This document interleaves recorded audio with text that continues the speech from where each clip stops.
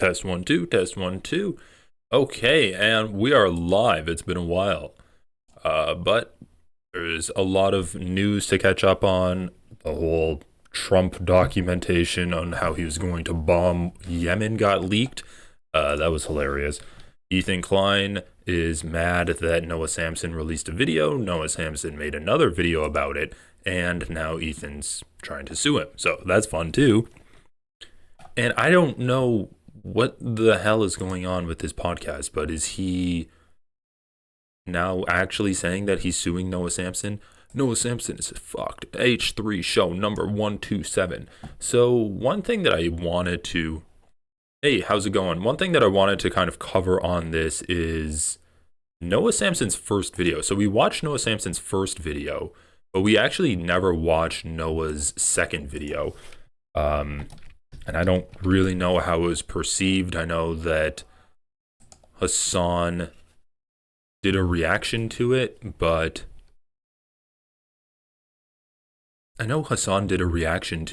I didn't actually watch that. The genocide supporting YouTubers respond. How's it going, guys? Zionist organizations like the... Yeah, I was watching a little bit of this.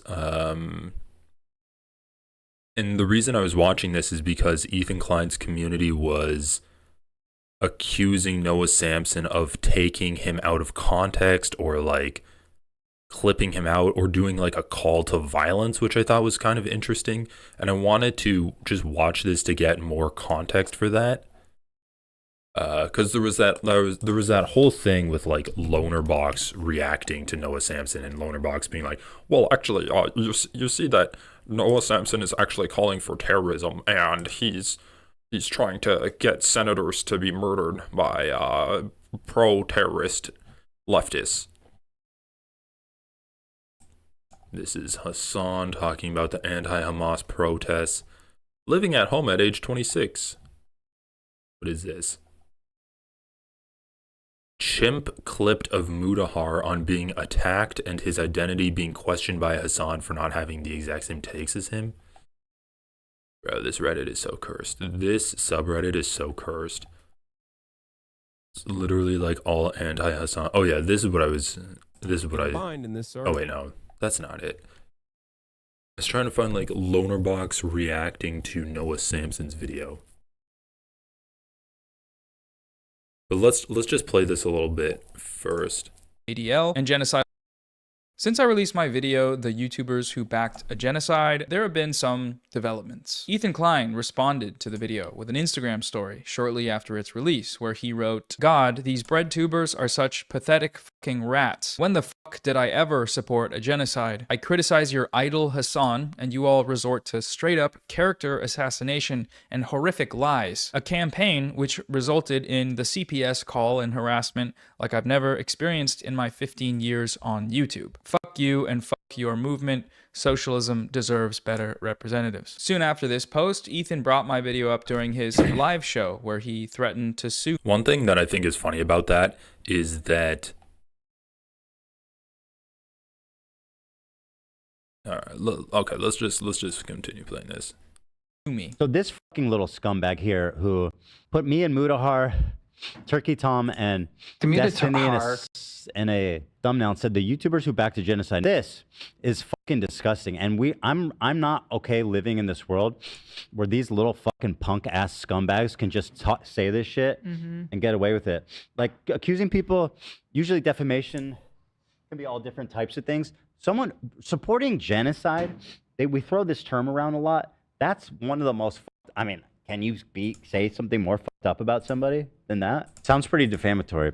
And again, I'm not taking any prisoners. If my attorney thinks there's anything in here, if he thinks that there's like a decent shot of defamation, I'm suing this fucking piece of shit, this little scumbag. So he is threatening to sue me for defamation on the grounds that accusing someone of supporting genocide is messed up. I can think of something even more messed up than accusing someone of supporting genocide, which...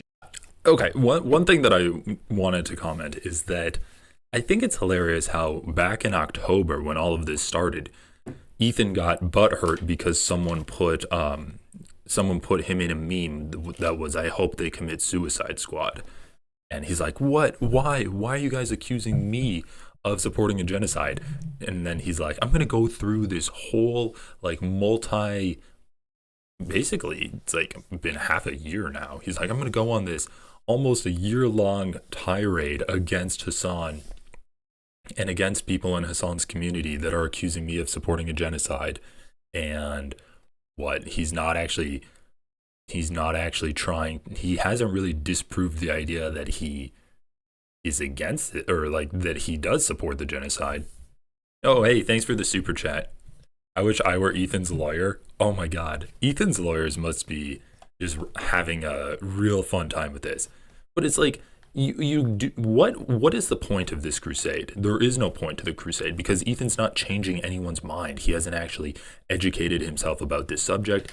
He hasn't gone out of his way to reconcile with people that are activists in this. He's just doubled down and continued to burn bridges and destroy relationships with people that have taken a stand and have put themselves out there. So really, he hasn't succeeded in anything that he's trying to do. And I just think it's funny that he's mad at Noah Samson for the exact same thing that he was mad at like unnamed Twitter user number 3 back in October of last year for the exact same thing. And he hasn't spent any of this time trying to disprove that narrative. I'm kind of interested in seeing what Noah Samson has to say. I'll play this while I look up that like LonerBox thing, because I just thought that was hilarious. And Ethan, I mean, the fact that Ethan like platforms LonerBox and says that he has good ideas and he's the less radical version of Hassan, and he's like, oh yeah, LonerBox has a good head on his shoulders. It's just so funny. I mean, once again, LonerBox believes that what Israel is doing isn't a genocide because he believes that there are valid military targets in Gaza, and he hasn't met a war crime that he won't defend, or at least try to minimize. Is, actually supporting genocide. I can't imagine that it's pleasant to be confronted with the idea that you might be supporting a genocide, so the instinct here to deflect and deny without even offering any sort of actual defense against the points is an entirely predictable response. This is how the liberal media class will operate in the coming decades when it's time to answer for their crimes of manufacturing consent for a genocide. They will simply say, no, I didn't. If they say anything at all. Most of them won't. It's happened throughout history. It happened with the Vietnam War. It happened with the invasion of Iraq, and it'll happen again with Gaza. What makes Gaza a bit different, though, is that unlike prior US-backed atrocities abroad, we all know what's been happening there the entire time. Israel's genocide of Palestinians in Gaza has been called the first ever live-streamed genocide, because we've seen the entire thing as it's happened with high-definition cell phone video. The mass destruction, the Okay, so this is what I wanted to look up. This is what I wanted to watch. And then, because I just think it's so funny. Like, they have not met a single Palestinian advocate that they are not going to accuse of supporting terrorism or encouraging violence against these people. So let's see how they reframe what Noah's saying here.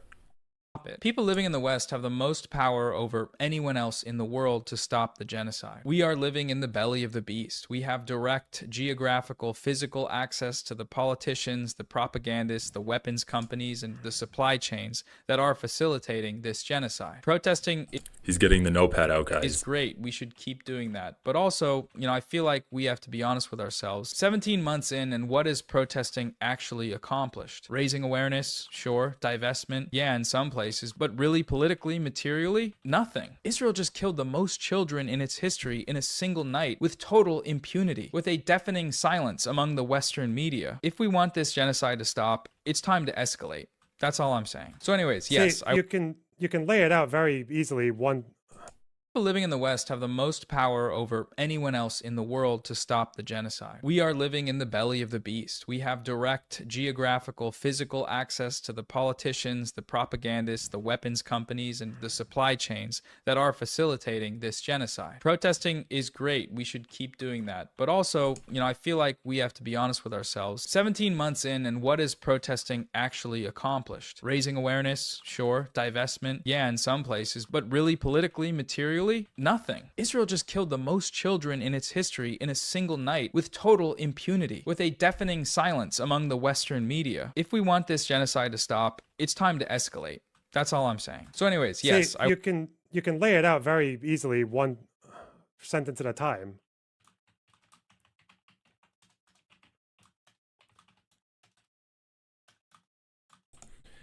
We in the West have direct physical access to the propagandists. What has protesting achieved? Basically nothing. If we want this to stop, we need to escalate. I mean, he said we are closely related to them. We have proximity to them. Saying, basically narrowing down what Noah Samson said to direct physical access to the propagandists is actually insane. Once again, let's listen to what he says. People living in the West have the most power over anyone else in the world to stop the genocide. We are living in the... So we have the most power over everyone else in the world to stop the genocide. That's because the countries we're living in are funding this. Belly of the beast. We have direct geographical, physical access to the politicians, the propagandists, the weapons companies, and the supply chains that are facilitating this genocide. Protesting is great. We should keep doing that. But also, I feel like we have to be honest with ourselves. 17 months in, and what is protesting actually accomplishing? Oh, shoot.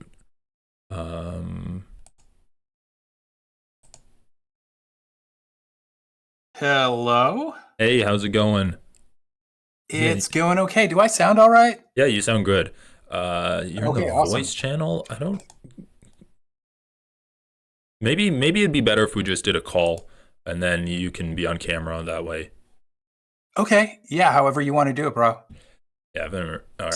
So, I'll just all right. call you in a DM. Okay, do I have to I'm such a perpetual noob with Discord for some stupid reason. Do I have to exit this wherever the fuck I am right now? Or wait, maybe if you just turn your camera on. If you click turn my on camera is on. Oh, it is? Or wait, my camera in yeah, okay. In Discord. Let me just check to see. All right. How are we doing here? Okay, there we go. All right. Is it really choppy? It's a little choppy, but I think you're fine.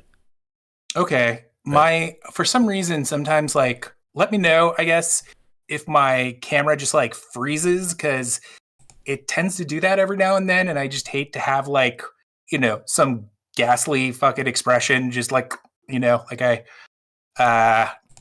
just am about to throw up or something. No, okay, I'll let you know. Yeah. Cool. So thanks for having me on, dude. I want to say I enjoy your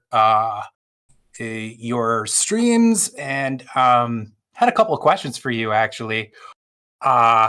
Just sort of from watching your streams a bunch of times. One, you use this sort of old school funk music, maybe a few different clips here and there in the beginning and ends of some of your videos. Did you play that, or is that oh no, old? That it sounds like the meters. I wish I could play it that much, or I wish I could play guitar that well, but it's actually a song that I'm just completely ripping off, and for some reason, I guess I have a good amount of time where YouTube won't ding me for copyright. But it's Menahan Street Band, Queens Highway. It's a pretty groovy song. It's on Spotify. Cool. Yeah. And just because I don't know, it just reminds me of this. In high school, I used to listen to a lot of old school funk, and it just reminds me of that stuff. Good stuff. Then the other question that I wanted to ask you, and actually, I'm not right now. I don't know if you are in the room that I'm talking about, because I don't actually see. Oh yeah, I am. It's just hard putting my camera, because I'm streaming my camera on OBS, and then also because I guess it won't let me have my camera on Discord as well. Oh, okay, right. Is there? I mean, it's totally cool if it's a pain in the ass, but I there anything you want to do to like do this a different way, or it works I don't for want me. to It's put you just out. I don't know if it'd be awkward for you like not being able to see me. It's well, it's not that I don't want Here, to be able to let me see you, but or rather, it's not that it's a big deal. But this is the thing. I don't know. I mean, I'm going to in the future be making videos that probably have that touch on stuff that we're talking about here, and I possibly would want to kind of like just, I have no clue if I'd use any of this. Okay. I maybe wouldn't, but it would be good for that reason. Okay. If I did choose I'll to. try to turn my camera on, and then if that doesn't work, you can always just use clips from this stream. Yeah. Yeah, no worries. It's no big deal. Like I don't want you to sweat it. But I guess I'll just ask while we're trying to get that going. Very often. Okay. Oh yeah, There yeah. we Okay, go. so here From a we different go. angle. This is what I was going to ask about. So very often you're streaming and you're talking about just the most horrible things on the face of the earth, the Israel-Gaza conflict, all the horrible things that are going on with the destruction of democracy in America. Shoe on head. But then Horrible things, shoe on head. Right. But more, this pertains more like when you're talking about like, I don't know, the just the genocide in Gaza. Every now and then I'll just like, just lose myself as I usually do when people are talking about these things and just like the horror of it all. But then my eyes like drift over to that painting of the dude in like in yellow polka dot spandex like leggings and like a striped is that like a thong he's wearing, and just like I just want to know what is up with that guy. That guy actually like my dad did that painting, and so it's just been in like his closet forever. And I'm like, I need something on my wall. Let me just throw it up there. I think it's great. I love it, but it's just always like I always have these moments where I'm just like lost in it, like reeling from horror, and then like that brings me back to throws me off or brings me back to reality. I like it being there. It's good to have something to kind of counterbalance all of that. But anyway, how are you doing, man? Yeah, I'm doing pretty good. Cool. Yeah, we haven't really been streaming this week that much, but trying to get back into it. Something that I've been wanting to focus on is kind of like the Trump regime's crackdown on freedom of speech. So yes.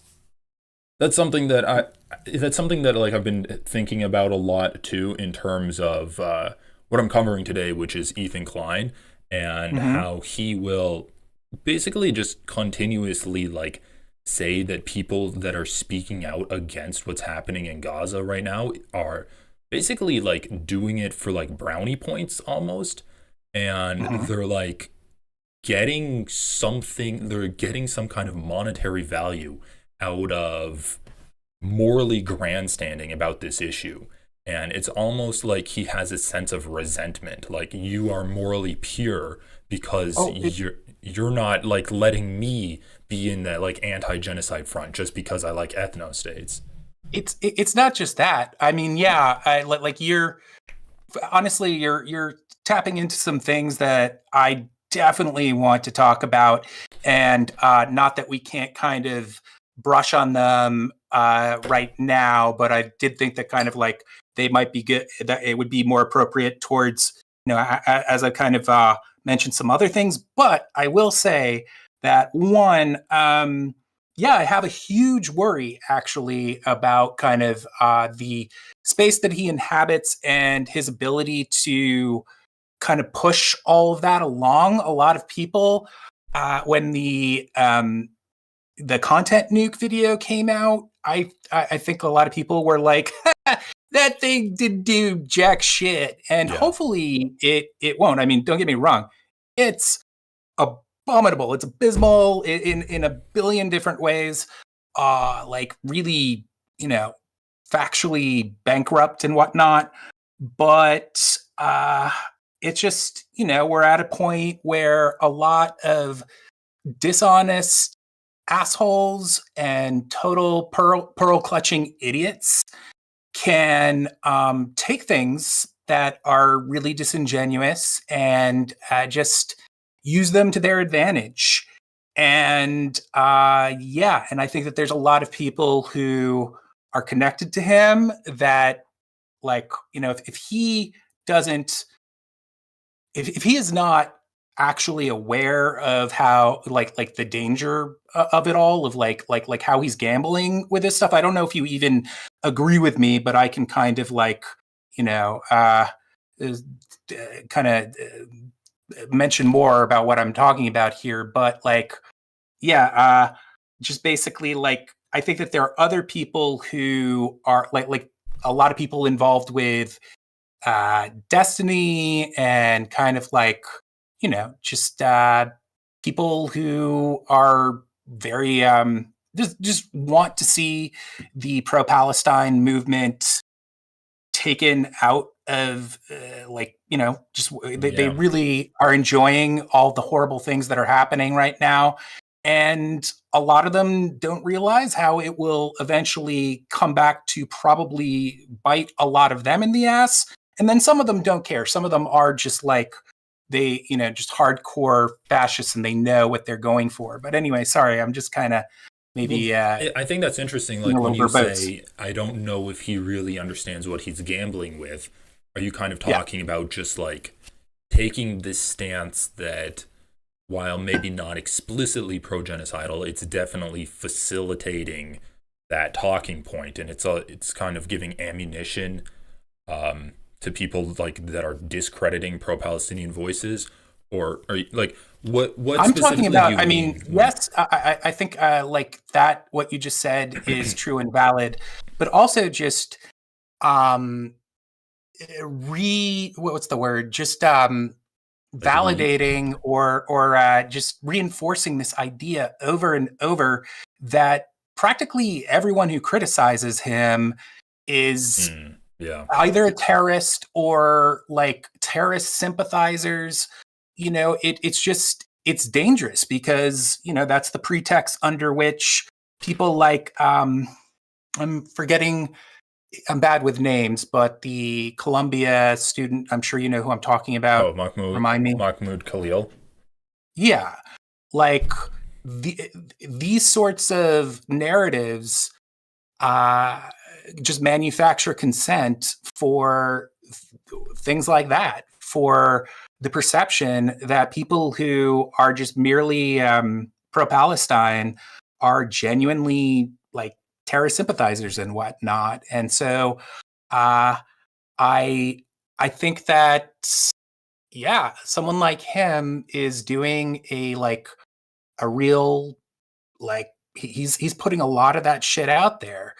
And I could speak more to that in a bit, but I mean, do you hear me? I agree. I think that like what it can maybe a good way to summarize it is he's really like priming his audience to just do reactionary thinking, where if you see someone and they say something good about Hezbollah or something, like, oh, they're effective in resisting Israel, and then you can say, oh, he's a terrorist sympathizer.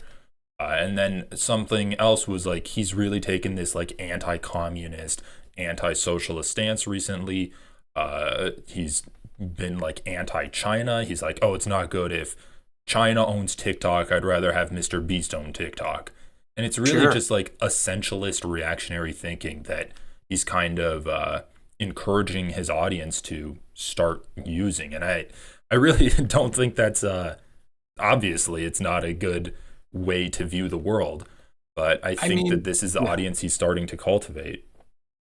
I mean, obviously, I'm sure you've used these exact words. It's totally out of it's Red Scare, McCarthyist.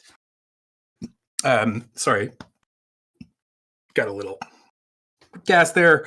McCarthyist, like just conspiracy bullshit. And not that this is like I don't know. Maybe this is like a little digression, but one aspect of all that always like just when I think about the fact that he's like toying with that stuff, it's so ironic because like the McCarthy era, especially like in entertainment and whatnot, that really hit primarily like the the Jews, you know, in like the Jewish population at the time, and there were a lot of incredible artists that were just blacklisted and whatnot and had their careers ruined. And so that is just there's all these like things that like you know you can zone in on like that are just like fucking weird and ironic. But I will say that just remind me what the thing was that you said. Sorry, I go on like little tangents here and there. I was just talking about like how he's developing an audience that has reactionary thinking. Yes.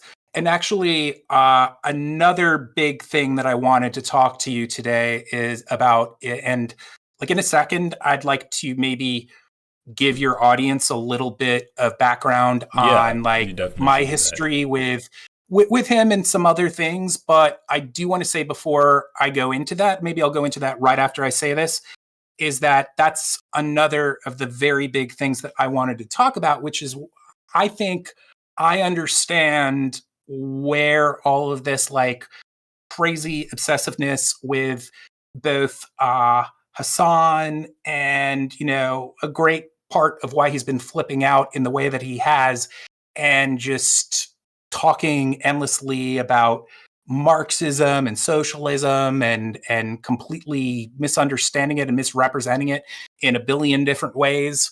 I think I have an understanding of where that's coming from that some people haven't really, I haven't heard many people articulate it in the way that I think I will. But yeah, we'll get to that if that's cool. Yeah, I'd love to hear your theory on that. I have a few ideas, but obviously it's not going to like be all encompassing.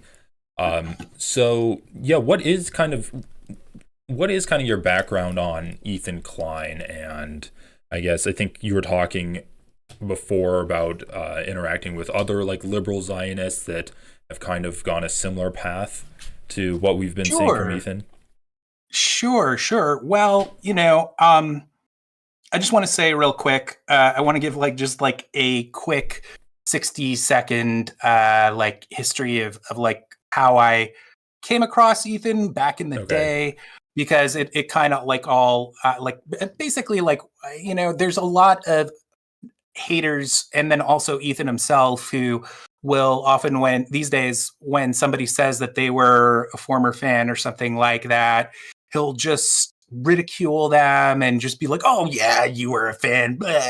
And so the way that I kind of found out about him was I'm a YouTuber myself, although I haven't been active, will be soon again.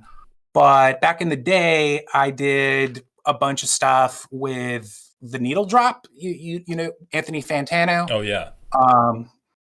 He's pretty awesome, and yeah, coincidentally, he's talked shit about Ethan recently, of course. But anyhow, I saw Ethan on like one of his first podcast appearances with the Needle Drop, and I checked him out. And at the time, like I just was not into most like kind of conventional YouTube to some degree. I'm still not. But his stuff just seemed like a lot funnier and fresher than stuff that I would normally see on YouTube. Like, I don't know, fucking Annoying Orange or Shane Dawson or some shit like that. And Fail Army, you were into that. Yeah, totally. And I just, you know, this is one thing that I want to say that sometimes like it's hard to kind of like I think some people don't give him his due these days with his early stuff. Yes, there are all these atrocious clips where he's saying disgusting things, 95% of which I never saw back in the day. Mm-hmm. But at the same time, I appreciated with his videos, if you go back and you look at them, even though that they're by no means like super lefty, and he often had like a lot of like anti-SJW hot takes and stuff. He did make these videos that were like really taking down people who were like sex pests and people who were just like con artists in one way or another.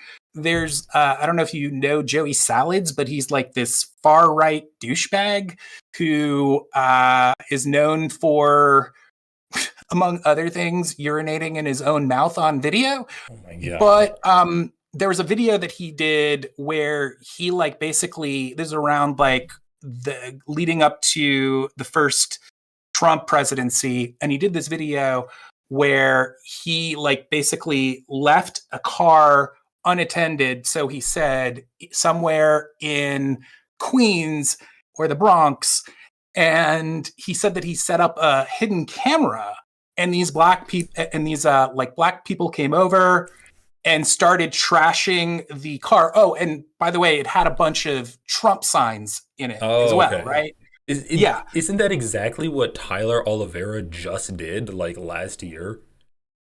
It's totally possible that that's the case. I don't know about that. I don't know who that is either, but he's just some kind of like new conservative guy who's doing right-wing propaganda under the guise of I'm a journalist.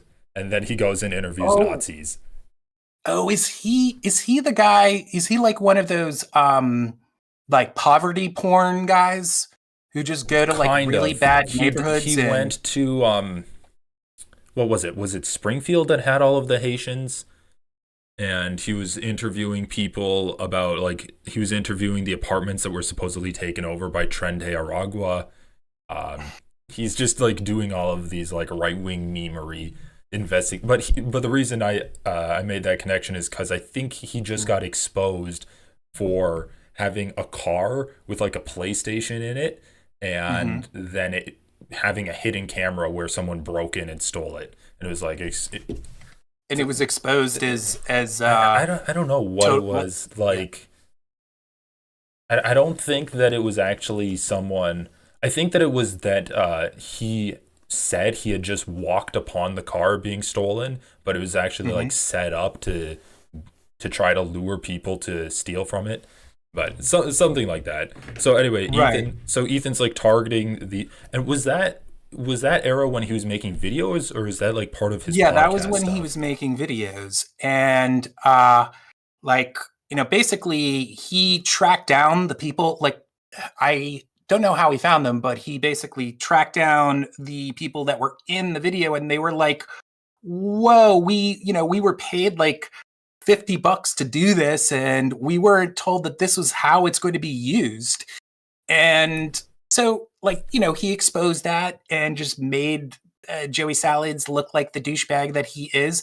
Incidentally, Joey Salads is somebody who he has also like given positive shout outs to recently.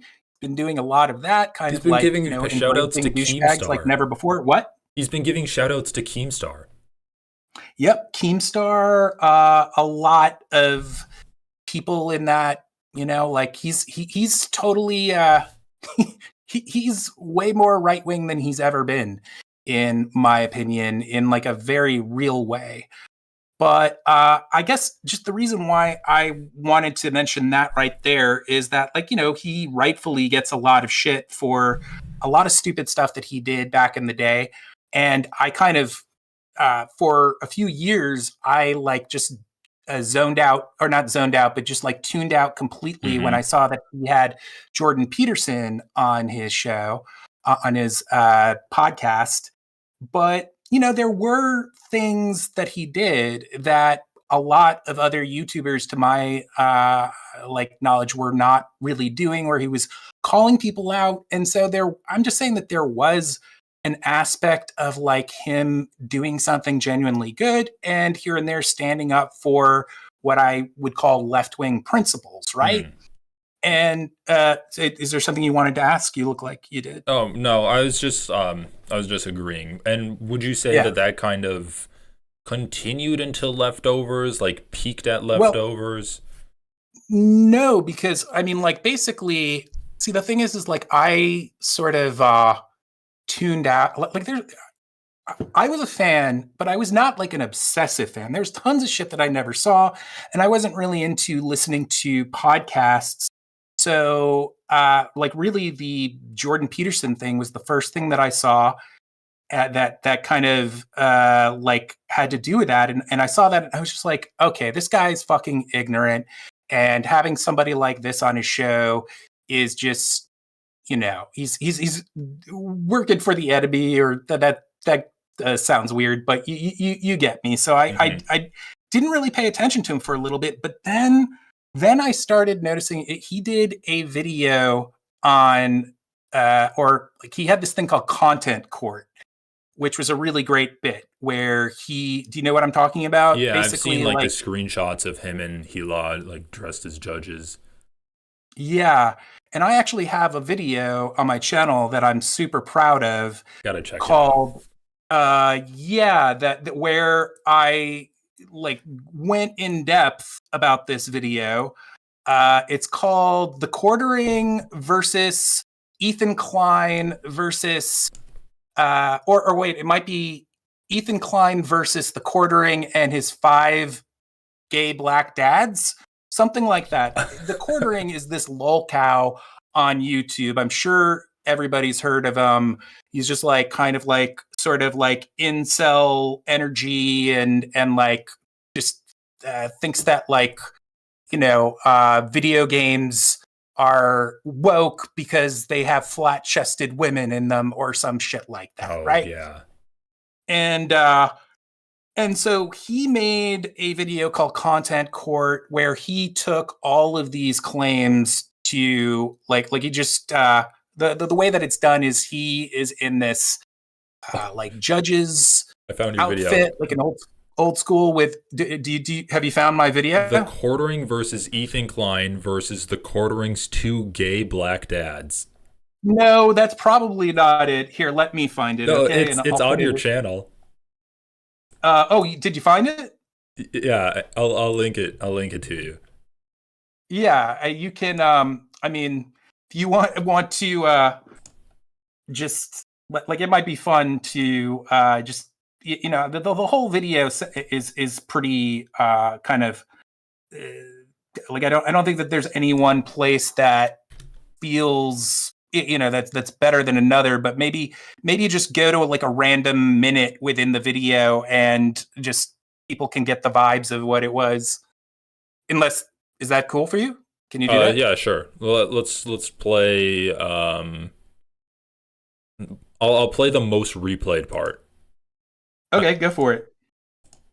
Go to like a random idiots that I've ever come across. Now, I don't know where all this hostility is coming from. I don't know if you can hear it. To him in the past. For instance, when he asked for video ideas, I suggested I see now. Go ahead. Just go like to their French. I'd like a comparison between Italian neorealist cinematic directors and their French new wave counterparts who clearly incorporated elements of neorealist cinema yet quickly created something. What is this? Remarkably unique. What class struggle accounts for this eventual stylistic departure? Oh, so were you like? Oh, that's the most. I forget kind of what that joke is. I think I'm making fun of just you know what? That's a joke, but like maybe go in just a little bit more. All right, I'll go back a little bit. Play until like there's a part where it's just clear that I am giving a positive nod to Ethan, because they're peppered throughout the video, and you can just kind of see like how much I appreciated him at this point. Okay, this one should be a part. Give me a minute. Ironically, simultaneously as a matter of fact, I could just give you your numerous appeals to the like a good alt-right white genocide conspiracy theory. Give you a good clip by looking at it real quick. Racing white males. Maybe that's the best way to go. Sorry, I hope your fans aren't oh my god, a little bored here, but my fans are used to like lowly produced content. This victimhood complex is just out of control. Yeah, just go to like 3:30, and that's the beginning that says Jeremy has 2 imaginary gay black dads. Okay. All right, I'll play that. This court is now in session. First charge. Jeremy has 2 imaginary gay black dads. Fantastic. This is a Twitter thread right here. Interesting. Where someone was investigating his claims of having 2 gay black dads. Okay. So, several months ago, we So published Ethan was playing he was like going off of your Twitter thread, targeting the courtroom. Yes, he was, which was really fun to see. Yeah, that's funny. That's like Inception, or like yes, it is. It totally is. And the quartering and I had had other videos about him in my videography. Like I made a pretty fun video all about his like hatred of the new She-Ra cartoon, based on, again, the fact that she was flat chested, and he thought that it set like a bad example because he thought it was like trans or something. Yeah. Anyway, like, he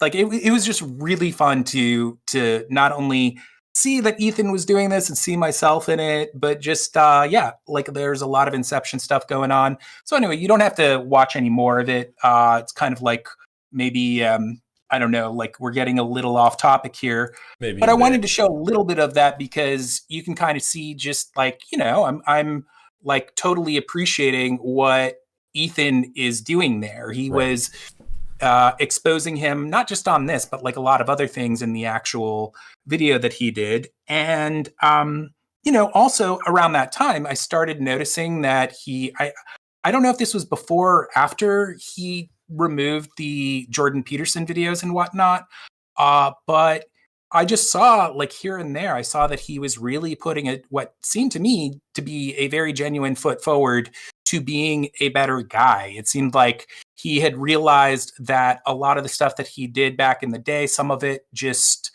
like brought in like a shitty crowd, and also that like he had kind of unintentionally maybe helped out Trump a little bit by pandering to a certain viewpoint and whatnot. So he changed things, and I appreciated that.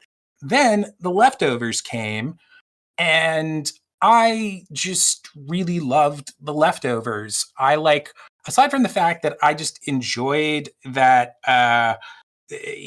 their rapport and the stuff that they talk about and whatnot. I just had this feeling of, because I was like, so like, during the Trump administration, I was like, oh man, this world is so fucked.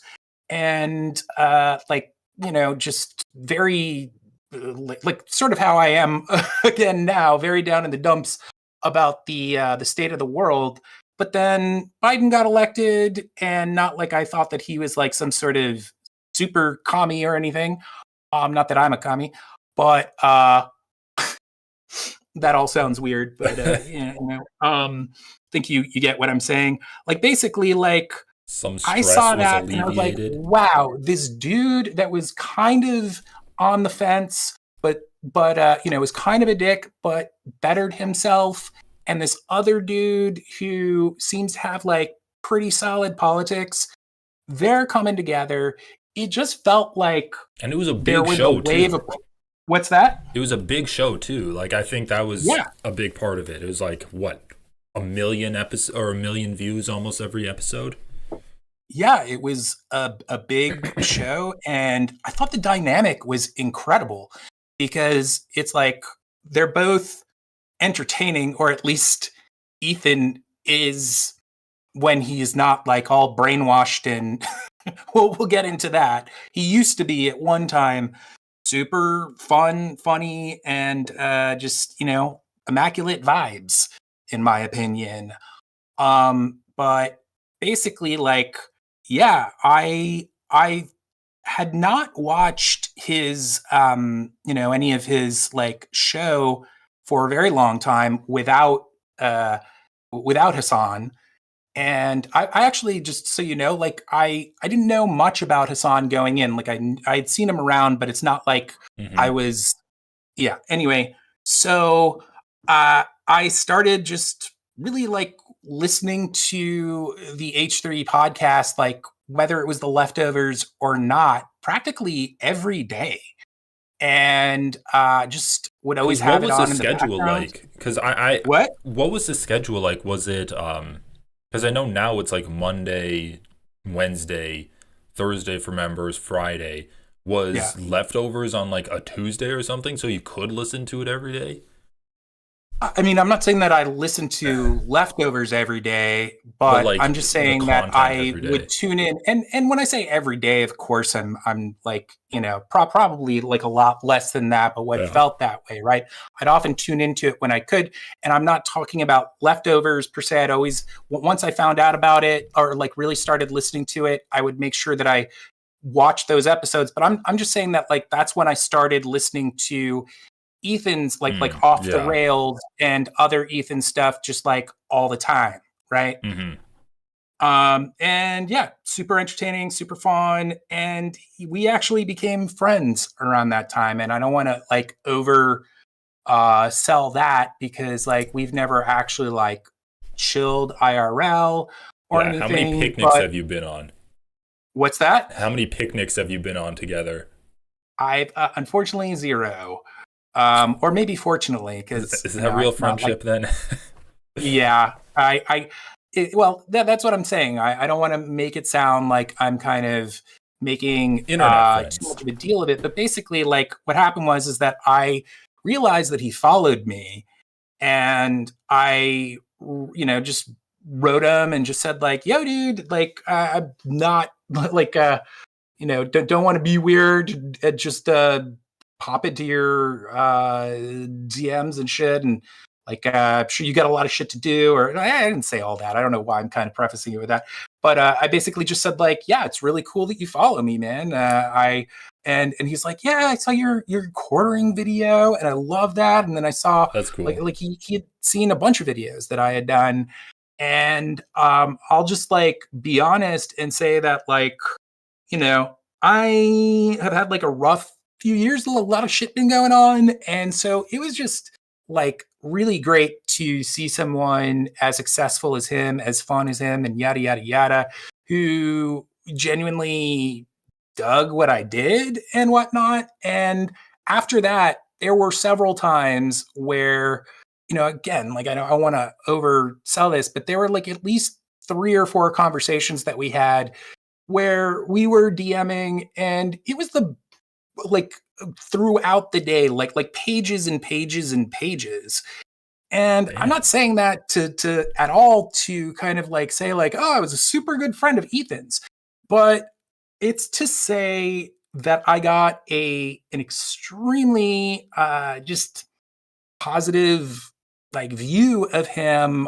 And like I have a lot of friends out there who are as successful as he is, or some way more, believe it or not. It and I understand that like people like that, they constantly have tons of shit to do. So the fact that he was that giving with his time was you know, just like it gave me like a really good impression of him. And anyway, so then October 7th happened, right? We can fast forward to then. So what was that like in the months preceding October 7th? Was that like when that relationship really, I guess, not really picked up steam, but when you were texting with Ethan, was that in like 2023? You know what? I could tell you right now. We did a little bit of texting at the beginning of 2024, and I can kind of think, but I think it started in 2022, and most of it was 2023. Okay. And that's one thing I will say about Ethan, just like getting to know him and his community more. He does have a lot of time and attention for his fans, and I think that's a reason he has like such a loyal fan base. He directly engages with them. even though he's not really live streaming and like reading out all of their comments, his Reddit is like a really big vector into Ethan Klein's like attention span, and he does have like a really close relationship with everyone. And so I think that it does kind of, and I'm not saying like you guys were parasocial, but I do think it kind of builds like a parasocial relationship with him and everyone else on his show as well. Well, things did get parasocial between, that's a weird thing to just kind of say out of nowhere, but not because, well, this is, and I actually explained this to you the last time that we were talking, but we were kind of doing it, I think, offline. And so, like, I've never been like really parasocial with anybody. And I think like that sounds really cringe kind of saying that out loud, but hold up, viewers, because I think you'll kind of understand, I'll give you more context in all of this. And I think you'll have a, different point of view on it. So basically like October 7th happened, right?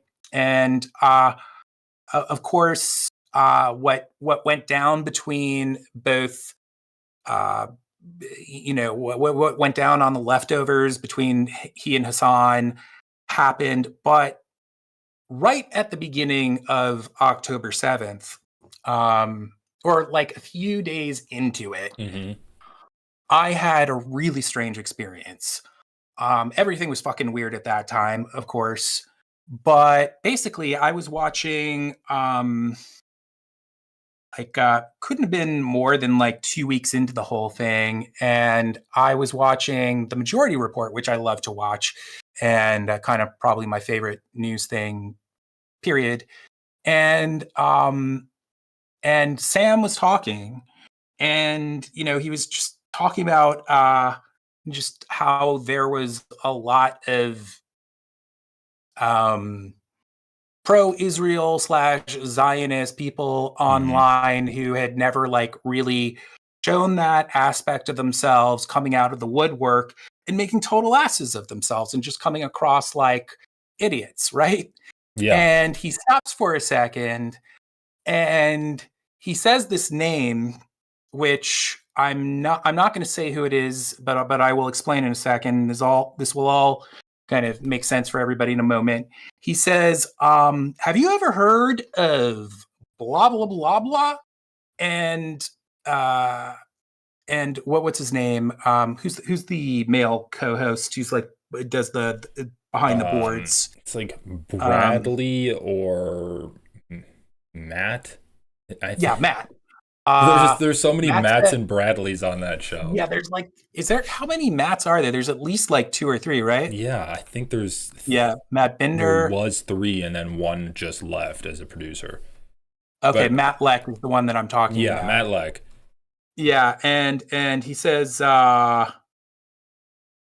he replies. I don't want to say what he said because that also like gives a little bit of who this person is. And then Sam says, I have seen so much violent, bloodthirsty bullshit coming from that guy. And he sounded like he was about to like really rip into it, but then he just like went on to the next thing. And the name that he said out loud is someone who was just one of the best friends that I've ever had in my life. Like if I had like a top 5, top 5 people who I've spent like the most time with, and just like, he's definitely there. And unfortunately, years ago, we had a falling out, and he actually is a real bastard in a lot of ways, but he also is someone who, when you're that close, no matter how far you like drift apart, they're always still like a brother to you. At least for me, I'm like that with people. And that's how he was to me. We like, for like 15 years, we were best friends. We did like a lot of shit together. Like a lot of stuff that was, just like life, what's the word? Like pivotal things within our lives. Like we shared a lot of those things together. And we had a falling out, but this, and I will also say that this is someone who obviously is in the public eye. And the reason why I'm not kind of being very specific of who he is because I'm actually going to make a video about all of this. Mm-hmm. And I just kind of don't want the cat to be completely out of the bag. But anyway, he is someone who I always knew to be incredibly like left wing. I mean, especially given like, we were friends in like, we met in like the mid 90s, and he like had more of kind of a radical streak to him than most of the people that I knew. I did as well. I think that like, and I'm not saying that like either of us were totally like, I don't know, like I'm a lot more understanding of politics and kind of I don't know, like I guess you could say that we had like a deep appreciation for just a lot of the political activity that occurred during like the Vietnam War and things like the Black Panthers and stuff like that. Like maybe we didn't really like understand or like, So would you say like advocate. social justice was kind of like your main focus politically? Like when you were with him in the 90s, was social justice kind of what you were focusing on? I mean, yeah, I guess so. I mean, what I'm trying to explain right now that he and I, and like first of all, you have to understand that like this is pre-internet or pre like real internet. Yeah. So I think we would have been like more like it's just very few people back then, unless your absolute specialty was politics. Very few people kind of had as well-rounded an idea of politics as people do. A lot of people do these days. Obviously, a lot of people don't know jack shit, but it's just like way easier for people who like swing towards the left to kind of have like a real understanding of stuff just because you have all the information at your fingertips. But we just like, we did have not only like did we care about issues of social justice, but both he and I like really cared about we're fascinated by the history of it all, and and he continued, even though that we kind of stopped being friends. He continued. I would see him in like the public eye here and there. And you had the falling out before October 7th? Yeah. Okay. Like basically we had a big falling out and stopped talking like, wow, back to like 2014. But that was still like after nearly 20 years of being super close friends, right? And I will just say that like he very much over the course of it's not like I really paid attention all that much because it's like not like when you have someone or people who you are friends with who are in the public eye, and it's sometimes it is like just depressing to I would watch stuff with him in it, but only if it was really fucking good and I would watch it anyway, sort of a thing, because it just it would bring up like bad memories and or just not necessarily, it would actually bring up great memories, and that would be sad. But my point is that he actually continued in the public eye being pretty left wing. I mean, especially for someone who is just like I'm not saying that he's like an A-list celeb, but that is like in the Hollywood or entertainment industry. So like an outspoken Democrat kind of thing. Yeah. Like that kind of celebrity stance. Yeah, he would like after what I'm about to tell you occurred, because basically what happened is like when I heard Sam mention his name, and I was like, whoa, I had not like seen like apparently he had been saying some really crazy shit in relation to Israel and Gaza. And I immediately looked him up, and oh boy, was Sam right.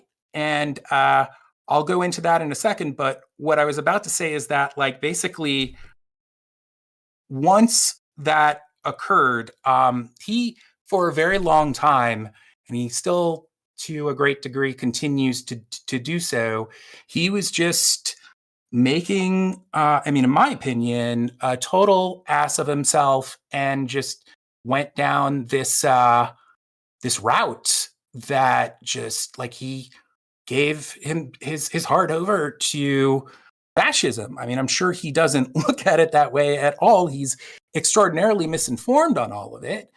But I'm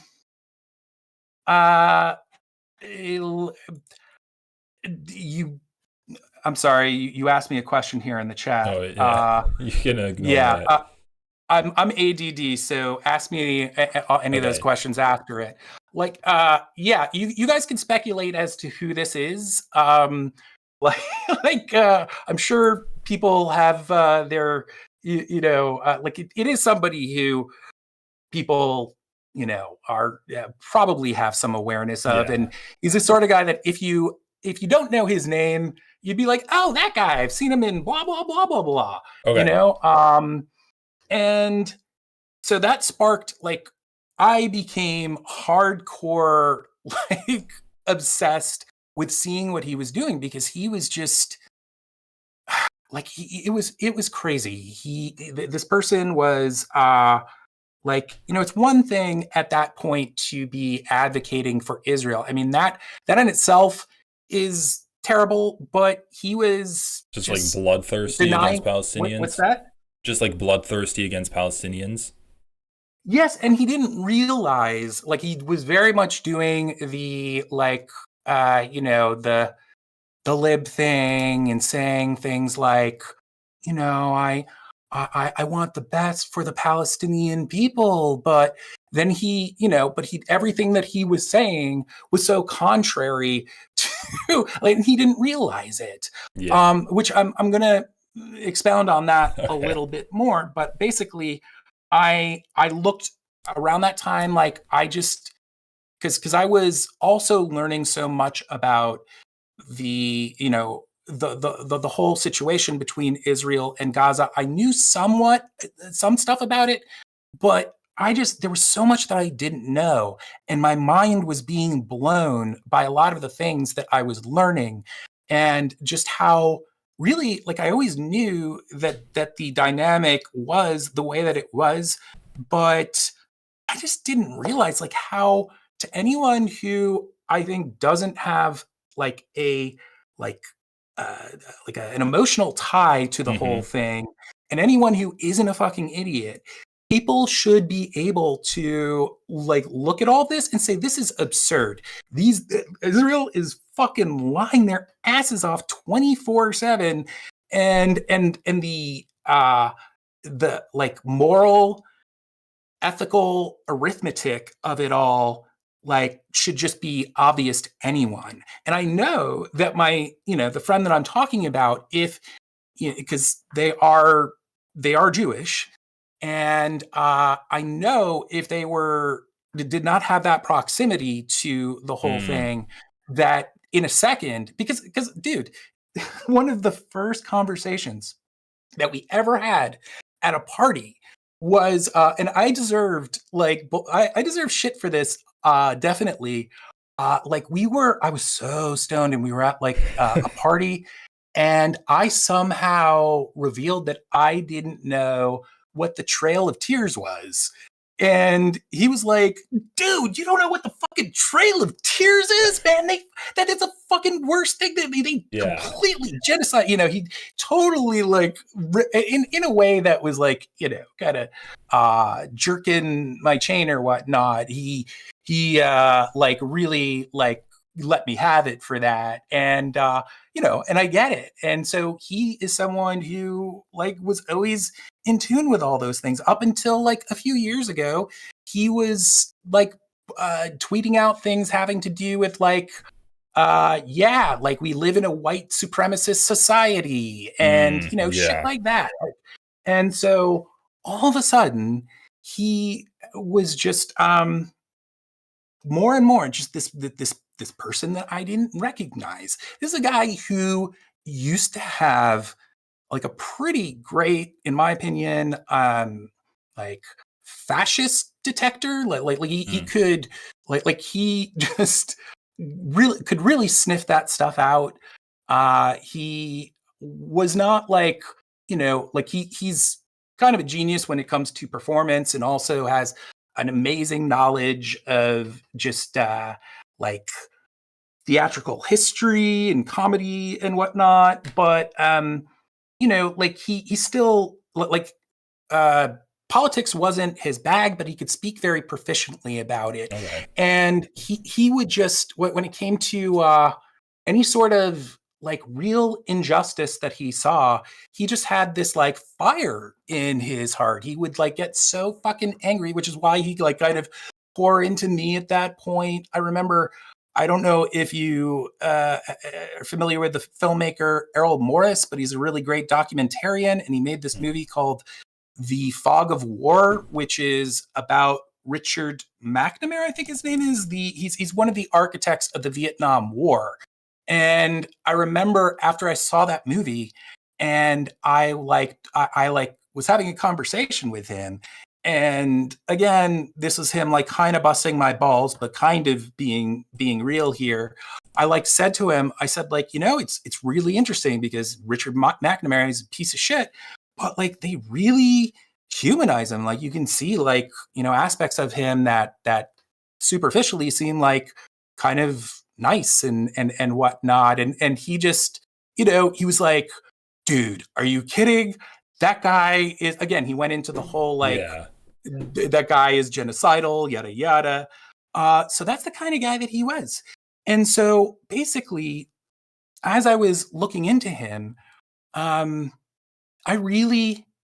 think that I kind of got a pretty good handle in a way that I never have on how fascism, or maybe that's not the best way to put it, but something like Zionism can just completely like rewire your brain. And, like I because of the fact that I've made videos having to do with, I don't know, the alt-right and to some degree like religious brainwashing and a bunch of other things that are like similar, I always had like an understanding of how this could happen, but I'd never seen such both either like a compelling, like in real time, like someone just give themselves over to it, someone who I knew and that at one time I like loved. And so I have a lot of stuff that I'm going to make a video out, but bringing it back to Ethan, when Ethan was first kind of, breaking up with Hassan and whatnot, and going through all the stuff that he did, like, don't get me wrong, when he like did that whole thing where he and Gila were talking about like kind of not chewing out, but just like accusing Olivia of not knowing what she was talking about when she like posted something that had to do with from the river to the sea. I saw things like that and some other stuff that, like, the last couple of conversations that he had with Hassan. And I guess, like, I did realize, like, okay, he seems like he definitely has some misconceptions here and some really like things that he has to work out having to do with like Zionism and whatnot, I still thought, like, I was looking at it in comparison to this other friend who was completely flipping out at the time. And Ethan, in my opinion, wasn't doing that. And so I looked at him, and I think Hassan looked at him in this way as well at this point, as like, okay, like he's wrong about these other things, but he's so right about a bunch of other things, and he's going to work it out, right? And that was my kind of outlook on it. And there were some things that I did not see that he did that I found out about in retrospect. Like basically, I stopped watching the show because... And you're talking about Ethan here? Yeah, I'm talking about Ethan here. I started tuning into the show less and less because I did kind of definitely feel like there was a tone shift. And anyhow, like as a lot of that was going on, like I did not know about the horrible shit that he was saying about Frogan. I didn't know who Frogan was at the time, but I think had I like really like inspected that stuff, I maybe would have had a slightly different outlook on what he was doing and saying in the beginning. Yeah. But, you know, I was really just paying attention to this other friend of mine. And so, and then when he really started going off, and by that I mean Ethan really started going off the rails on a fucking crazy train. That was, I think, somewhere around October or November. That's when I started covering him. Yeah. And there was just this moment where I was like, oh no, it's happening. It's happening again. Yes, it's happening again. And this is where, you know, I say like the parasocial thing kicked in. Like, I don't think I would have been like as obsessed with watching Ethan's downfall, even though that I do think it's important to cover and has like I would not be this like emotionally hooked to it if I did not have the experience of this other friend. And like, I'll tell you, I mean, like, there's more that I want to go into here, but it was just wild that like when I had that feeling of like, oh no, he's doing it. He's really doing what this guy did, you know, and it was like, to some degree, they were both like, they did so many of the exact same things. Like in the beginning of this person that I'm talking about, of his whole like public freak out, he was posting articles that were total bullshit, that were you know, just accused, like that I guess were just like written with like hearsay, like in his case, I remember there was like, I mean, there were other things like this, but he posted about a professor who was it's taught Palestinian studies, and it said that like he murdered someone, and that was not the case, and it was, and it's just like, and it's like basically it's just weird when people are posting random crimes from like any group, you know?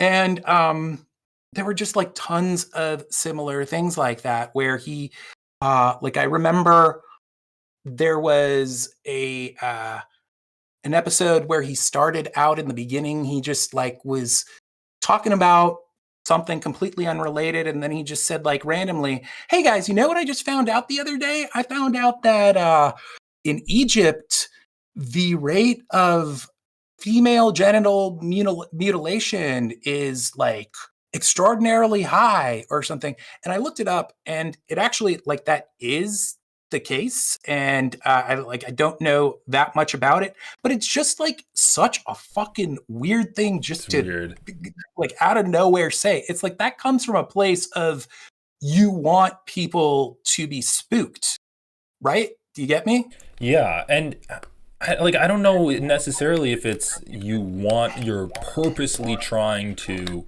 put out that propaganda there to spook your audience, but it's like, I think that's a reflection of what Ethan himself is consuming, and he's consuming media that reconfirms his worldview of like Israel is this righteous, morally unique country in the region, and he's just like trying to reconfirm this, and then it slips out on his show.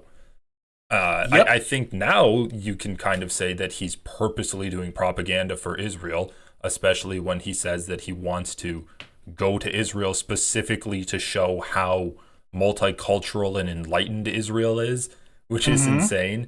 But I think like when he's talking about like making jokes of Aaron Bushnell, as you say, like just listing weird facts about Egypt, maybe that's a less of a conscious attempt to propagandize his show. Right. I guess I'm just saying that those things just started happening more and more. And, you know, and he had, I mean, it coincided with when he basically like announced, like, I'm going after Hassan now, right? Like that's what I'm doing.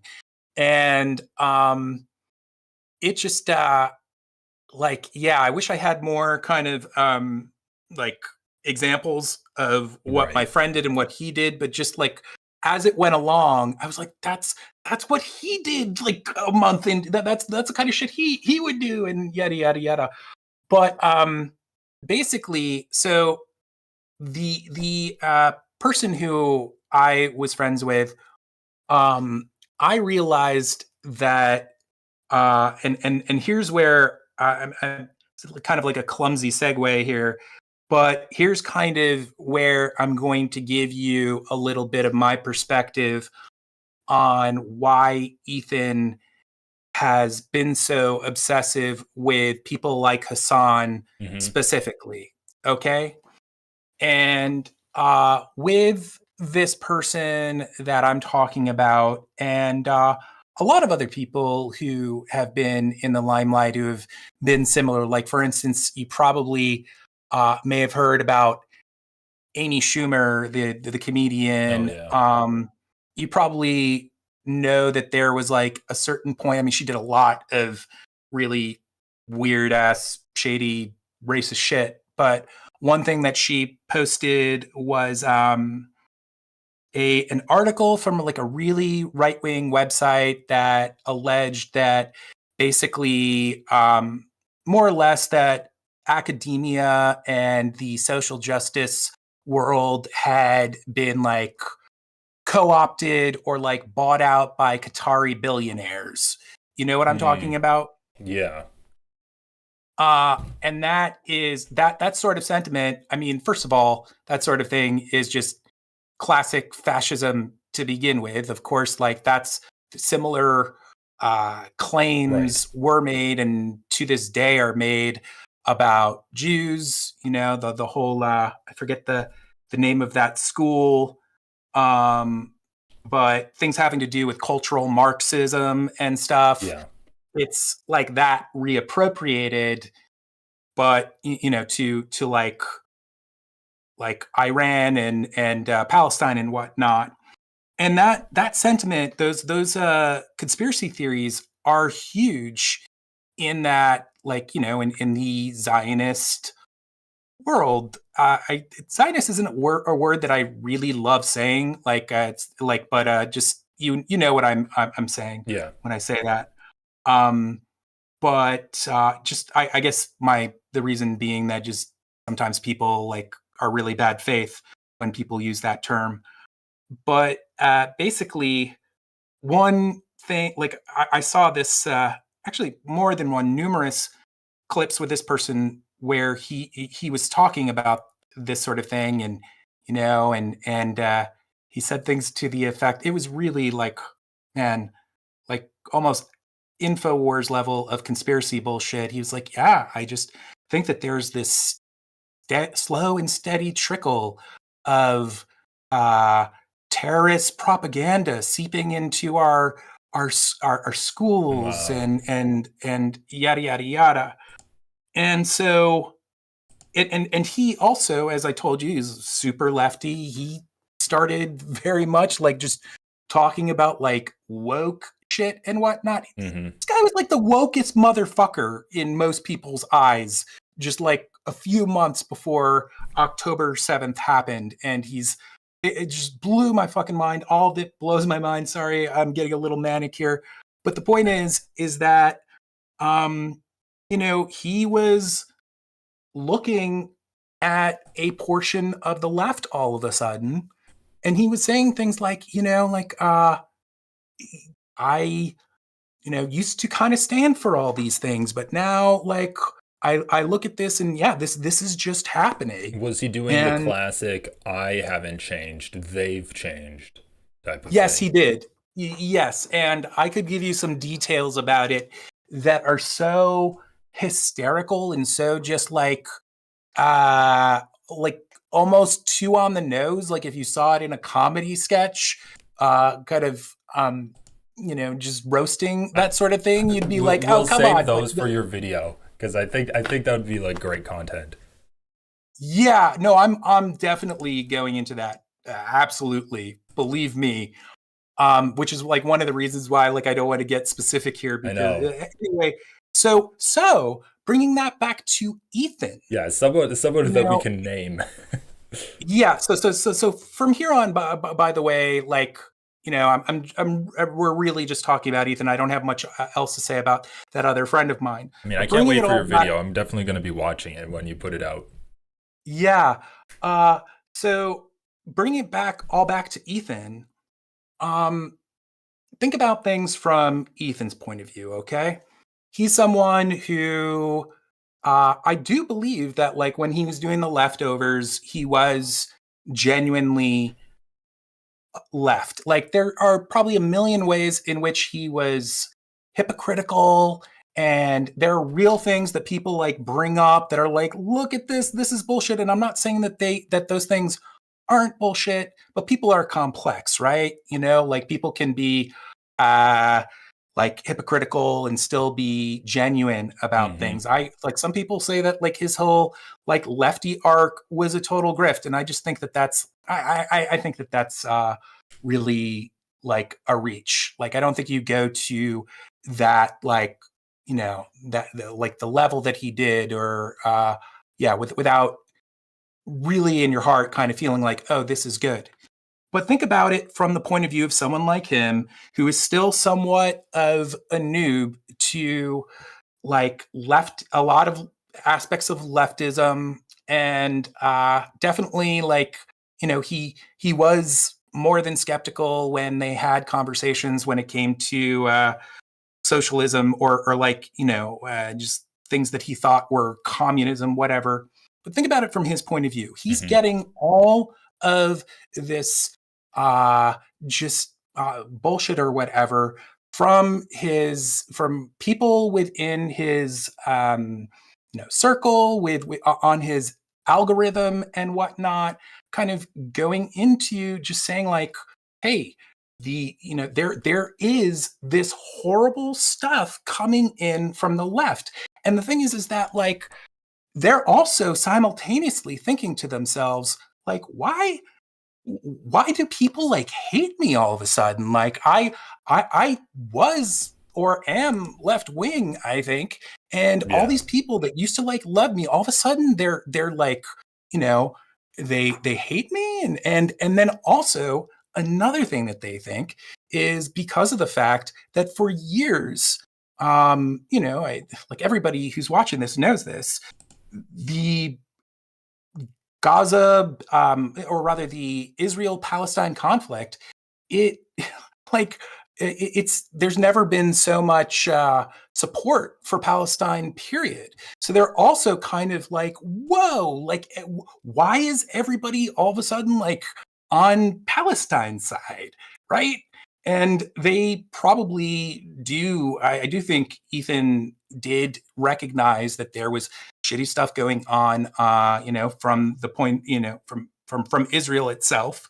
But, they see all of this and they have to come up with some sort of way to explain how this happened, how they like became kind of a pariah in their own, what they feel is their own community, and all this other stuff. And so it's very easy especially when people are telling you it's coming from the left, to take that part of the left that he or anyone who's in his position don't have an understanding of. And like, you do have to shut your brain off. You do have to kind of like not listen to reason in order to embrace all this stuff. Yeah. But if you're willing to do that, then, I think that I know that that's what happened with him having to do with all of that, because there are, I wish that I had time to kind of like dig for them, but I've seen like a few clips where just a couple weeks ago, he was talking and somebody made a point of like that generally the left, like,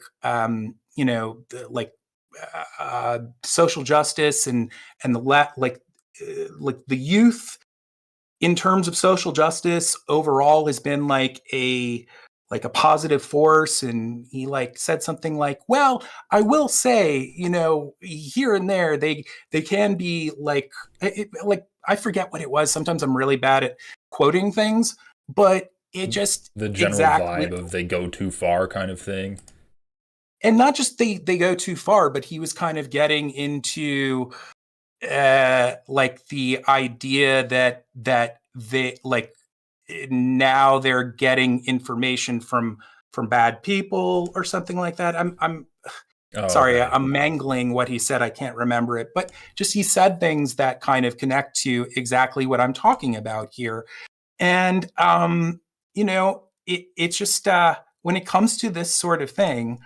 And when I say this sort of thing, I don't just mean, I by no means mean Zionism. I mean when anyone kind of tunes into something, like really starts getting brainwashed over something where they have to, how to put it, just,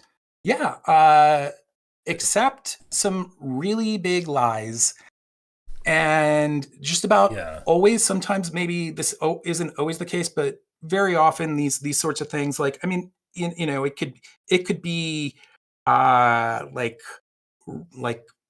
just neo-Nazism. It could be it could be when like I've seen a lot of people in the public eye become, and unfortunately some people that I know become super transphobes and shit like that. Yeah, that's so crazy too. Yeah. And it's just like, I guess this is it. Sorry if I've been kind of like, no, you're good. A little all over the place, but it's really, once you buy into one really huge lie about something, I think that there is, you just kind of take a jump and like you're in a place suddenly where you can tune out so much truth, and it becomes second nature. Because if you really look at this stuff very, just not even a microscope, just look at it in the way that you would anything that you would normally, that you don't have like an emotional tie to, like you get what I'm saying. I feel like I'm like I do have like a little bit of ADD, and maybe I should, I've been talking and talking. I really want to hear a lot of what you have to say in relation to me, because I think that maybe I'm just getting into verbal diarrhea land. I think what you're saying makes sense, and I'm glad that you brought up like the religion example, because when you said that, like, at some point you really shift your mentality and you go all in, and then it becomes extremely hard to incorporate any kind of like counterfactual information that would go against the narrative that you've adopted. That is exactly what happens in religion. And it's why in religion they say you must have faith to believe in God. And if you're looking for evidence, then you're never actually going to believe, because you need to like give up evidence to believe in God. And so you're like leaping there and then any kind of evidence isn't going to get through because that's not the way you started that belief, and so that's not the way that belief is going to be debunked. And I do want to talk about, like, if you have ideas on how to, like, debunk these kinds of beliefs. But I did have a question for you too, because when you were talking about how Ethan was on leftovers, and he like, no matter what, even if he says that I haven't changed, everyone else changed, he was a leftist. And I think that's an interesting thing to think about, because a concept that I've been looking at a lot in my videos and streams is kind of your effective output. And I think Ethan would say, I'm not pro-genocide. I've never said I'm pro-genocide. I'm actually, like, pro-Palestinian. The effective output of his content in the last few months has been, we're going to target perhaps Palestinian activists, we're going to target leftists, and then that's gotten him a lot of right-wing viewers and a lot of viewers that are into the drama. And that's just that can be juxtaposed, and it's just so in contrast from what his output was when he was on Leftovers and when he was doing that show. And so I think that that's probably, like, the best way to compare it, because you're getting the biggest difference. It's not like, oh, well, Ethan technically always believed in capitalism, even though he's, like, in support of a good like a strong welfare state. It's like, okay, but he was putting out leftist content because he had a leftist content creator there with him. And even if he would push back against it, he was still giving those ideas their space and a platform to be broadcast. And now the content that he's putting out is attacking those ideas and attacking that creator. So it's literally the opposite of content, no matter if Ethan thinks that his principles have stayed the same or not.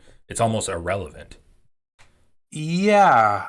And the thing is that there's definitely, like, with what is going on with him, it's what am I trying to say? There's certain things that you can zero in on and kind of, like, debunk or show what the real case of the matter is, where it's pretty clear. And I apologize for not kind of having one at the ready, but there are definitely things that he's done where, in my opinion, you can look at them and say, like, oh, he knows that he's lying here. Like, this is very purposeful. This is, like, just him deceiving people. But I do think that there is a lot of, like, gray area where he is doing things. Like, I have learned that some people, like, again, it has to do with the fact that, like, these people who are kind of in this place, they're just not, they are basically training themselves not to apply, what's the word when you're, like, being very critical? Critical thinking to most of the things that you're saying, which you said that, like, he has become a lot more reactionary, and that, that's exactly what happens. You're not thinking through, you're just fucking reacting. And so I think that my point is that, like, I think that there's an aspect of him that is purposely lying. There's an aspect of him that is just, like, fucking, like, like, full speed ahead, no brakes kind of thinking, and not realizing when he's, like, being totally full of shit. And then there's also an aspect of him that I think maybe here and there he's being taken advantage of, and kind of like saying things that he believes are true. Although, I'm not trying to, like, take away the blame that he should be assigned here. But then there's one other aspect of it that I'm just, like, I just had a brain fart. But I'm sorry. I'm probably going to remember what I was last. You're fine. It was the last thing that was, like, kind of the most important in all of that. What were you going to say? I don't even know. Yeah. Yeah, you were talking about how sometimes he'll knowingly lie, but other times he's just not even thinking critically about something. And this is the last aspect of it, that sometimes he knows that he's lying, but he probably thinks like, this is just what I have to do right here. These people are doing something really horrible, and like I have to pull out all the fucking stops in order to take these people down. So there's all of that.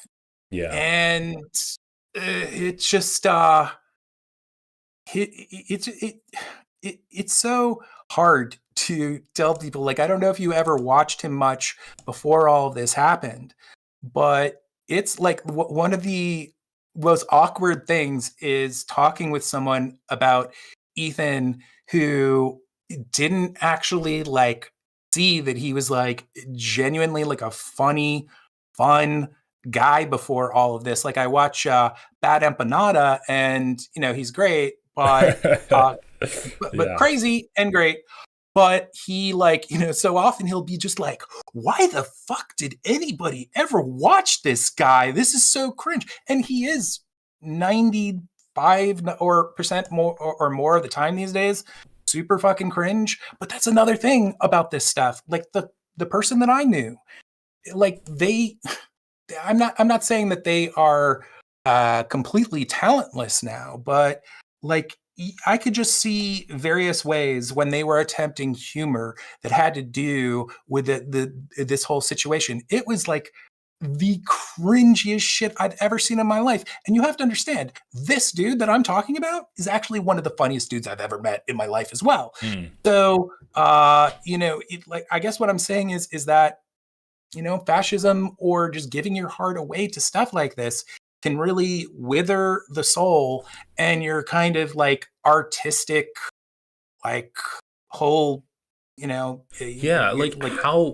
the thing. It's impossible to compartmentalize because like I see Ethan kind of in the year since October 7th, basically he took a year to kind of stew over everything that was happening. And then he's like, all right, enough is enough. I'm going to actually attack people for this. It's like, this is a belief that he, even if he'll knowingly lie about some things, this is clearly a belief that he holds deep inside himself.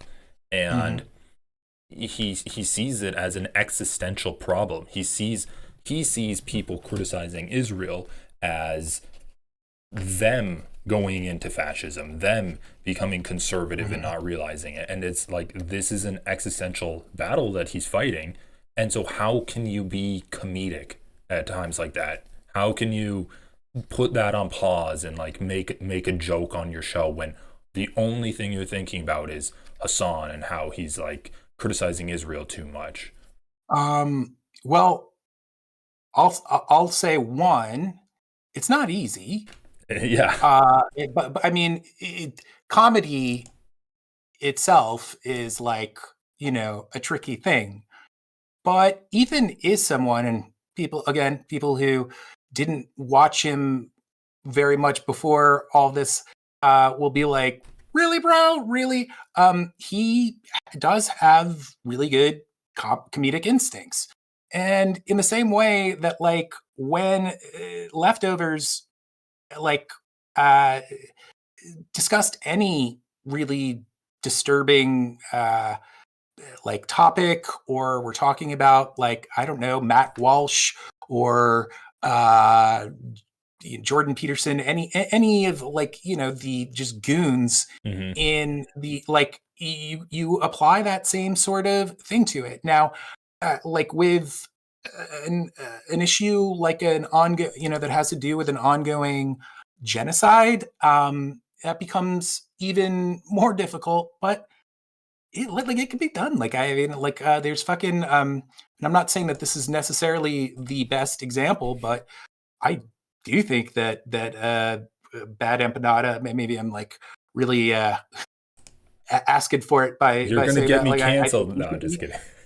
He could be really fucking funny. Oh my God. There's a lot of people who have been funny. I mean, like I'm not saying that Jon Stewart is the, like, has always been the best on this, but he's been really funny at times. Fucking John Oliver has done some like king shit in terms of talking about this stuff in like through a comedic lens, and I'm going to do that too. So like you know, I just heard. Do you know the comedian Stavros Halkias? Yeah, he's awesome. He had on, like a clip that he put out with Nick Mullen and Adam Friedland. So they did like a reunion episode, and the joke that they did was they got their Blue Chew sponsorship canceled because the ad read was that Hamas used Blue Chew when they went on the hang gliders over the wall on October 7th. And I'm like, oh my God. Yeah, I was like dying laughing, but that was like I could see why Blue Chew would want to cancel their sponsorship. But sure, yeah. Also, fucking Bad Hasbara, you know, Matt Lieb. Yeah. Matt Lieb is hilarious. Matt Lieb's great. It can absolutely be done, and it's just like, I don't know. I think that we would have more examples if the comedy world, like the conventional comedy world in general, wasn't so like hijacked by like, you know, like alt-right bro types or people who pander to that whole thing, you know, like the Joe Rogan scene and whatnot. But yeah, I just think that what it takes is that it takes someone who just has a sense of humor and is willing to talk about things through just a very serious lens, and yet you know, I mean, sorry, maybe I'm not really explaining it here very well. You're like, but I need someone funny to talk about this. That's kind of what it boils down to. I mean, it's sort of not a hard thing. I mean, it depends on what you think funny is, because like I'm not saying that someone like Hassan is like a comedic genius and that's like his forte, but when he talks about these, he's often very funny. He often cracks me up. Yeah. And I mean, like, are you talking like more kind of like Saturday Night Live type stuff? Oh, dude, check this out. My cat taught himself how to open the door. Oh my God. That's awesome.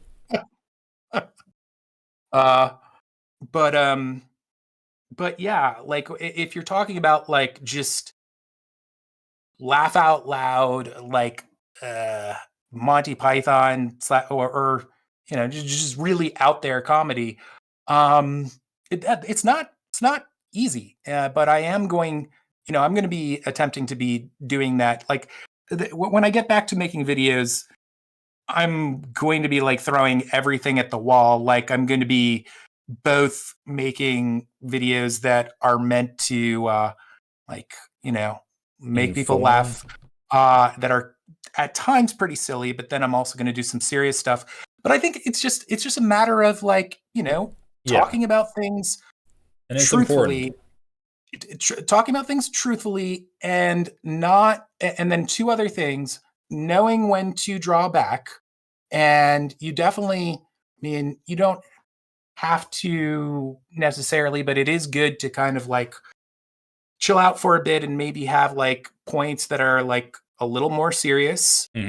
But you know, that, and also just you can't. Another thing is like I don't think you can pull punches in a, you know, like I think that sometimes the reason why some of that comedy may not always be successful is because there are points where people just think like, oh, you know, like this probably is going to offend some people. Some people are probably going to want to unsubscribe for this, but if you kind of neuterize what you have to say, then it's just not going to be effective.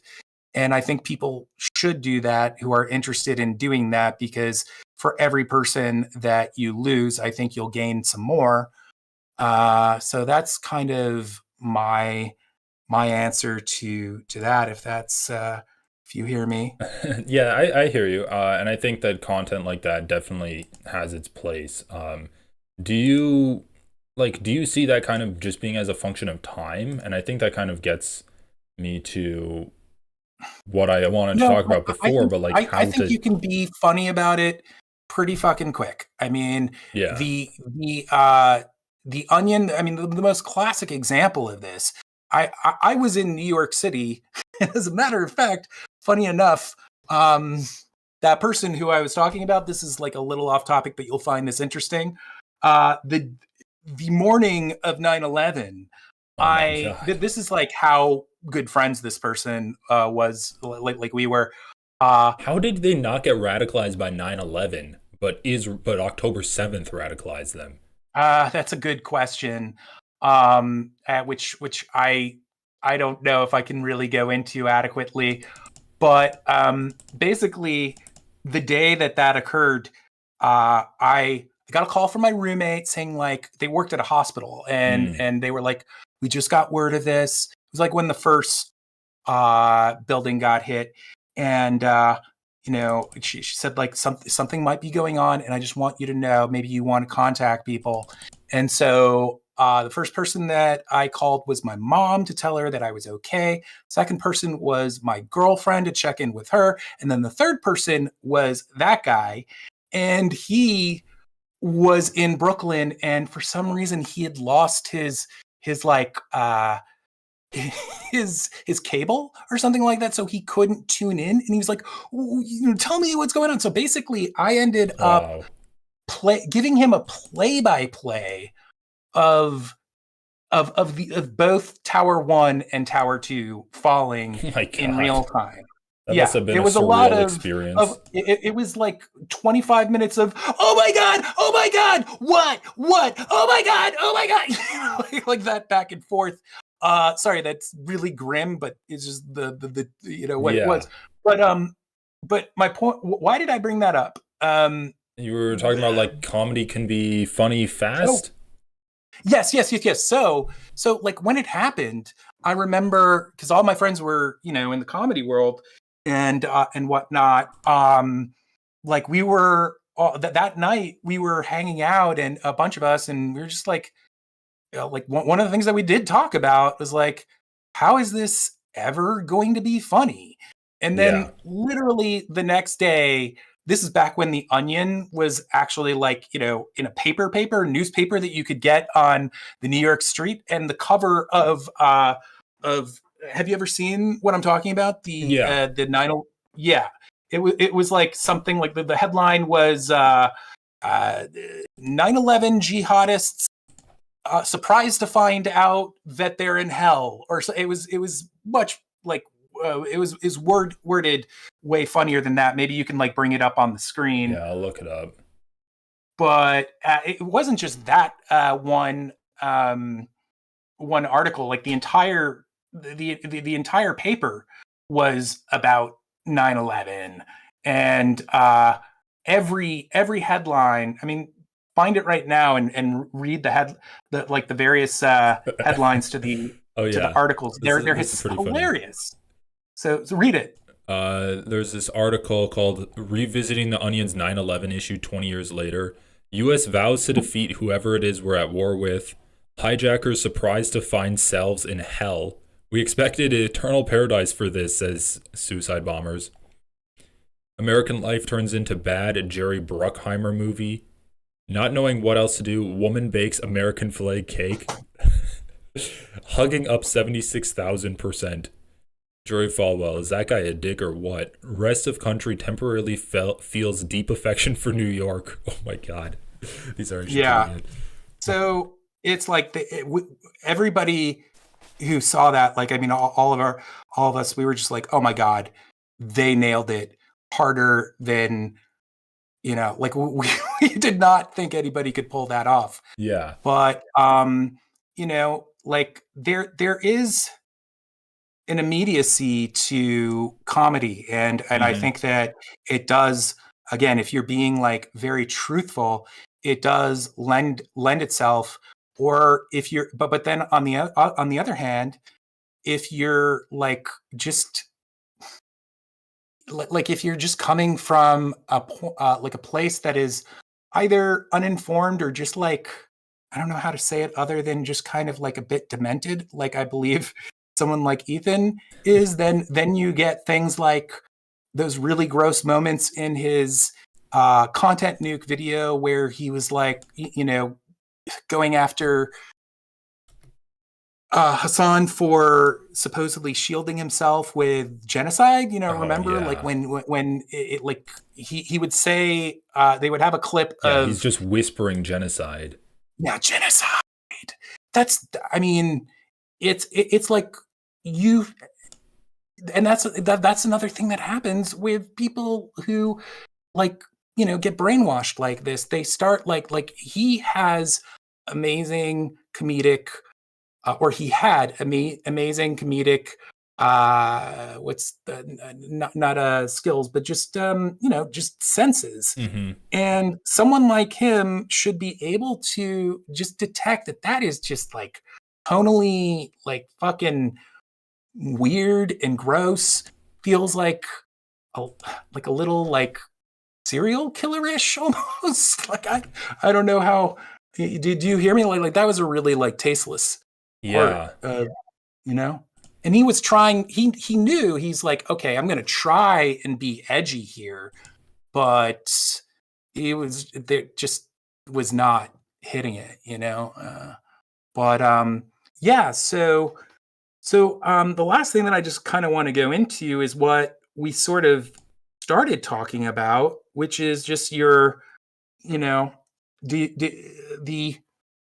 because I have fears having to do with Ethan and the audience that he is mobilizing and whatnot, and the effect that has on not only because of what he's putting out there, but the fact that so many idiots like Asmongold, people who are really influential, can take these claims that he's making at face value that are just total bullshit. And so I do have some fears that sort of stuff, it can might end up leading us into a lot more censorship. I mean, there's no doubt that shit is happening in so many different ways, and I just like to hear, like, do you share my like, not, I'm sure you share my like fear of that happening, but do you like kind of feel me when I say that I think that like Ethan and like also the whole Destiny sphere and whatnot, Yeah.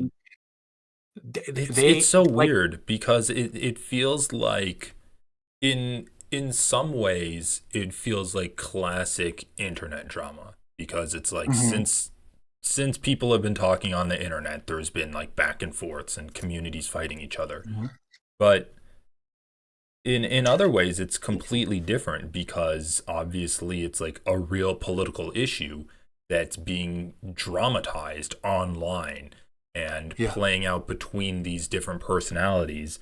And it is it's like impossible to not engage in the drama, because you are being attacked and you are being labeled as like a terrorist sympathizer. And then the other way that it's completely different is that the government has weighed in on a side of like the drama, quote unquote, and they're getting involved. And we're seeing this.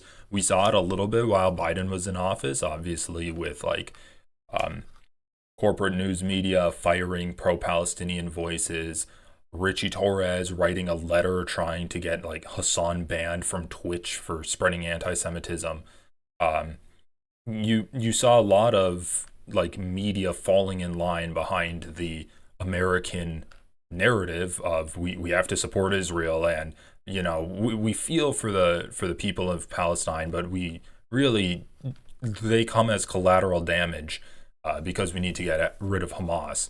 And so we had that a little bit, but now it really is just another level with the Trump administration. And so like when I think about Ethan, and I know that Ethan is unhinged in terms of how he directs his audience, how he singles out tiny content creators and puts them on blast and basically tries to ruin their lives. But that is all well and good until you have a president that will have his like ears perked up on that, and then will send out his goons to like black bag you and deport you if there's anything wrong that they can find, or they'll just make it up. And it is a scary thing to think about. And as I've been seeing more and more stories of people speaking out against Palestine, getting detained illegally, basically like tortured and threatened to be deported, that's something that I've been thinking about more. And I'm me too, dude. Yeah, and I'm still like a small content creator, and it's something that I've been really looking at, kind of like the bigger leftist content creators that have been speaking out about this, to see if they've been mentioning anything about it. And I think there is going to come a time when they stop going after only people with non-citizenship status and start going after full-on like American citizens, and that's going to be insane. Yeah, I'm with you. I think that is going to happen. And it's a scary, I mean, it's there goes my cat letting himself in a second time. Hey, what's up, Wizard? Everybody say hi to Wizard. That is nice, so you don't always have to open and close the door. Yeah, but it's a little annoying because he can be very like, he's an amazing cat, but he goes in and out. Sometimes is very demanding, like really wants attention when he when he wants it. But can you remind me what we were talking about? That was a little. We were talking about like basically the growing crackdown on speech against Israel. Yeah. Yeah, man. I mean, it's beyond scary. Like saying it's scary is the biggest understatement ever. I just look at it like, yeah, I'm worried for myself. Yeah, it's just like a new world reasons that we've. But what? I was just saying, it's just like a completely new world that we entered over the past like 4 or 5 weeks.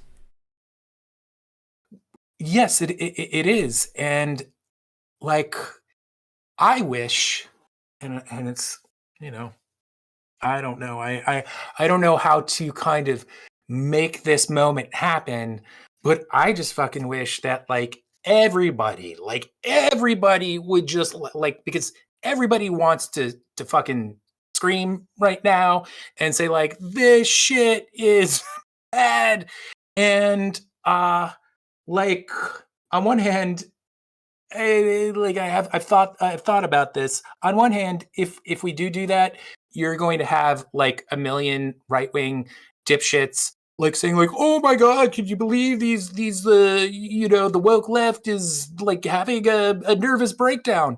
But at the same time, it's just like, I feel like we need to. And in terms of what, having to do with Ethan specifically, I wish that like some sort of like APB could be put out, because there's a lot of very popular content creators who used to be good friends with him or are just popular anyhow, who have watched this very closely and they don't want to speak up. And a lot of them may not realize like how significant them speaking up could be. Like maybe they do look at it more as drama and they don't realize like all of like the repercussions that are here. But I just like, sometimes I just wish that people like maybe if like several leftists at one time, people who are visible on YouTube, we could all just make videos saying like, hey, everybody, like seriously, like let's sound the alarm here a little bit. And I don't know if that would be like the way to do it with Ethan, but I guess just here, I'm gonna tell you an idea that I've been toying with in my head,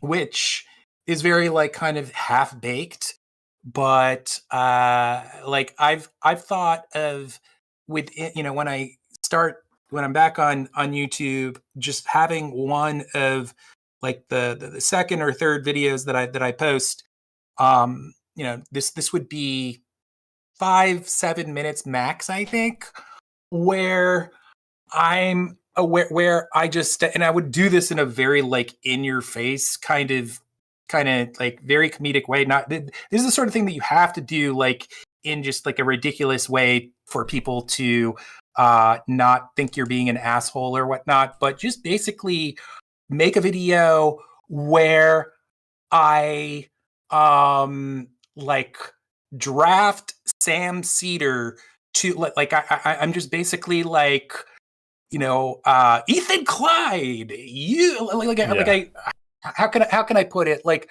I draft Sam Cedar and I go very quickly into like, look, Sam, I know you don't know much about this, but this is important for this reason. And of course, it's very easy to kind of like, you know what happened with like him and Cedar back in the day with the Crowder and thing. kind of like I would kind of just like admit that like I think Sam Cedar might actually like be annoyed that I'm just kind of drafting him in this way, but then I'd explain kind of like why it's important. And like I've thought of like I'm trying to think of better hashtags to associate with it, but like Cowardly Klein or possibly like if he did do it, it would be hold on like what is the goal? What are you trying to accomplish with this? The goal is like I basically want to say like, look, like Sam, this guy has been like I think he doesn't know whether he's coming or he's going, and this is someone who has shown a great deal of respect for you in the past. Mm-hmm. And you probably know this, but there was a point where Hassan suggested this, and Ethan called him anti-Semitic, of course. And I would kind of like find a way to approach that, but it would just basically be like, Sam, you are you're like the like just kind of our only hope kind of a thing, because I do think that like there are people who in like sort of a certain circumstances, like certainly like debunking his arguments and whatnot, do a fantastic job of doing that, but Sam is someone who has the potential to like let him like have him let his guard down somewhat. And there are certain things like I don't know what I would say in the video, but there are certain things that he like you need to come in and correct him on these things, because there's all sorts of things he's doing that are really like, fuck, I'm so bad at kind of winging these things when I haven't written them out. So I feel like I'm kind of like bombing, like crashing and burning here. But I think that like if it would be like one, I would say like this doesn't have to be a debate. Like if that's what it has to be, then sure. But like it could also be like a conversation. And look, you've been wrong, like severely wrong about this, and this. And like, if you like you haven't had a conversation with anyone who has like a like real foundation on this, or again, I wouldn't put it that way, but maybe you like get me, and just kind of create the situation where he just is kind of seen like everybody will just call him the biggest fucking bitch on the face of the earth. I hate that word, but you get me. If he doesn't do it. And I think that if a video was made that just was, because like honestly, like when I'm really fried tonight, so I'm not like super in like Jedi comedy mode right now, but I know how to like perform and write and edit like pretty funny videos. And I'm just saying that, like, if it's put in this like really ridiculous way that just kind of just kind of makes him look really foolish if he doesn't do it, then maybe he will have that conversation. And he is the most likely, there's no one else out there who has as much potential to speak to him that, like, really, I'm like, can you think of anyone out there that could do a better job than him? I don't Like, know. if he Yeah. was, yeah. Well, And so, the one yeah. issue with Sam Cedar is Sam Cedar doesn't really care about it. Like, people have called into his show before and he's like, yeah, like, I know. don't talk about this, or he'll just like say, oh yeah, well, if he's saying it's dumb to interview a Yemeni teenager, then that's dumb. Like, that's being a little bit Zionist. Like, the video would communicate, like, I understand, like I know this is something you kind of don't want to do, but here's why it's important. Like, I don't think anyone has really given him a pitch. I don't think that he understands kind of like all the things that we've been talking about, how just all this bullshit that he's been perpetuating and continues to is just it's stuff that is like it's not going to be well. Okay, let me tell you how I actually do think that this thing could really be like a disaster for what we're talking about. But what I was about to say is that, like, okay, sorry, I'm getting like a little all over the place. Sorry, I am ADD, so let me have a drink of water and I'll explain this. Okay, explain it. We're building your video live right now. So, what I was about to say is that either Ethan is going to, the situation is he is just throwing tons of straws onto the camel's back that will just force a break at a certain point. But there is a way, in my opinion, like kind of a scenario that I think people that I think both he and people that he is that are in his sphere would really like to see happen. And I like basically, that he and Destiny and all these fucking people are constantly not just like going after Hassan, but they're also going after Dan Clancy and Twitch in general. Dan Clancy is the CEO of Twitch, or like one of the main people who oversees it. Like, you know what I'm talking about, right? Yeah. So if they did have some sort of moment, they were able, through like, just what they've been doing over and over, all this like pearl clutching, and it would probably be just, some big crazy moment where like they are being insanely bad faith and crazy about what either Hassan or maybe even another content creator or Dan Clancy himself did.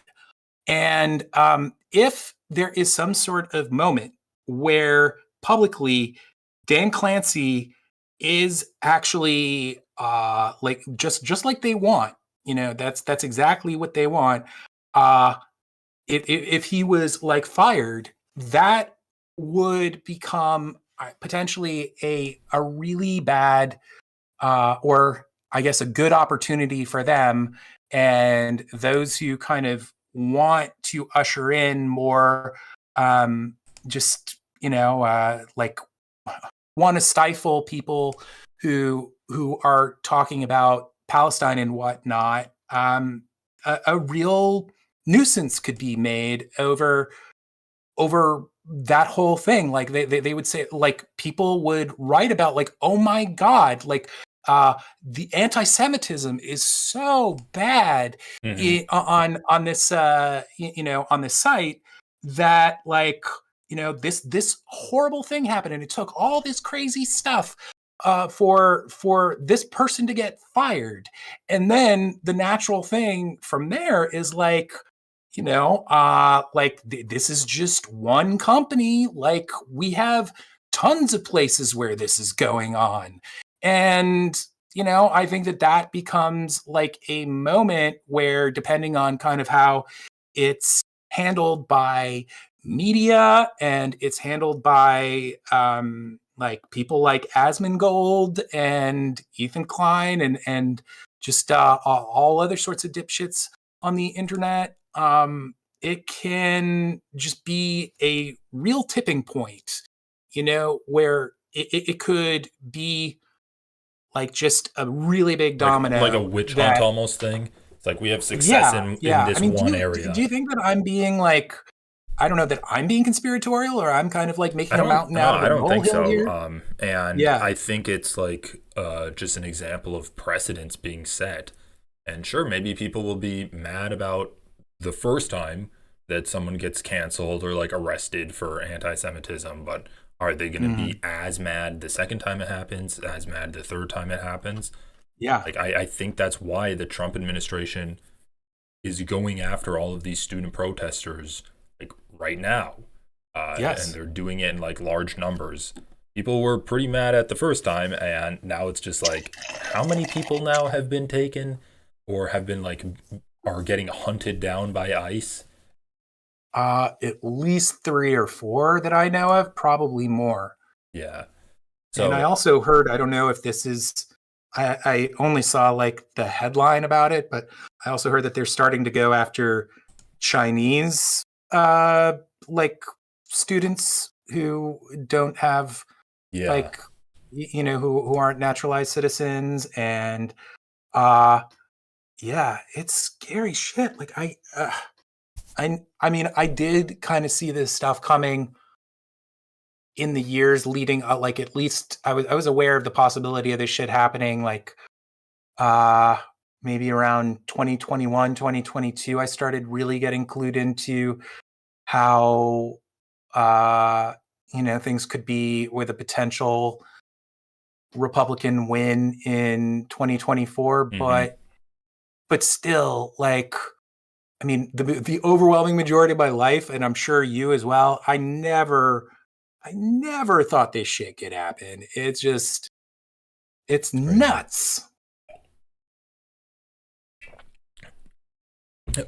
In terms of like Sam Cedar, because I think it is interesting talking about how Ethan still kind of respects Sam Cedar vaguely. He's shit on the rest of his crew, and he's like, all these other guys suck, but Sam's a good guy. It's like the thing is, if they were to have a conversation, or like maybe you could find specific clips of Ethan and have Sam react to them. I think that could be like educational for Ethan's fans and for Ethan. But really, like, if you really want to have a confrontational thing, you need someone who knows Ethan's content. And Sam just doesn't know Ethan's content. So, like, I think,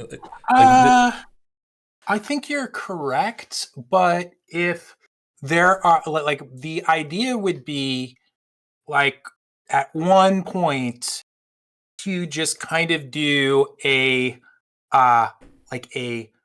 quick, what would you call it? Just rattle off a bunch of like very insanely incorrect, terrible things that he has repeatedly kind of put out into out into the ether and whatnot. I mean, things like I'm starting. We should probably wrap things up sort of soon, because I'm getting. I think my brain is getting like a little fried from over talking.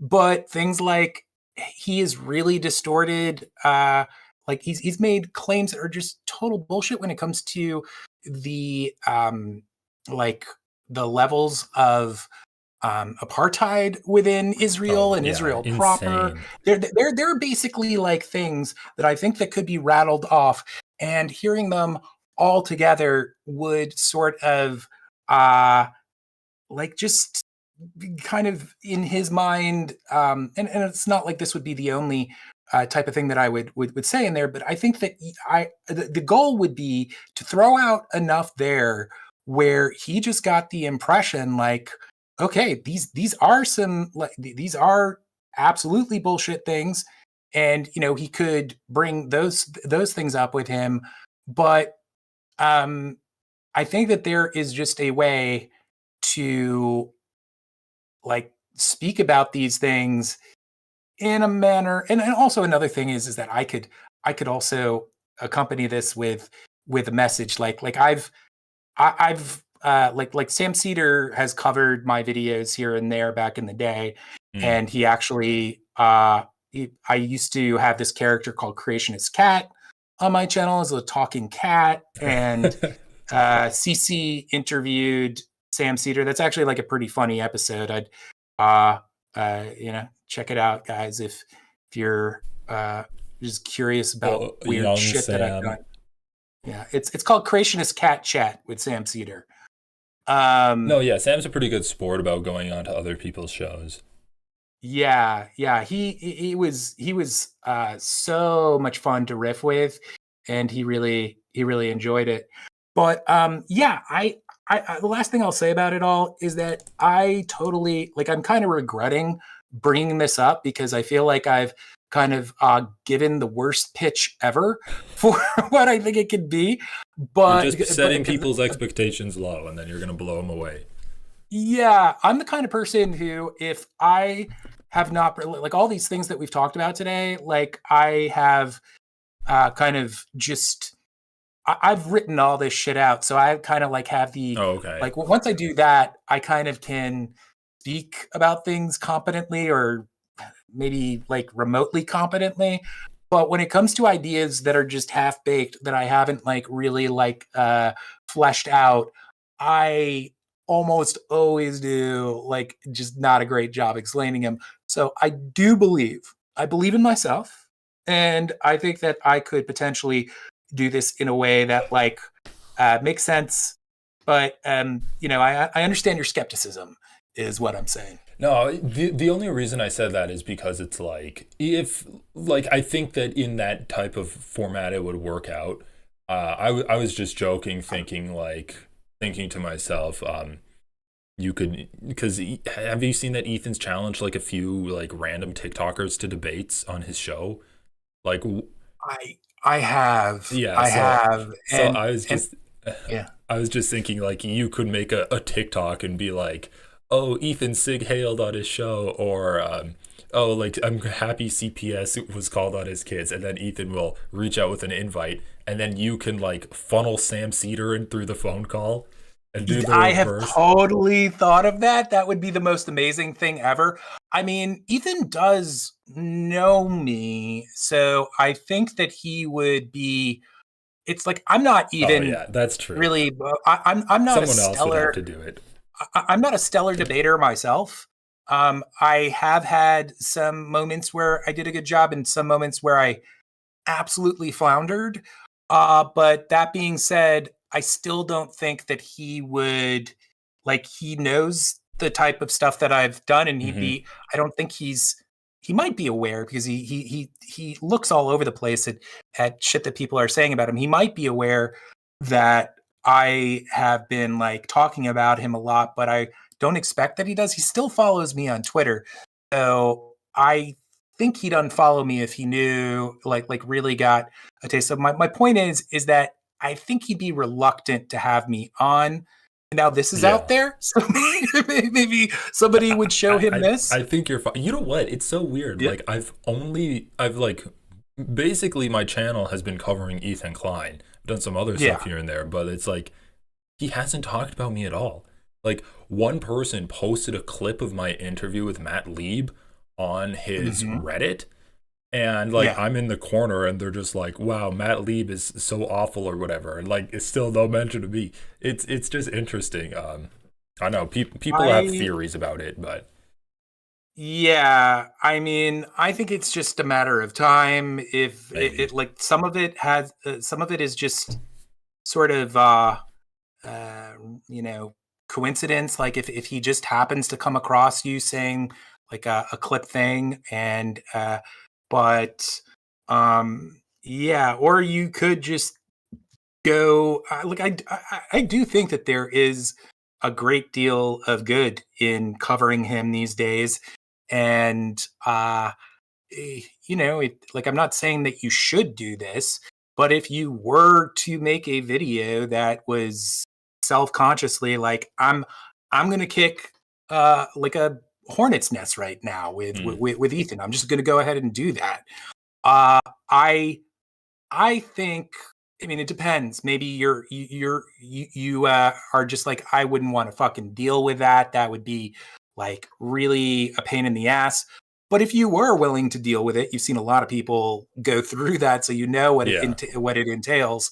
Uh like I just think he needs to be challenged by intelligent people over and over and over, you know? Well, And I appreciate it that it feels like you lumped me into that category. yeah, I no, I definitely do, and I really appreciate like, you know, I've seen you do like a lot of research online, or rather during your streams and stuff, Yeah. and you in general seem pretty like you have much better grasp of what you talk about than most people on the internet, but you're always like, you know, just trying to learn more and really looking into things. And That's just me being lazy. yes, and I think you are in fact a relatively informed leftist. Oh, wow. So, You're going to make me blush. You know what, though? I did have an idea of making a second channel to try to interview right-wingers and calling it Informed Conservative. And it's just like me in a suit. And I just like try to interview right-wingers. I'm like, I'm actually a conservative, guys. Just because I think that would be so funny. An Informed Conservative sounds like a good name for a conservative channel. Oh, it definitely does. They all think that they're so informed.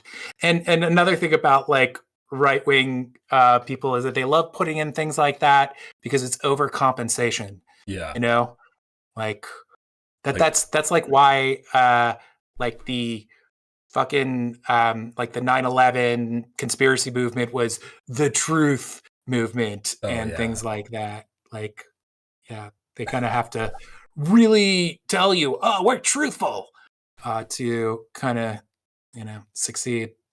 oh my God. But yeah, man, it's been really fun talking. Yeah, hopefully we can do this again. And I know you said you weren't a good debater, but you did amazing in that one like fan versus fan debate that I did. Oh, thank you, man. I wasn't sure.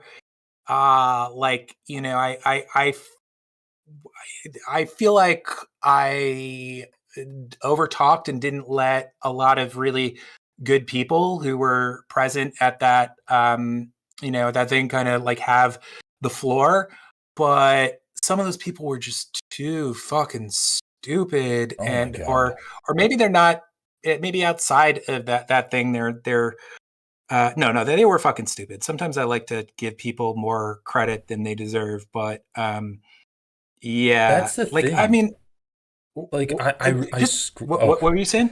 Oh, I was just agreeing with you on the stupid part. It's Yeah. like I sometimes scroll through Ethan's subreddit or I'll listen to like LonerBox or Destiny. I'm like, okay, do they have any valid points?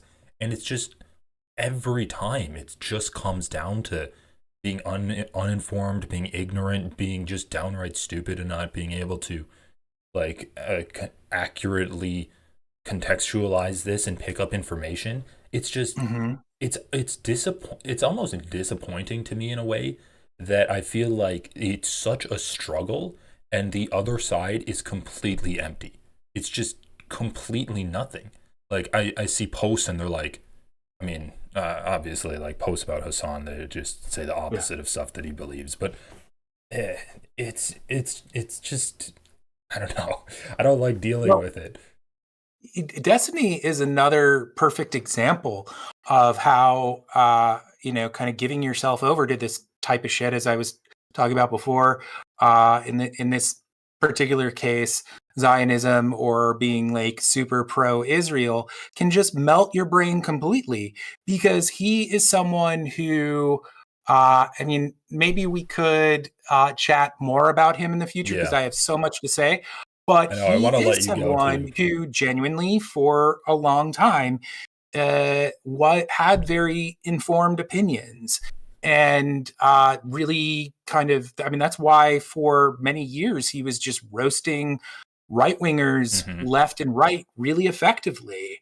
And he's someone who like would have like a really good knowledge of, say, like in some cases when he has to, it's still to this day, like if he's talking about something like, say, vaccines or other things that he doesn't have in my opinion, some sort of what's the word, like motivation to feel otherwise. He can like when he talks about uh, January 6th and whatnot. He's a very formidable debater who is able to like bring out all these facts, like just boom, boom, boom, boom, boom. But he is someone who at a like a pretty early time made up his mind on fucking Israel Palestine. Yeah. And I think that there was maybe like a lot of incentives that he had that he wasn't honest with himself about like being monetarily advantageous to him. And all I'm saying is that like all that shit is stuff that like he has the capability of being super like correct on, and he just makes some of the dumbest shittiest points. And for like a while I thought that he like was just lying through his teeth, and that it was all like just just a grift. And don't get me wrong, some of it probably is, but then I like started seeing like the clips of him like talking about Pallywood. You know what I'm talking about when I say Yeah, yeah. Pallywood, right? Things like that. And I'll just say this real quick before we kind of wrap things up. But like, if you watch that, that footage of when Hassan and Ethan were talking about they were talking about the aftermath of October 7th, and Ethan was crying, talking about as a father Oh, seeing yeah. another father hold, He's and he's referring to like a Palestinian man, I think. yeah, who is holding his dead infant son, and it moved him to tears. And believe me, I thought that was completely authentic. I'm not like calling into question anything that oh god, my wizard is biting my toes because he wants he wants attention. He's gonna keep doing that, and I'm gonna like like jump a little more. But my point is that like before he had any of those other moments where he was that is Destiny, where he was talking about the Pollywood stuff, and I'm gonna be putting this in a video, but like he's Destiny was watching that clip, and he said this thing that to me just it convinces me that he's for real. He's not like baiting people, or that's not the right word. He's not like just He's not being like sensationalist on knowingly purpose. like what's that? He's not trying to be just like purposely sensationalist. Purposely sensationalist, or just like deliberately lying. Because basically what he said, like somebody asked, like had I guess come into the stream like all of a sudden and just asked like what's going on here. And it's a type of thing that you could miss, but if you notice it, you can't like you'll agree with me here. He said something to the effect of he said like, well, he's supposedly holding his dead son. Oh He my said the god. wording yeah, the wording was something like that. Maybe it wasn't that like verbatim, but it was just as bad, if not worse. That's crazy. And that's like, when I realized like, holy shit, I didn't see that until after, because again, Destiny is also someone who I've done like a lot of, like I've kept my eye on him quite a bit, and my first video back might be about him specifically, to tell you the truth. Well, that's I'll watch your video on him, because I can't stand watching Destiny. Oh no, it's a slog. Like I'd rather watch H3 100% than Destiny. Yeah. But all right, man. Well, I'll let you go. Your cat definitely seems like it wants attention. But yeah, we need to do this again sometime. Playtime for sure. We definitely need to do this again sometime. I'd love to. Yeah, maybe we could like watch through one of your videos or something. And I've been wanting to make a video on like Ethan Klein Zionist compilation type of thing too. So yeah, well, we could definitely talk about all that. But yeah, and I just want to say, everybody out there who was watching, thanks for tuning in, and more to come in the future. Yeah. So I'll talk to all you guys later. Alrighty. All right, man. Take care. Bye. And thanks for stopping by. See ya. Yeah. All right. Well, that was Hey, It's Vadim. You got to check out his channel. He's a pretty cool guy, and he's gonna be coming back with some bangers. So we're gonna be there to watch it. DM him something. But anyway, I thought that was a good conversation, even though it might have gone on a little long. But we've been in contact and we wanted to chat. Man, this is a longer stream than I wanted it to be.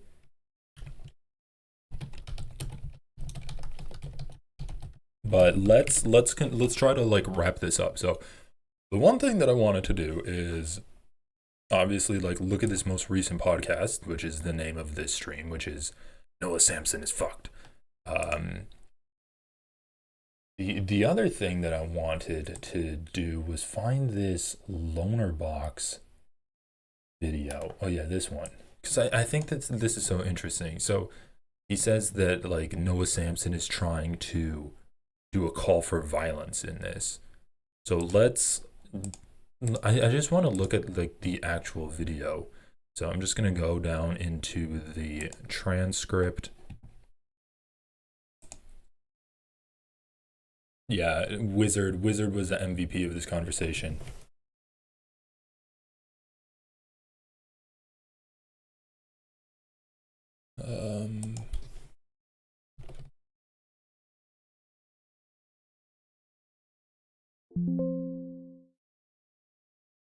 Escalate.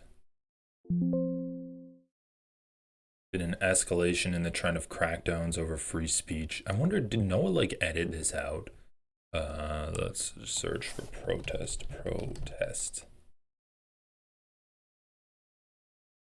Tech has access to your information, so does the US. I mean, this is an hour-long video. They don't have any other protests. Lar says, this is lawsuit 7 Ethan's announced, I think. Guarantee we won't hear any follow-ups about it, just like the others. It will go nowhere. Who is he doing? If you can name me the 7 lawsuits, that'd be impressive. He's definitely threatened to do a lawsuit on Vadim for defamation, probably against the Snarkers, I think, right? And then some people on Reddit, against Noah Samson. I don't know, maybe Denims. I think he like threatened to do Denims. Who was the person where he's like, unless they apologize? Oh, Aubrey Smalls. He said, unless he apologizes, then I'm going to sue the hell out of him. Okay, so what is this? What is this content? Wait. Oh, this is a different video. What am I even doing? Or is it? No, this is the same video. Guys, Should I be covering Mudahar? Because he seems like a piece of shit. He's like, how can Hassan tell me what it's like to be a Muslim when he's white? Over anyone else in the world to stop the genocide. We are living in the belly of the beast. We have... All right, let me look that up. Belly of the beast. Belly. You might have clipped that out. Beast. Genocide.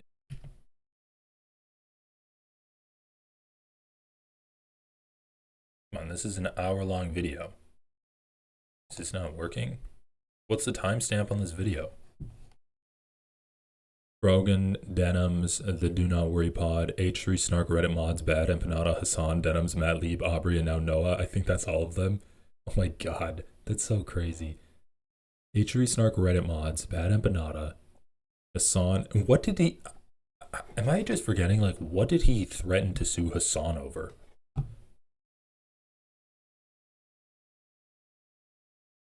Okay, where is this video? Protest not working. Direct geographical, physical access to the politicians, the propagandists, the weapons companies, and the supply chains that are facilitating this genocide. All right, let me just look up supply chain. I just want to find this one clip. Supply. Come on. Yeah, this is a long video. Mood is so ignorant. Noah's video is long, so any reaction to it will be also. I know, but it's just like they clipped LonerBox reacting to like 10 seconds of it. He's like, it's time to escalate protests. So he's not a person we need to take seriously in any of these conversations on what needs to be done. That's the sort of criticism trap here on YouTube. You know, a guy who isn't a part of your movement criticizing your movement. I don't like having to even bring him up. I honestly just like that white boy's clips. I thought it was funny. One of the whitest people in the West. Subhuman, Neanderthal, knuckle-dragging, white dipshits. So I'll look at some more of this stuff in future video responses. I'm going to split them up point by point and see if we can dive a little deeper into these topics. I think that has potential to be worth it, but we'll see. Today, though, I want to look at just a few of the common arguments I saw from Ethan Klein, his supporters, and other participants of this campaign. And because this video is more influencer drama focused, I'm going to take that opportunity to do a sponsor now. That's when I'll do them. Unethical reacts. Unethical reacts. I've lost all track of the lawsuit threats since they're baseless horseshit. I think the LB clip is on Twitter. No, I have the LonerBox clip. I just want to see if I can find the I want to see if I can find the part of it in the video that Noah Samson made. People living in the West have the most power over anyone else in the world to stop the genocide. We are living in the belly of the beast. We have direct geographical, physical access to the politicians, the propagandists, the weapons companies, and the supply chains that are facilitating this genocide. Protesting is great. We should keep doing that. But also, you know, I feel like we... All right, protesting. Let me look that up. Protesting.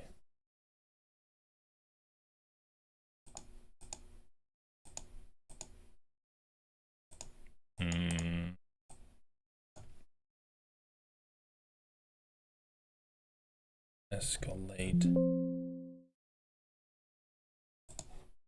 Have to be honest with ourselves. 17 months in, and what is protesting actually accomplished? Raising awareness, sure. Divestment. Yeah. All right. I mean, I'm just gonna. Wait, yeah, like, is this the? This has to be the actual video. Let's just search up one more term. All right. It must have been cut out. It must have been cut out.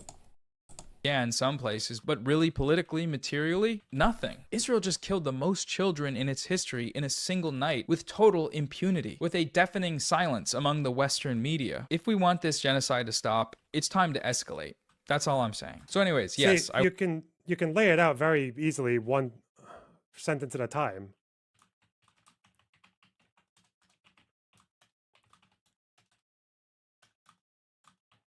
It's quite clear. we in the West have direct physical access to a bunch of people, including the propagandists, after just labeling a bunch of people creators, propagandists. What does protesting achieve? Well, some things, but overall, basically nothing. If we want this to stop, we need to escalate. That's all I'm saying. I'm sorry. If you had a clear vision for what needs to be done to stop the genocide, you would say it because you want to direct your audience into something fruitful. But that's the thing. Like, it's a 10-second clip of Noah. Well, I guess 30-second clip of Noah. We don't know what he means by escalate. He's like, protesting is good, but we need to escalate. So what is he escalating? Is he calling for violence? Because nothing in there implied violence. Is he calling for more hardline rhetoric where you're going to call out not just pro-Israel propaganda, but like anti-Palestinian propaganda? Is that what he's calling for? We don't know. Like, maybe does LonerBox play the rest of this clip? LonerBox is just, what is he going to say that Noah is calling for violence against people that they see as anti-Palestinian? Unless the thing you want your audience to do is against TOS, criminal, violent, etc. He's calling for people to do something that he is too cowardly to say himself. He's calling for people to do dirty work for him. That's what this is. It is unambiguously a call for violence, okay? I'm sorry. And he doesn't... LonerBox is like, okay, well, this guy is very ambiguous in what he's calling for, so it's unambiguously a call for violence. He's literally saying, why aren't you being clear about this? It's unambiguously a call for violence. It's like, bro, you could have let the clip play. He's like, I think it's time to escalate our actions. Okay, what are those actions? What are they? Let it breathe. That's why I wanted to find the entire clip. Like, let's read his notes. In the West, we have direct physical access to the propagandists. What has protesting achieved? Basically nothing. If we want this to stop, we need to escalate. That's all I'm saying. Hey, Lars, thanks for the super chats. Remember when LonerBox praised Nelson Mandela's sabotage of supply lines? Noah mentions escalate and supply lines, and Loner loses his shit. No, literally. Like, he says we have direct access to politicians that are funding this genocide, which is true. The politicians work for us. It's not saying we have direct access to the politicians that are funding this genocide is 100% different from saying we can easily do violence against these people. No, you can't. It's not easy to do violence. You know what is easy to do? Pick up the phone, call your politicians, send them a letter, go protest outside of their office, or like send them an email. We have access to them that way. We don't have an opportunity to just like reach our hand out our window and grab them by the hair and be like, you better stop funding genocide, and then like throw them back into the wild. It's crazy to take this clip and be like let's see if LonerBox is a little bit more specific in what he's saying, because is he going to say that he's going to call for that? Is he going to say that Noah is calling for the assassination of politicians and propagandists like Ethan Klein? Is that what LonerBox is going to ascribe to Noah's position? Which, once again, he literally stops it before Noah is done with what he's trying to say. Well, I guess I don't know for sure because I don't actually watch this whole thing. 9:38. Just Gardner, what is this? That's 100% what he means. Protest call. Ethan fawning over LonerBox is inexcusable, and I wasn't excusing him before. Spencer, I just put my last 20 on you. What is this? The video is not only about creators, but mainstream media. He never said grab a knife. Okay, well, let's just let this play. People living in the West have the most power over anyone else in the world to stop the genocide. We are living in the belly of the beast. But guys, if you watched this Noah video before, did he simply say we have to escalate and then move on to another topic of conversation, or did he explain what he meant by escalate?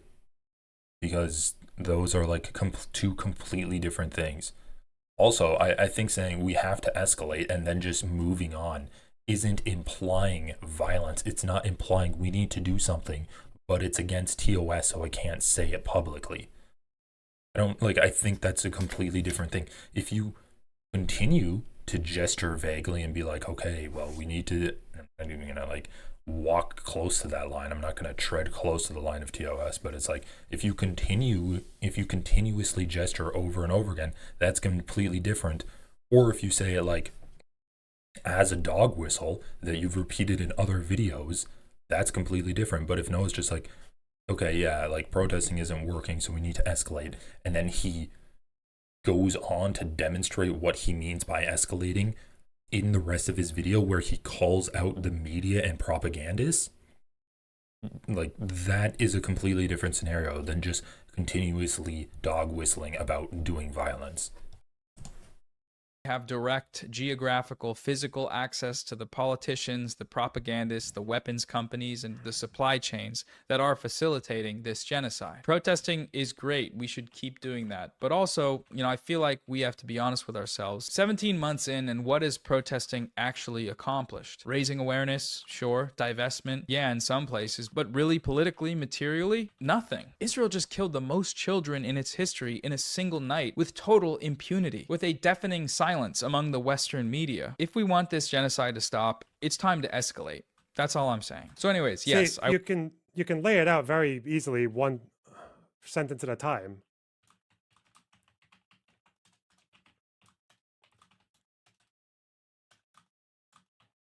It's quite clear. We in the West have direct physical access to a bunch of people, including the propagandists. Yeah, I'm pretty sure that it is quite clear, because the entirety of that Noah Samson video was him taking aim at media and the propaganda machine that supports Israel. And so he says, it's time to escalate. I'm going to, and then demonstrate what I mean by escalating by the entire video. Like, the video is a demonstration of the escalation that Noah Samson's talking about.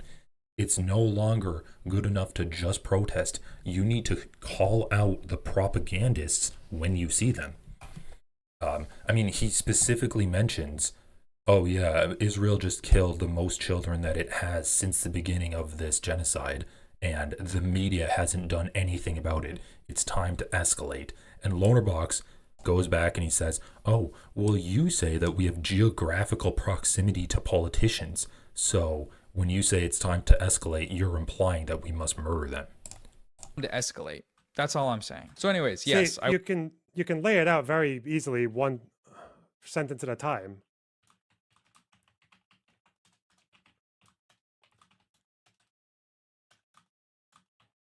It's quite clear. We in the West have direct physical access to a bunch of people, including the propagandists, after just labeling a bunch of people creators, propagandists. What does protesting achieve? Well, Bro, shut the fuck up. Oh, you called me a propagandist and I'm just a content creator. No, shut the fuck. You're a literal political commentator, LonerBox. You should be able to know. You should be able to accept the term propagandist and acknowledge that you are one. things, but overall, basically nothing. If we want this to stop, we need to escalate. That's all I'm saying. I'm sorry. If you had a clear vision for what needs to be done to stop the genocide, you would say it because you want to direct your audience into something fruitful. Unless the thing you want your audience to do is against TOS, criminal, violent, etc. He's calling for people to do something that he is too cowardly to say himself. He's calling for people to do dirty work for him. That's what this is. It is unambiguously a call for violence, okay? I'm sorry. And he doesn't want to spoil his cute little life. He doesn't want to fuck his income and ruin the little cushy career that he's got a hold of. He doesn't want to do that. He wants other people to fuck up their lives and get thrown in jail or whatever else for him. He wants other people to be Luigi or fucking... Bro, this is LonerBox liberal showing. Wow, you want other people to protest and fuck up their lives? I love how when someone doesn't say something, people like Ethan Klein and LonerBox will assume they just mean whatever they think they said. Oh, Noah didn't say to do violence, so he must mean he wants to do violence. Hassan always talks about how he supports Jews and he doesn't support anti-Semitism. But I think that's just because he's anti-Semitic. It's like, nothing in reality is supporting anything you're saying. Because once again, LonerBox himself will say that this was like such a vague thing for Noah to say, so it must be unambiguously call for violence. Could it unambiguously be a call to like lick cotton candy off of a spool at the carnival? Maybe that's what Noah means when he says it's time to escalate. We all need to go to the carnival because then we're going to be able to like relax and get all of our genocidal tensions out on the fucking merry-go-round. What's his face? Aaron Bushnell or whoever else. What? And it's interesting that he said, Bro, LonerBox is like, Noah Samson is telling everyone to light themselves on fire in front of the Capitol in a protest of self-immolation. Propagandists, because that might actually encompass the people that he's just spent the entire video calling genocide defenders. What is he saying? And it's interesting that he said propagandists, because that might actually encompass the people that he's just spent the entire video calling genocide. Holy shit, dude, LonerBox is so fucking stupid. It's like, yes, this is the escalation that Noah's talking about, calling out propagandists. LonerBox is like, wow, Noah Samson said he's going to escalate hit actions done against propagandists. Isn't that interesting? Because he just escalated actions against propagandists. You're literally trying to act like you have Noah in a gotcha because he's doing the thing that he said he was going to do. Like, let's make this a clip so that maybe someone can clip it out for LonerBox. Noah Samson says, we have proximity to propagandists. Our voices go far. We need to call out propagandists. We need to escalate actions against propagandists. I am going to do that in this video.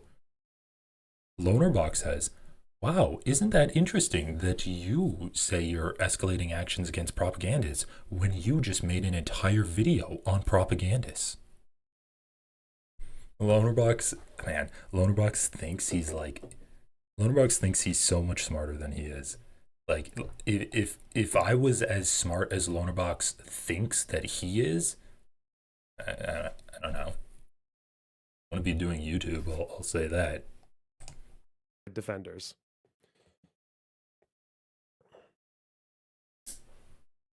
I'm sorry, if you can understand how January 6th was an incitement to violence, Trump, despite him saying peacefully, patriotically, if you can understand how that whole speech in all its context is a call to violence, then you understand how this is as well. Noah's a leftist. He will never, ever pretend to not understand what stochastic... How is saying, like, I won the election, we need to march down to the Capitol and show them that I won the election, the same as saying, we need to escalate things against propagandists, and then making a video about propagandists, clearly demonstrating what the escalation that you are referring to is. Like, does he say in his video, we need to do a general strike? And is that what the video is about? I'm pretty sure this is quite clear that Noah Samson is talking about calling these propagandists out. That's why he mentions propagandists. That's why he mentions the lack of media covering Israel's genocide. This is so fucking crazy, dude. Saying, like, giving a speech saying we need to, like, fight and, what did Rudy Giuliani say? He said we need to, like, fight. Or calling that, basically saying that what was happening is treason and our country's falling apart. Saying that, like, you are morally justified to stop this process from happening. And telling people to go down to, like, the Capitol and basically, like, have a demonstration of things to stop happening, which inevitably things would get violent and property damage would happen, is the same as saying we need to escalate things. That's not the same at all. It's literally not the same at all. Terrorism is. He will never pretend to not understand what dog whistling is. He knows what this is. He's basically built up all of the blocks towards that conclusion. He supports people who openly call for it. Vadim openly calls for violence, either against American politicians or against people he considers to be propagandists, or against Palestinian collaborators, like all the ones who are marching against Hamas in Gaza right now. And obviously Israeli civilians, because they're all military targets, apparently. Is that clear? Is that clear? Yeah, this cowardly, disgusting, worm propagandist piece of shit is calling for violence. Yeah. All right. Well, I think we broke that down pretty clearly. I love how Noah will make a video just playing what they've said, and that's defamation. Noah will say one word and they just write fan fiction from there. Yeah, that's pretty much true. It's actually crazy. It's like, oh yeah, we don't know what he's calling for, so it must be violence. Also, I guess this was a clip that LonerBox was reacting to, so we actually didn't see. Wait, was it at the end of the video? Involved. Unfortunately, we're sort of stuck in a media ecosystem that cares far more. I just want to see if this is Any where it got clipped child massacre and Ethan Klein, but until then, it's going to be a bit of a mixed bag. Regardless, it doesn't matter what you think of these creators. It's not about them. It's not about anyone being good or bad or what your YouTube subscription feed says about your morals. It's about a genocide that's happening right now, that's unfolding in front of our eyes, and that most of our countries are actively supporting. If these creators are giving people... Also, dude, LonerBox is an advocate of violence too. He was literally in support of Nelson Mandela and the ANC basically destroying infrastructure in South Africa. Is that not violent, LonerBox? It's a complete double standard. It's if anyone even hints at violence, which Noah literally didn't even hint at violence, then he gets his panties in a bunch. But he's so supportive of the past, which had violent actions done too. Rhetoric to support the genocide that's happening, then we need to talk about that. That's something we need to discuss, especially if that person is claiming to be an ally to the cause. And if other creators are fighting against it, then that's worth talking about too. If they're providing historical analysis and breaking down propaganda that's being used for the genocide, or giving an honest voice to its resistance, then that content is important and should be shared and supported regardless of how you feel about the individuals involved. Unfortunately, we're sort of stuck in a media ecosystem that cares far more about influencer drama than it does about Palestinian lives. Part of the effort here is an attempt to steer that media ecosystem and the consumers existing inside of it towards being more aware of their plight, towards caring about it, and hopefully doing something to try and stop it. So anyways, yes, I will keep using influencer drama to grab your heads and slam them against the screen to show you what Israel is doing. And if you don't like that, tell your favorite influencers to stop using their massive platforms to back a genocide. Wait, so that seemed like maybe it was the cut there, right? Inside of it towards being more aware of their plight, towards caring about it, and hopefully doing something to try and stop it. So anyways. Because that seems like it was the part where then he started. People living in the West have... Yeah, it literally was. Okay, so we found the part. You can see where he says, and doing something to try to stop it, and then this clips picks up where he says, stop it. So let's just run that back real quick and we'll get the full context of this video.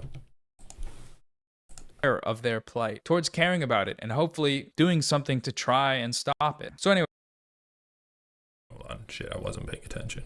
Matter what you think of these creators. It's not about them. It's not about anyone being good or bad or what your YouTube subscription feed says about your morals. It's about a genocide that's happening right now, that's unfolding in front of our eyes, and that most of our countries are actively supporting. If these creators are giving people rhetoric to support the genocide that's happening, then we need to talk about that. That's something we need to discuss, especially if that person is claiming to be an ally to the cause. And if other creators are fighting against it, then that's worth worth talking about too. If they're providing historical analysis and breaking down propaganda that's being used for the genocide, or giving an honest voice to its resistance, then that content is important and should be shared and supported regardless of how you feel about the individuals involved. Unfortunately, we're sort of stuck in a media ecosystem that cares far more about influencer drama than it does about Palestinian lives. Part of the effort here is an attempt to steer that media ecosystem and the consumers existing inside of it towards being more aware of their plight, towards caring about it, and hopefully doing something to try and stop it. So anyway. Okay, so then we have this clip. So part of this is to steer people to care about this plight and not trying to stop it, trying to do something to try and stop it.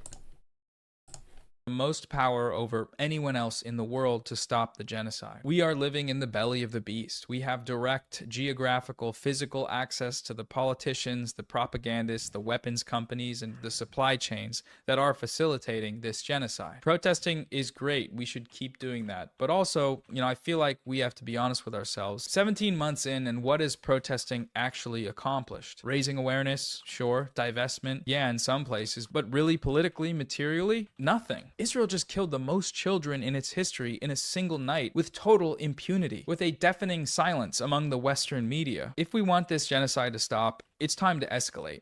That's all I'm saying. So anyways, yes.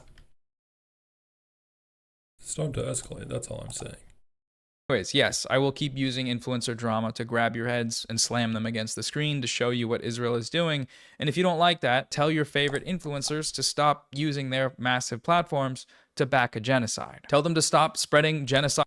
Yeah, so he says it's time to escalate, and then immediately he goes on to say, so I'm going to keep using this drama to call out genocidal creators. Well, seems pretty clear to me. Doesn't seem really violent at all. Anyway, I think we broke that down enough. Oh, let's see. Israel's just killed the most Palestinians since the beginning of the war. God. Let's see. They must talk about it on the show, right? Topic introduction. Ethan's tattoo. Fixing Ethan's eyebrows and tattoo talk. Update on Sub-a-Thumb. Sub-a-Thumb? Famous birthday disaster. Where's the genocide? Because I know Ethan says he always keeps the Palestinian plight at the top of his head. So viral alpha guy update. Jack Doherty talking to Hunger FF. Bathroom break. The food is here. The Noah Samson situation. Well, he must have done it on a different show, right? He must have done it on a different show. Okay, so we have... Oh, he's talking about Hassan. He probably did it on this show. Oh, this was Monday's show. So, over the weekend, Israel bombed a lot of people last week, but they're talking about I think on Monday they were talking about in just completely ethnically displacing all of Gaza. So they probably talked about it here. Trump is pissed over a horrible photo. Hunger at a bad accident. Philip DeFranco's beautiful merch. The end of Lol Cow. Okay, so they didn't talk about it here. Maybe it was 5 days ago when it was fresh. Because I know Ethan always keeps the genocide at the top of his mind, because he told me that he does.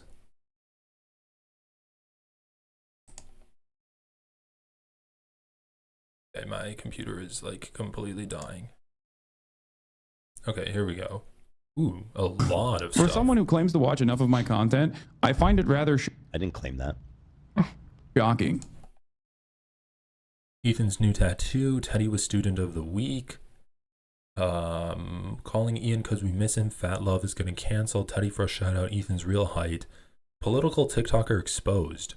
That's not a genocide. Famous birthdays. Wow, this is like the fucking local news or NPR radio. We're really doing a famous birthday segment on this show. It's on response to maid Oh. Okay. So it's just Hassan hate and they don't talk about... I thought Ethan kept the plight of the Palestinians on the front of his mind. No. Maybe he just misplaced the front of his mind and that's why he's been so fucking stupid. Alright, what do we got here? Oh, Ethan's tattoo. Hold on, I saw something fucking hilarious. The Noah Samson situation. Oh my god, dude.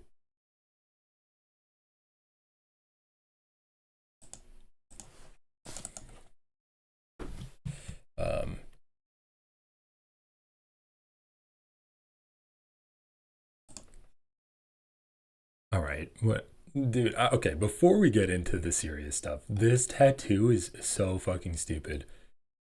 What is happening? But I think this is the best version of the tattoo. Weird story, guys, but found a creepy storybook, and ever since then, this creature has been appearing in my dreams, telling me there's other fruit in there. Oh my god. The fucking Elah Babadook tattoo character. This is so bad. The other thing that I thought was hilarious was I was looking through this shit today. People are like trying to justify the tattoo by like just throwing up other bad tattoos, which I just find so funny. And this one's my favorite. This is my favorite justification of the tattoo. They're like, yeah, I know the tattoo's shit now, but look after how it will look. Look at what it will look like in like 5 years after it fades. See, once it starts fading from view and memory, then it's not actually that bad. It's not complete shit. It's just like, why are you trying to like cope like that? I don't think it looks bad, but it's not a great photo of Elah. Yeah, IMO, like, she has better photos, but hey, not my tattoo. It's like, they can't even criticize him a little bit. Okay, anyway, that's just so fucking stupid. Nook. You'll never get... Honestly, that's like a pretty good analogy for what's been happening with Ethan this last 6 months.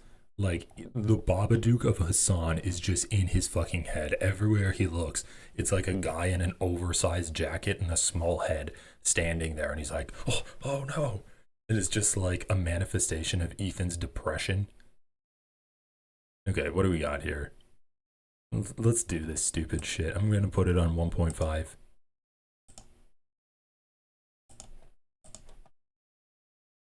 Hey, there it is. Why do you guys say that Dan is doing a heel turn? Dan's heel turn has been sad and pathetic to watch. I'm still kind of in shock over it, especially re-Palestine. He just has like the most wateriest of pushbacks ever.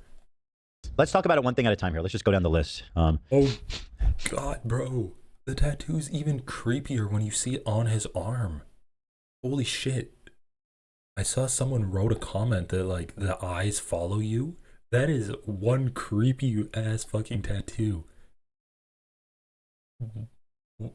That's scary, man. It does look like it's looking right at you. It looks like one of the ghosts from the Beetlejuice movie, where it's like that kind of weird, all modeled up and almost like body horror type of makeup. Here's my stories. I become famous for my Instagram stories. Yeah, I mean, for better or worse.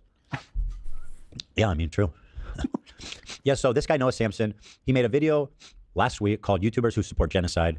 This dude is a complete... I'm trying to think of the most accurate way to describe him. I mean, this is a guy who wants a revolution, but he wants other people to do it for him. I mean, he's a complete fucking hack. Oh my god, Ethan. Holy shit.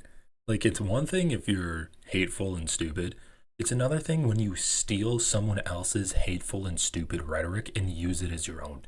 That's literally what LonerBox called Noah Samson, and Ethan's too fucking dumb to come up with something new, some kind of new level of analysis, and so he just clearly watched the LonerBox clip and then just repeats it on his show. Oh my god, dude, you're literally just stealing from LonerBox. That's the saddest thing ever. Why?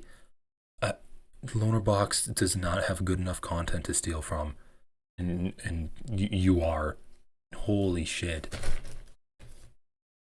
Oh, he sees LonerBox say, oh yeah, this is the guy that wants his audience to Aaron Bushnell themselves. And now Ethan's like, he's just the type of guy that wants his audience to go out and get arrested and he doesn't want to himself. I mean, this is a guy who wants a revolution but he wants other people to do it for him. I mean, he's a complete fucking hack. He sits there, pretends like he's a revolutionary. He's got a fucking sponsor on this video. Wow. He literally, let me pull this up and show you guys. Let me show you. Oh my God, he's got a sponsor in his video? What are you implying, Ethan? What are you implying? Again, like 90% of Ethan's commentary can be summed up in that one meme where it's like, I think we should improve society somewhat. And then the other president is like, yet you live in society. How curious. Like, that's 90% of Ethan's commentary. What? You gotta get the bag, dude. Yeah, you gotta get that bag for sure. He's gonna fund the revolution, right? For sure. Wait, why am I here? I didn't mean to go to his Instagram.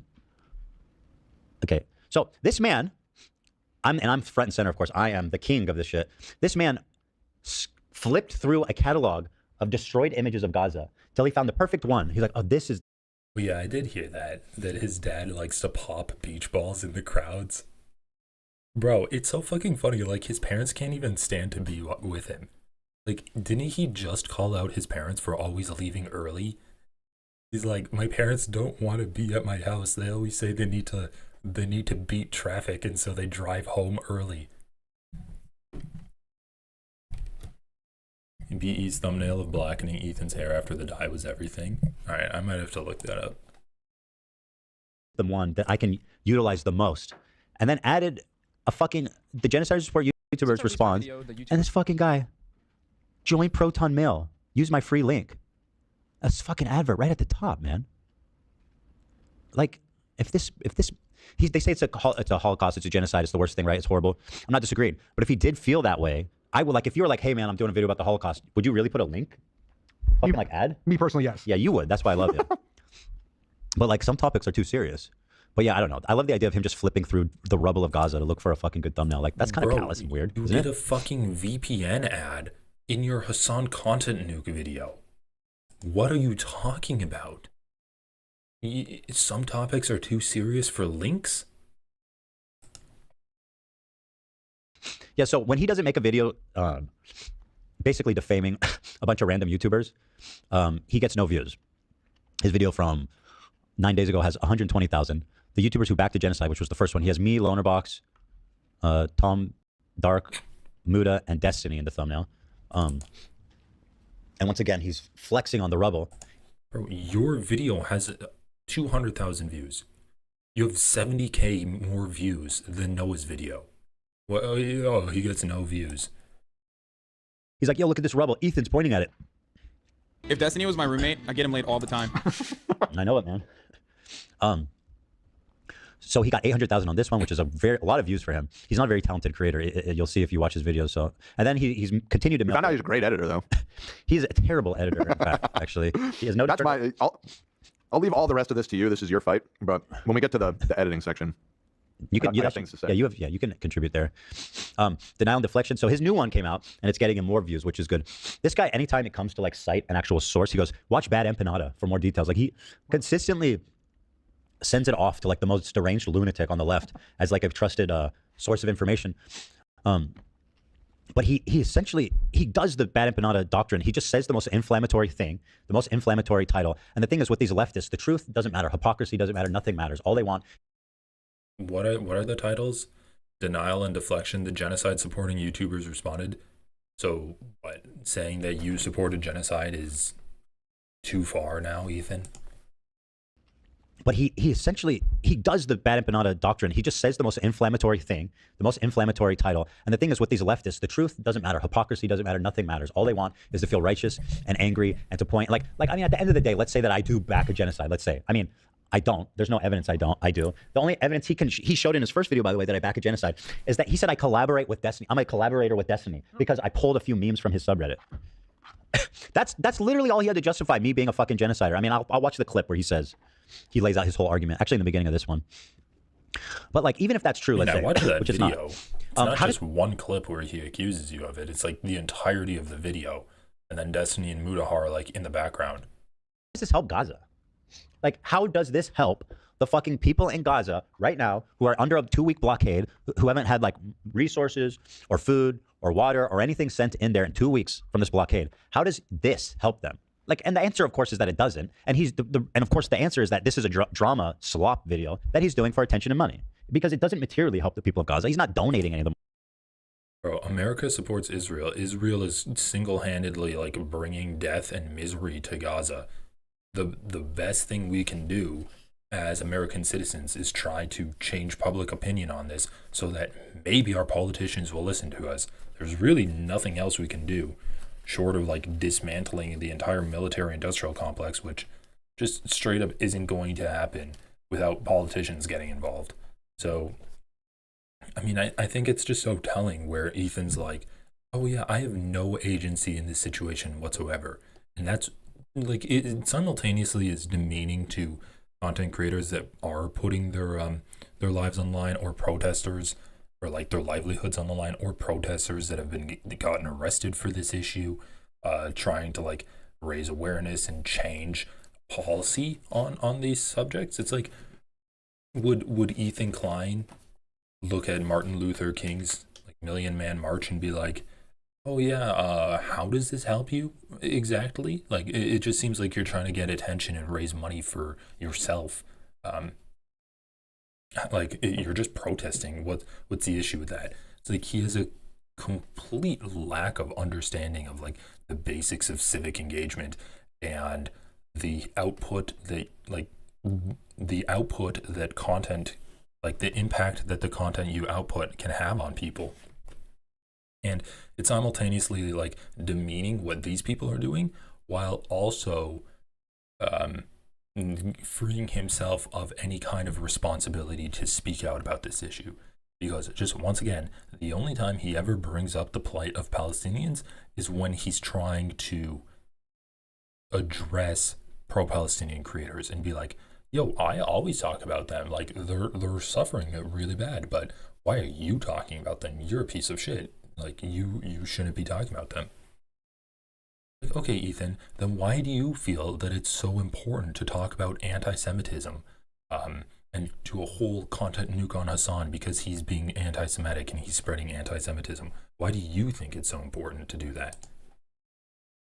Money. He's certainly fucking fully commercializing them. He's putting ads. He's putting fucking ads on this, man. Like, the least he could do is donate the money he makes on these to like some Gaza charity. He should. He honestly should. Or at a minimum, like 10% of the revenue from this video will go. You know, I mean, that's like phone it in, but even at a minimum. I mean, listen, if you're going to use the rubble of Gaza in your thumbnail, you should donate the money. You should do that. These two videos, you should not keep the money. At least be consistent on that. Prove that you're not a total fucking hack who's doing this for attention and money. Because at the end of the day, who benefits from these videos? Do the people of Gaza? No. Do they? I mean, can you think of one conceivable way that you could even argue that the people of Gaza benefit from these videos? Meanwhile, I'll tell you who does benefit from these videos. Noah Samson, who's making money. He's getting subscribers. He's getting kudos. Good job. So let's see. Yeah, he calls them Gazans too.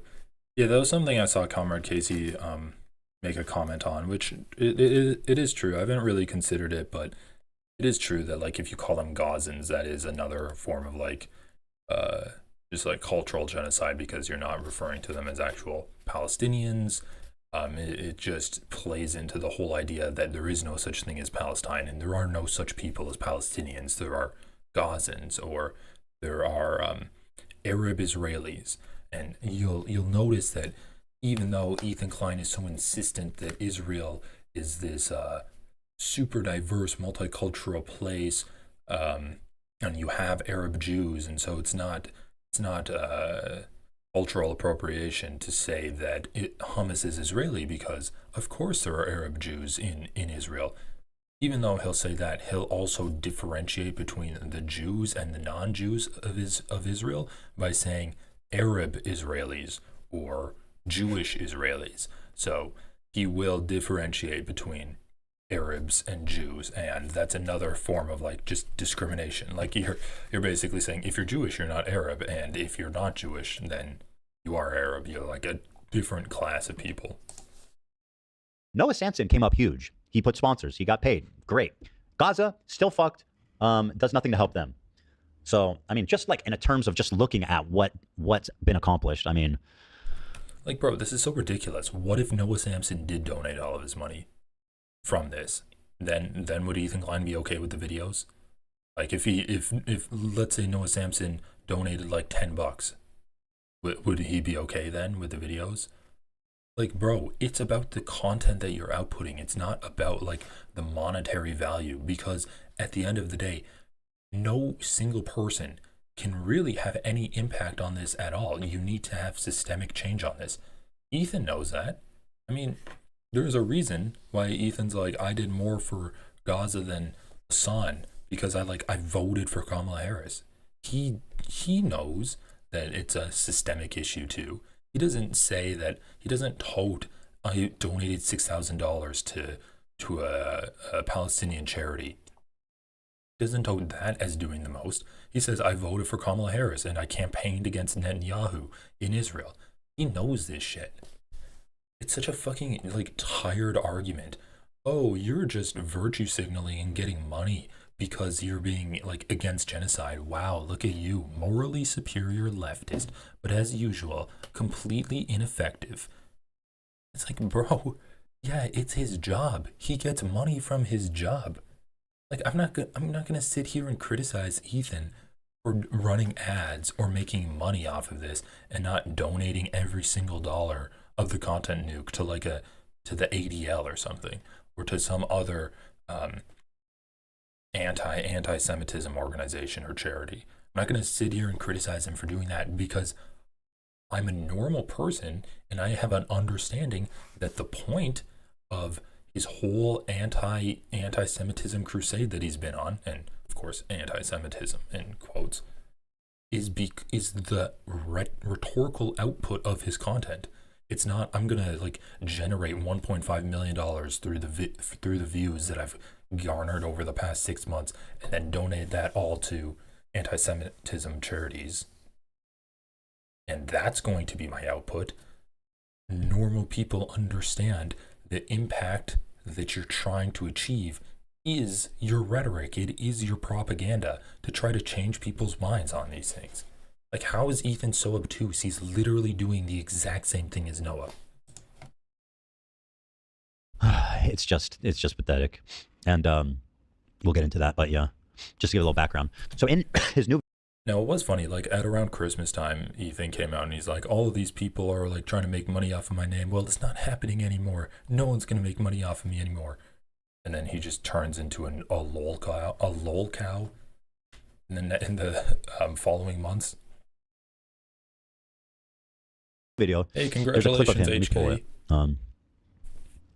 Because I'm referencing this clip, and I think I showed it a video. If you too want to be a member for a month, you can subscribe. It's only $1, and your name will be in green. Maybe I'll make this like a members only chat too. Wow. Everyone say thank you to HK. That's super generous. Thank you for the 10 gifted subs. How did the content nuke help Jews? Well, it made one Jew feel good about himself, and that's Ethan Klein. Of it here, of when he was saying the escalating. Yeah, here. So this is a clip from his newest video that I thought was like, you guys watch this and we'll talk about it.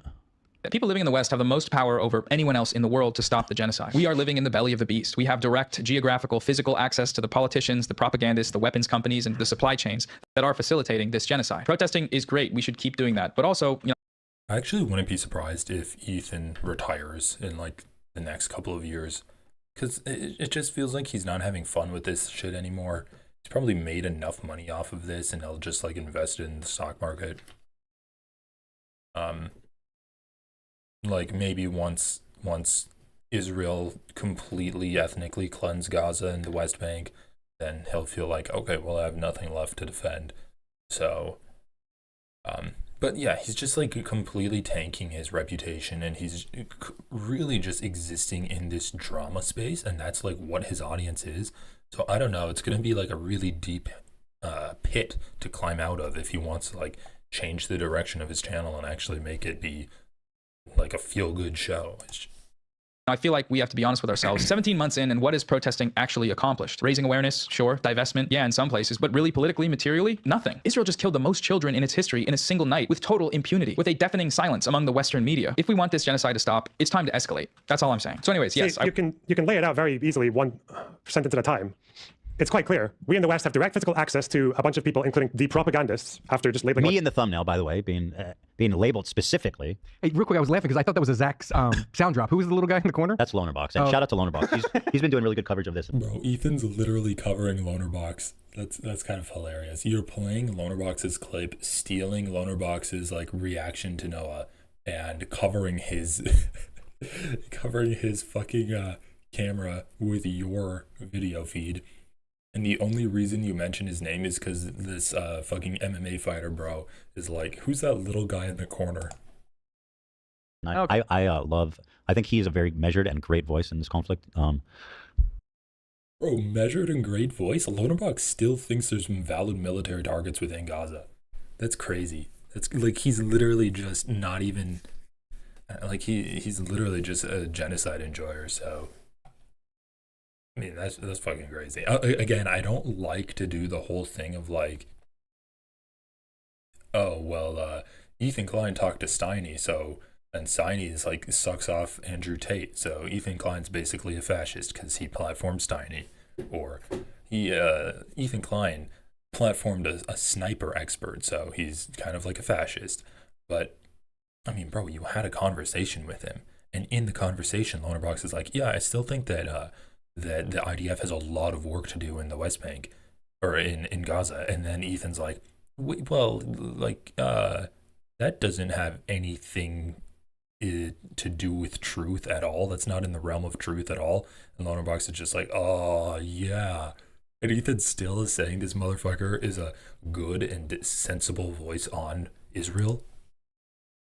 But at any rate, yeah. To people, creators, propagandists. What does protesting achieve? Well, some things, but overall, basically nothing. If we want this to stop, we need to escalate. That's all I'm saying. I'm sorry. If you had a clear vision for what needs to be done to stop the genocide, you would say it because you want to direct your audience into something fruitful. Unless the thing you want your audience to do is against TOS, criminal, violent, etc. He's calling for people to. It's like, bro, he literally made an entire video calling out propagandists, and then he's like, yeah, we need to escalate. I'm pretty sure the definite, like, what he was using the word escalate to mean was calling out propagandists more. Like, where in the video does he imply any kind of violence? Do something that he is too cowardly to say himself. He's calling for people to do dirty work for him. That's what this is. It is unambiguously a call for violence, okay? I'm sorry. And he doesn't want to spoil his cute little you gotta life. move the box. I'm covering. Oh, not just I'm figuring out how to do that. What can I do here to help? You could just go full screen on it. I mean, it was full screen. It is full. I meant Lena, but yeah, you can go full screen. It's fine. I don't need to see me. Here, I think I can. Nope, this one. Oh, this one. I got it. He doesn't want to fuck his income and ruin the little cushy career that he's got a hold of. He doesn't want to do that. He wants other people to fuck up their lives and get thrown in jail or whatever else for it. Yeah, we already found how January 6th was an inside of this is. This guy, again, he sits here in his grandma's fucking extra bedroom. Okay. And he has the fucking audacity to be like, hey, it's time to escalate, guys. We know exactly where the people live. We know exactly where the weapons manufacturers are, the government work. We know exactly where they are. And guess what? Second Amendment. What? Dude, he didn't say anything close to that. He's like, we have proximity to these people. We can influence them. What are you waiting for? Go do it. Go be a revolutionary, Noah. Stop sitting there like a fucking bitch waiting for someone else to start it. Go. Do it, man. Please. Go fucking do it. He's doing it. He's calling you out. He said he's going to continue call. What am I missing here? When did Noah say we need to take up arms against the state? Like, what the hell is happening? Prove to us that you're so legit revolutionary. Like, bro, Ethan's so fucking stupid. He's just like listening to his daddy LonerBox and repeating exactly what LonerBox said. Oh, but again, the same thing with his son. Oh, I have to risk something material for myself? I can't go. Sorry. Bro, the thing that he's talking about Hassan not wanting to risk is going to the place where there's an active genocide happening, where the most journalists have been killed since we've started recording journalist deaths in warfare situations. The thing that Ethan's saying Hassan isn't putting on the line materially is getting fucking killed by Israel. That's insane to do. That's actually an insane thing to say. And now they're just making up out of whole cloth the idea that Noah Samson is calling for an armed revolution against the federal government and to kill politicians and propagandists, and that he's not willing to put himself out there. Where the fuck did he ever say that? Like, did I miss that part in the video? What is happening right now? Hassan's not going off and getting murked by Israel. He's not getting bombed by drones in Israel. So he's a little bitch that's not willing to put his own material conditions on the line. And Noah Samson isn't willing to like pull out an AR-15 and run after the nearest local post office. Noah Samson isn't going postal on the federal government. What? Bro, these people just exist in their own little delusional worlds. It's actually crazy. Like the way their minds work, it's so fucking hateful. And just once again, it's like you can literally not do anything right? If you're saying things online, or if you're protesting, you're being violent. If you're saying things online, then you're not being effective and you're actually being a coward for not protesting. But if you go out and protest, and heavens forbid you do like a sit in private property or like university property, then you're being a violent terrorist and you're going to get deported and tortured by immigration and customs enforcement. So yeah, these guys just want, like, literally LonerBox, Ethan Klein, Destiny, anyone else who covers like Mudahar too, these guys just want pro-Palestinian content creators dead. They just want them dead. They want Hassan to go to Israel or go to Gaza and die. They want Noah Samson to like lead an armed revolution and get killed by the feds. I mean, Hilo wants Adam McIntyre to disappear off the internet. Oh man, I mean, it's only a matter of time before they start really like collaborating with the Trump regime and getting these people blackbagged and tortured and deported. They've already tried collaborating with like these platforms that they're on and tried to get them banned off of that. It's about time they get them like banned from the country or banned from life. I want to put out an appeal to my most psychotic followers. Like, let's say there's maybe 100 of them, like the most psychotic, unhinged followers, mentally unwell, and specifically put it. Hey, thanks for the super chat. The Whimsical Wanderers says, thanks for having me here. Glad I stumbled on this. It's great to hear more reasonable voices, and thanks HK for the gifted and messing up Ethan's score. HK, you're changing lives. Target on my fucking head and say it's time to escalate. We know where he lives. I mean, this is psychotic. It's dangerous. It's psychotic. It's irresponsible. Hassan has platformed this video. He's spent 2 hours watching it. It's being paraded around. I mean, this is fucking insane. This is insane. It's insane. It's disgusting. It's insane. It's unforgivable. And I just love how he doesn't react to it. Maybe he will. Maybe he will. But so far, he hasn't reacted to anything in the video except like literally the last 5 seconds of the video. And he said that that's insane. It's like, you want to react to the video, or are you just going to take a 30-second clip of Noah out of context and ascribe that he's calling for violence and like the violent assassination of you propagandists and politicians by simply saying like, we need to escalate our actions? Are you going to react to any other part of the video, Ethan? it's gross. I really don't even know what to say about it. I mean, it kind of leaves me speechless on that one. Yeah. Well, we know you don't know what to say about it. That's why you said what LonerBox said about it. We know you're too uncreative to come up with something on your own to say. He later, after getting called out for that, he cut it out, which once again proves what he fucking low. Wait, really? They tried to label Adam McIntyre pro-Palestine because they zoomed in on watermelons in his chat? Isn't Adam McIntyre Irish? Like, there's a reason that a lot of Irish people are pro-Palestine, but that's crazy, man. The fact that they said he's pro-Palestine and like tried to say that he's bad because of that. This guy has no integrity. He cut it out. Like, he won't stand on his business. What are you afraid of, dude? You're going to get TOS? Stand on your shit, bro. You want someone to kill me? Okay, stand on it, bro. You want someone to come fucking kill me? Stand on your shit. Why erase it now? Fuck. Guess what? We saved it. I mean, this guy's legitimately should be on an FBI terrorist watch list. Like, legitimately. Yeah. Ireland was where I learned about Palestine back in 2011. Oh, during the CPS video. Yeah, I didn't watch that. Is that where Hila said that Adam should disappear? Oh, like they support Palestine, so they must hate us because we're Jewish. I mean, yeah, man. Ethan's already saying this guy should be on the FBI watch list. He's 100% in favor of protesters getting blackbagged and stuff. There's a reason he hasn't talked about this. When I thought his whole shtick was that he's like the free speech guy, and I should be able to react to content because it's actually like a freedom of speech type of thing. And when students are getting blackbagged and tortured because of what they've said on campus and because of the protests that they've gone to, Ethan has nothing to say about it, even though he self-reportedly claims that he keeps the plight of the Palestinians on the top of his head, and he even went like this: we must keep the plight of the Palestinians always on the front of our mind. But why can't Hassan do the same? Like, okay, you're actually fucking stupid.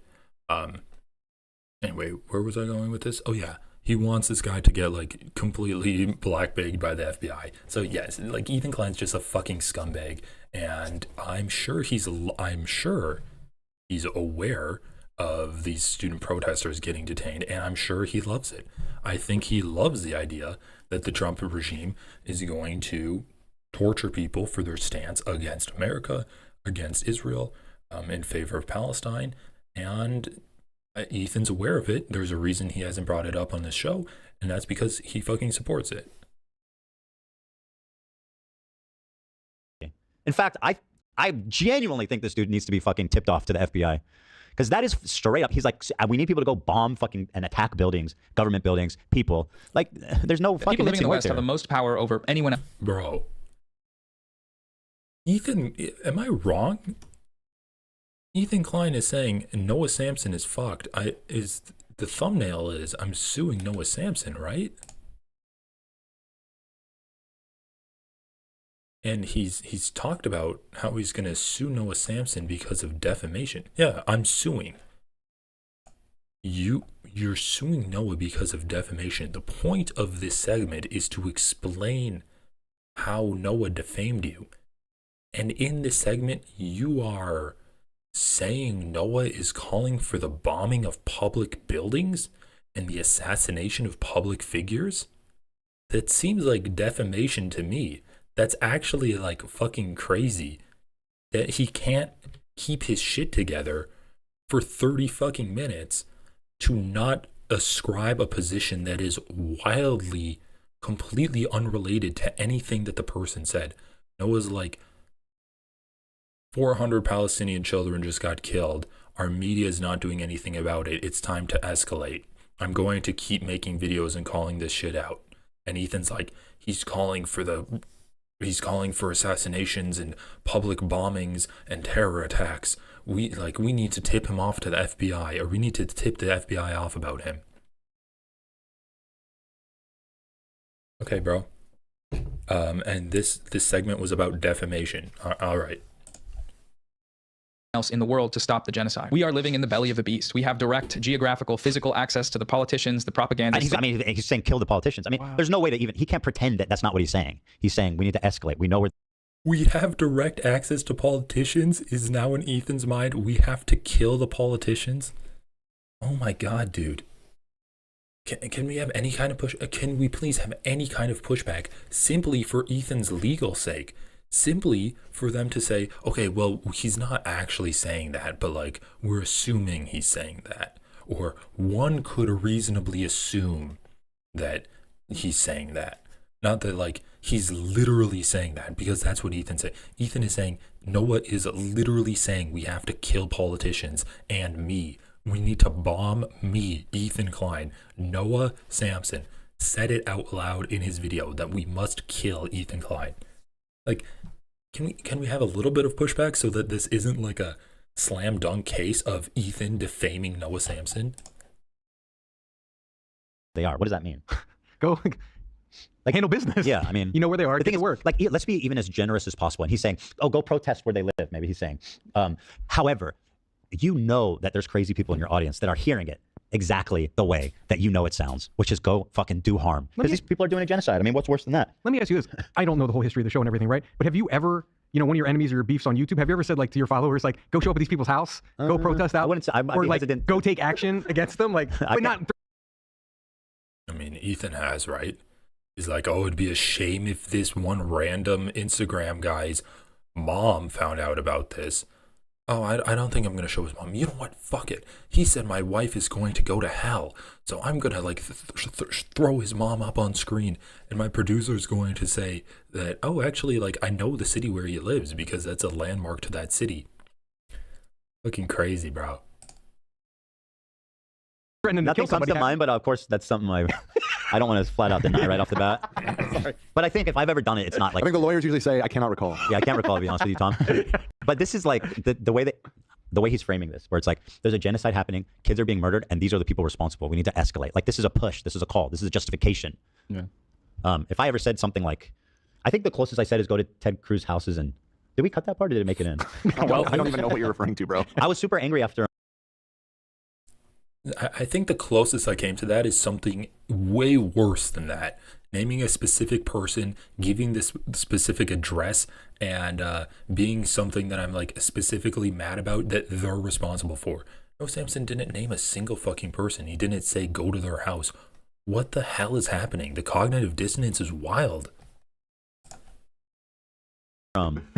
After what was the last mass shooting where the cops just stood there? Uvalde. Yeah, Uvalde. I was like fucking so livid about what happened there. And then they had a an NRA meeting in the same, like in this town next door. You're talking about the NRA incident. Yeah. Yeah. No, that would. Yeah. But that's okay. Where Ethan said someone should blow up the NRA building, putting the burden of genocide on Hamas 238-53. Okay, well, I won't pause it as much, and we'll just play into it. Thanks for the timestamp. And you got in trouble for that. I got busted. I own it. It's fine. I mean, but my point of all that was you didn't do this. Well, the thing is, I can tell you right now, I didn't mean what I said. I understand that it was irresponsible. This guy means every fucking word. You know, it's disturbing. I just said I wasn't going to pause it. This guy means every fucking word, even the words that he didn't say, that I made up for him. And again, his argument, which we'll get into, for wanting someone to come kill me, is that I'm a quote collaborator with destiny. Someone I've almost not talked about at all. I've never done anything collaborative with them. These guys live in a fucking fantasy world. So now in Ethan's head, because Noah said I'm going to escalate by calling these people out more aggressively, is now in Ethan's head, Noah wants to send his audience to kill Ethan Klein. This is crazy. That because there's a few memes that I pulled from his subreddit that someone should kill me. Weapons companies and the supply chains that are facilitating this genocide. Protesting is great. We should. We're playing this again. Holy shit! Did 19 ads the on these revolution bitches. will be monetized. Absolutely. Revolution's waiting on you. Buddy. If we want this genocide to stop, it's time to escalate. That's all I'm saying. So anyway, I'm waiting for you, man. The revolution's waiting on you, buddy. It will be televised. It will be. It will be monetized. We're putting ads on the revolution will be monetized. Absolutely, it will be. No, you think? Bro, just once again, this is completely like diminishing the genocide, right? Saying what the Noah says, if we want this genocide to stop, we need to escalate, and then twisting it to being like this fantastical, like high school communist club. We're gonna have a revolution someday, and it's gonna be glorious. And then Ethan and this other fucko are joking. They're like, "Oh, why don't you get in line first? Here, I'll give you the bayonet." It's like he's not talking about a revolution. He's talking about simply stopping the funding of Israel. If we stopped giving them weapons, the genocide would be greatly diminished. And then maybe we could start working on actually giving human rights to people in Palestine. But no, they don't even acknowledge that he's talking about a genocide because they can't even acknowledge that he's talking about a genocide. It's so fucking gross and disappointing. They have to turn it into a joke. Oh yeah, if we want this genocide to stop, oh, he's talking about like a revolution, communist style. He's such a pie in the sky commie. Noah's going to not make, get comfy. This man wants to get out of grandma's extra spare bedroom. Trust me on that. He wants the Jack Doherty house. This dude is sitting with that like straight up haunted 1950s furniture. Like, bro, what are that you furniture doing? looks sick as fuck. Don't Holy say it's shit. shitty. It's Yeah, actually he's pathetic like loser. great furniture. And we're going to enjoy, have some fun here, guys. So I said, this is going too far. There's a pic of me and others. Mudahar. It was me, Mudahar, and Destiny in this one. Mudahar, who I've spoken with about this. Wait, is this whole segment like, okay, listen, like I thought this was gonna be him suing Noah for defamation, but is this whole segment just saying that Noah did a call for violence against them, which I think is funny, by the way. Especially feel bad for because he is a practicing Muslim and he's part of a Muslim community, and he's accusing Mudahar of being pro-genocide for like basically saying he disagrees with Hassan promoting. What? I especially feel bad for because he is a practicing Muslim and he's part of a Muslim community, and he's accusing Mudahar of being pro-genocide for like basically saying he disagrees with Hassan promoting terrorist groups. And the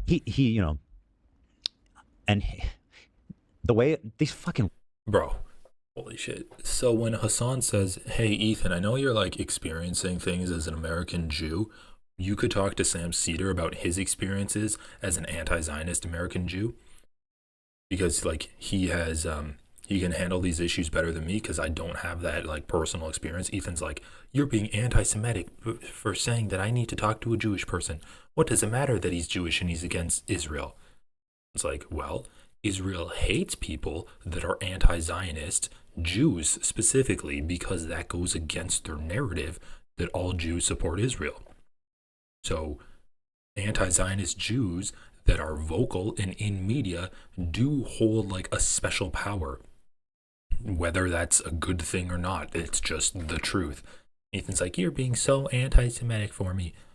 But Ethan can say, oh wow, Hamas even held an Arab in their as a hostage while being detained. Hamas even held an Arab. Why would they hold an Arab?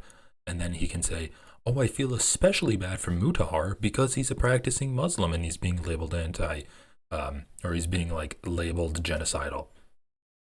Okay, so it's anti-Semitic to say you should talk to Sam Cedar, but it's not Islamophobic to continuously call out like the Arabs that are in favor of Israel or that have been treated bad by Hamas. Hamas even treats its Arabs bad.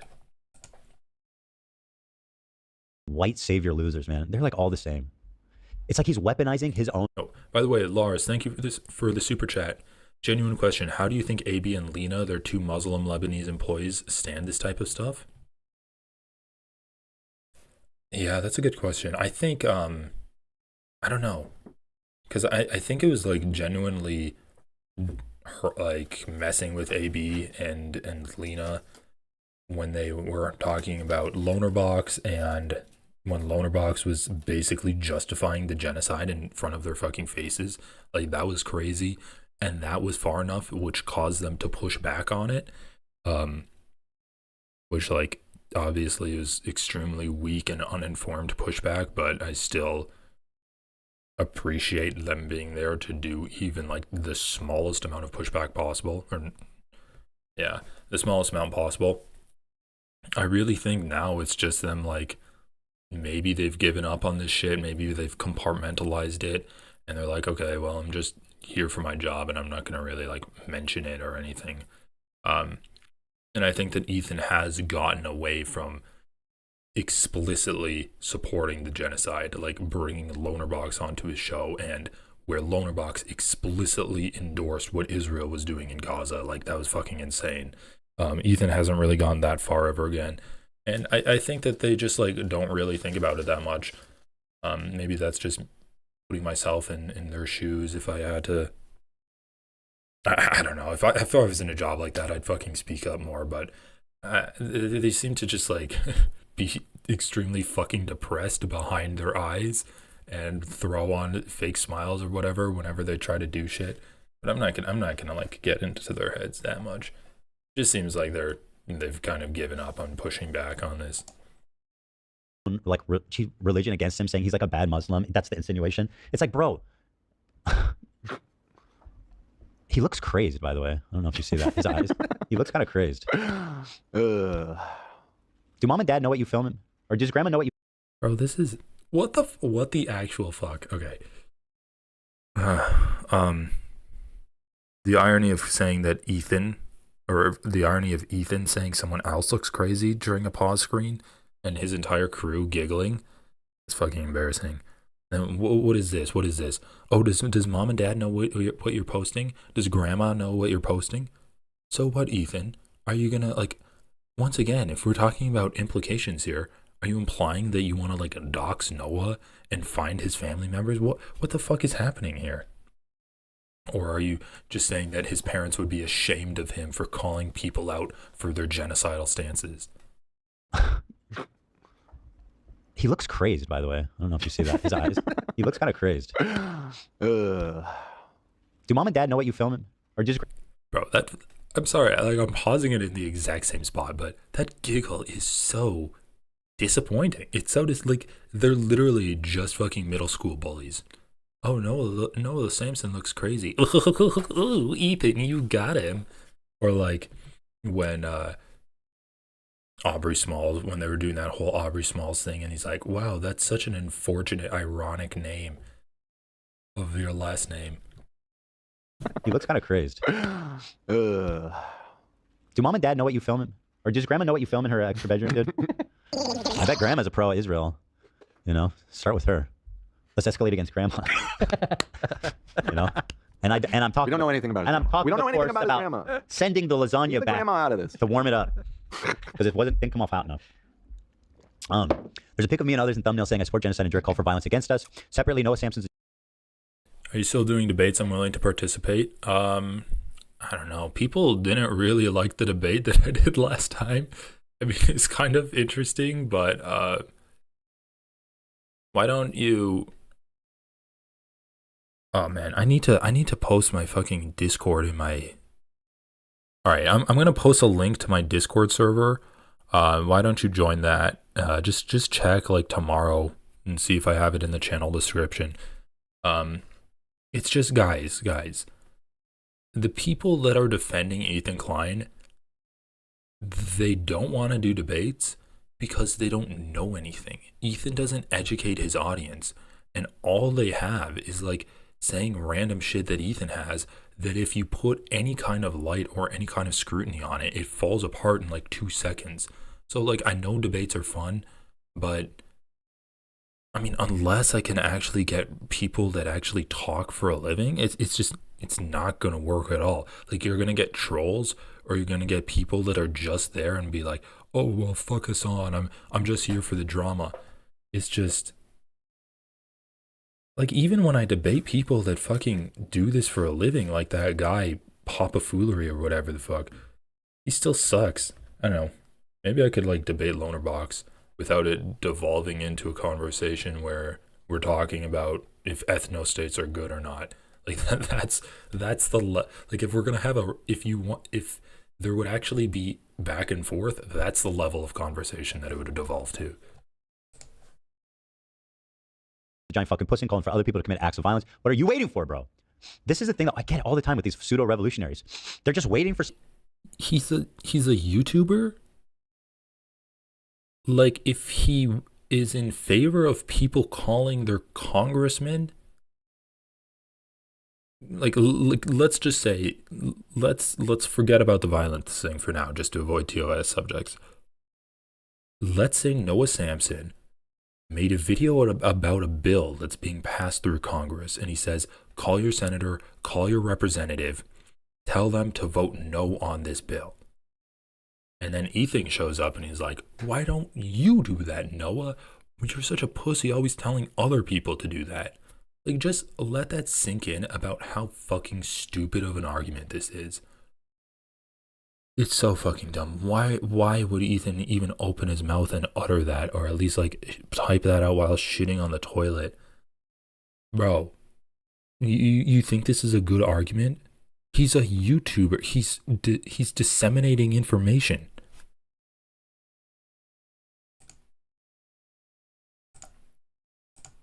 Who wants to do it? Not me, of course. You know what's funny? I was saying Jack Doherty. It reminds me of what you were saying. Like he picks fights with these big dudes and then sends the security guards on him to fight his fight. Yeah. It sounds like he's doing the same thing. Like, yeah, go ahead, guys, pretty big much. security guards, go fight my fight. What are you waiting for, bro? Go do it. Or you just want others to risk their lives while you actually live a cushy life off of a genocide. Sponsored. I mean, bro, you should either not monetize the video or donate this fucking. Oh shit. Wait, I think he's wanted for a crime. I think he is on the FBI most wanted list. No. That's him. We got him. Yo. Holy shit. Somebody call the president. It's in the eyes for sure. That looks more like LonerBox than Noah Samson. Noah Samson has a fucking brick for a head. Bro, what is happening in this shit? What the fuck? Oh, Noah Samson made a video. Why doesn't he do what he's telling people to do in the video? What if he was at a protest, Ethan? Like, what's the implication here? Why?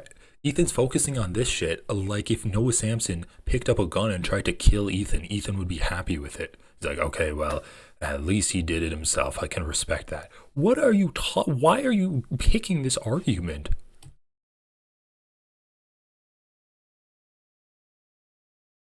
Wait, what's the story with this?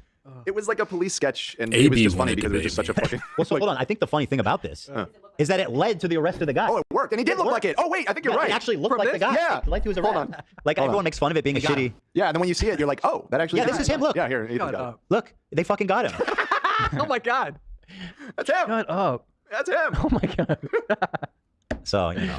Wow, great police Ladies work. and gentlemen, we got him. So that's it. Congrats, Noah, on the sponsored post there. I'm so thankful that Muda is taking a stand against this insanity. And yes, we are in touch. Stay tuned. Mudahar. I'd like to talk to Noah Samson about this shit. I don't know if he really does like live conversations. I think the last time I heard him do a live conversation was with Vosh. Dude, the end of this episode gets weirder. Stick it out. No. I've only been watching Was this forced for to put out a statement. He said in 10 response to minutes of defamatory content. claims. He wrote more, but I'll just 20. read this first part. You can read the whole thing on Twitter. I think he posted it. In the last couple of weeks, a YouTuber, Noah Samson, has uploaded a few videos labeling me as a genocide supporter in the title. I'm going to skip past Mudahar. I just do not give a fuck about him. No, I'll just voice this because I was saying. And, well, let me just say that it's not a threat, it's a promise. And that party's going to be getting started probably by the end of this week.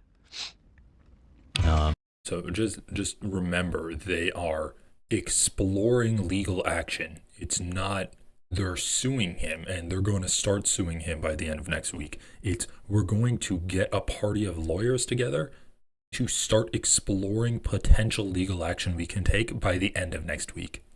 Okay, I'll believe it when I see it, Ethan. So No, I'll just voice this because I was saying this to you before the show too. You know, I'm far from a lawyer. I don't really know what I'm talking about. But when I heard you say that, in my mind, it's like, well, it's like it's political speech, doesn't it? It like gets very like kind of murky with that kind of stuff, right? well, I mean, political speech. What does that mean? I mean, you just can't lie. You can't be like. Well, just like you can't be like George. Can he argue that it's an opinion? He doesn't present it as opinion. Right. Well, so and this is why I'm prompting you because you gave me an explanation that I thought made sense. Well, so and that your lawyer. there are certain in defamation with public figures. It's tricky, right? Especially in California. There are certain things you can accuse people of that. Bro, who is Ethan suing where he's like, oh yeah, we won the lawsuit. We just had to pay him like $100,000 or something like that. And he's like, yeah, we totally won. I just had to pay him the price of the video or the amount of the video that I made. Rise above to make it like actionable, which is like wrongfully accusing someone of being a pedophile, Bro, a sex 20K criminal, a a murderer, month? shit like that, or a genocide supporter, which is like one of the worst things you can be, right? Sure. So not only does it rise above like kind of regular discourse, you still can't lie. You can't like I mean, look at the title itself: YouTubers that back the genocide. There's no. That's just a statement of fact. You know what I mean? Right. And that's why you'll hear us hedging when we talk about stuff. Like, in my opinion, allegedly, he doesn't do any of that. Right. So and like, you know, the thing is, like, in this first video, he maliciously added LonerBox after the fact. LonerBox made a video shitting on him, and then he added LonerBox picture to the thumbnail after the fact. That's malice. That's actual malice. That's real actual malice. You know, because like he did it in a retaliatory way. Right. Right. Because he was upset that he got pushed back, and so he added him to the. There's no way you can prove that. That's an insane thing to say and like try to sue someone over. Oh, you put a picture of a guy into your thumbnail 12 hours after your video was out. Thus, you were doing it in retaliation for what he said about you. That's crazy. LB is not very memorable. Did he even talk about LonerBox in the first video? Maybe a little bit. A list of genocide supporters. But he'll see. I mean, like, one of his first responses is, "Oh, Ethan didn't address any of the points." Don't worry. Like I said, we're going to address every point in the most formal way possible, and you're going to get to read every single one. You're going to have a great opportunity to respond. Yes, that was defamatory, because I made a video about him, and then he put me in the thumbnail 12 hours later, so we're very clear. I mean, we can't know his intentions, but this is a very obviously and unambiguously retaliatory against me. And I think that Ethan Klein should sue him because Ethan is daddy and he is a great man who fights against Hassan for me. Onto it too, and to really prove your point. But this time not to a bunch of fucking radical freaks online who just slop up this fucking pig feed. You're gonna have to actually explain it to like an educated judge that actually knows something and isn't psychotic. So best of luck on that one, dude.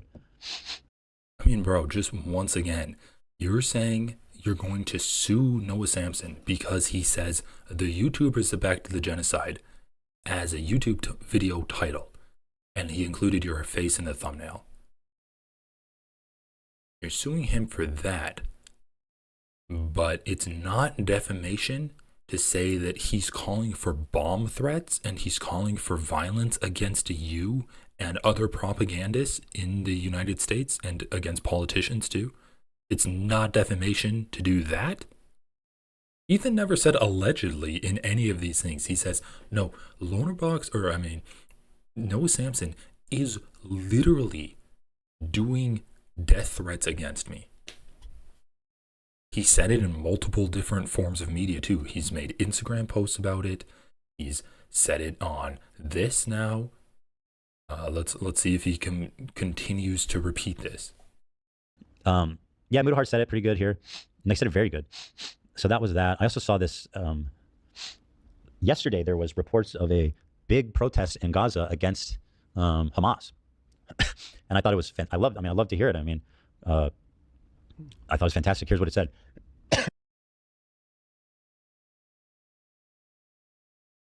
Holy shit, bro! This is so dark. It's like, yeah, Israel's killed the most Palestinians since this genocide began, like 17 months ago. And Ethan's like, love to hear the protests. Love to hear the protests. You're not gonna mention like the 500 fucking Palestinians that have been killed by Israel. You're not gonna mention that at all, Ethan. You're just gonna say, yeah, just like out of the blue, organically protests erupted against Hamas. Yes, dude. Because these fucking people are so desperate. They're getting genocided. They're trying to do anything possible. Like, this is literally a case of Stockholm Syndrome, where they're like, okay, if we get Hamas out, will Israel stop genociding us? Like, this is the last ditch effort that Palestinians can possibly think of, because it's like, there's nothing else we can do.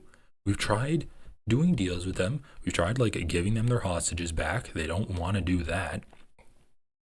Like, they're just gonna keep killing us. This is literally like the last possible thing they can do. And Ethan's like, love to see it. Love to see it.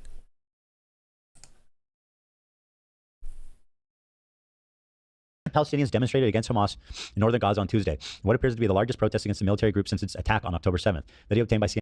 Also, yeah, that is true. God bless these brave Gazans. I am noticing that more, where, holy shit, dude, he looks so fucking happy. I'm noticing that more, where he'll like only refer to them as Gazans.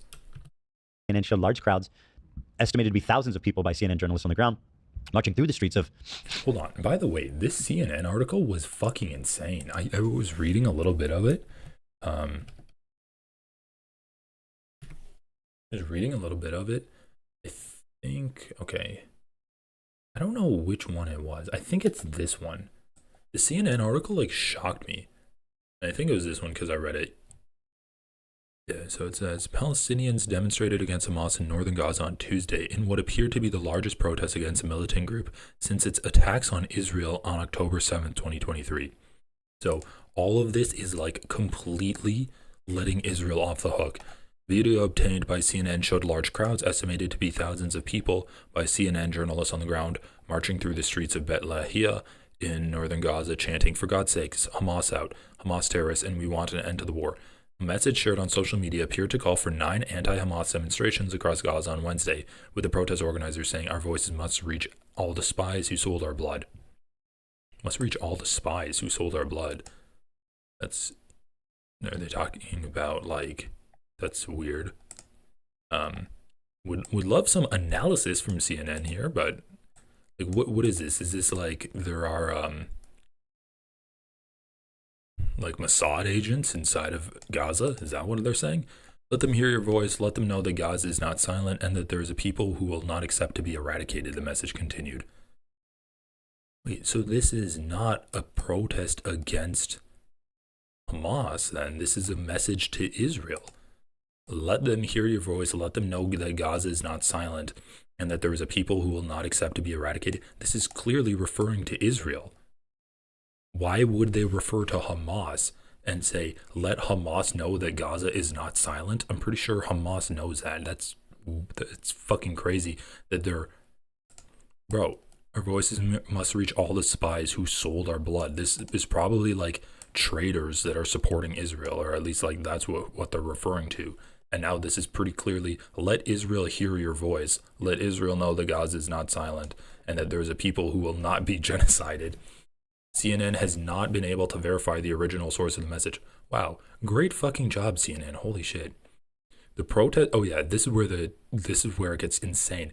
The protests come after the death toll in Gaza surpassed 50,000 on Sunday, according to the health ministry, in enclave with no end in sight. Okay, where did this death toll come from? Oh, the death toll just surpassed 50,000 people. The territory, home to 2.1 million Palestinians, fell under the militant group control in 2007 after a 2006 election and brief civil war with Fatah, a rival Palestinian faction. I love how it's like it fell under the militant group's control in 2007 after an election. So they were elected. I mean, once again, they haven't had like a true democracy. Because there haven't been subsequent elections, but I love the framing there. It fell under their control after an election. America fell under the control of Donald Trump. Like, that's more accurate than what happened in Gaza. That is the backbone of the Palestinian Authority. Oh, and Hamas completely eliminated this, which was the backbone of the Palestinian Authority. No mention that the Palestinian Authority was like completely propped up by Israel. Northern Gaza has been hit hard by the military offensive Israel launched in response to the October 7th attacks. 17 months of war have reduced much of the enclave to rubble, making it impossible for aid agencies to reach the battered north. Insane framing, bro. Israel has done a complete blockade of aid to get into Gaza, and they're saying that it was the rubble that was just done. It just...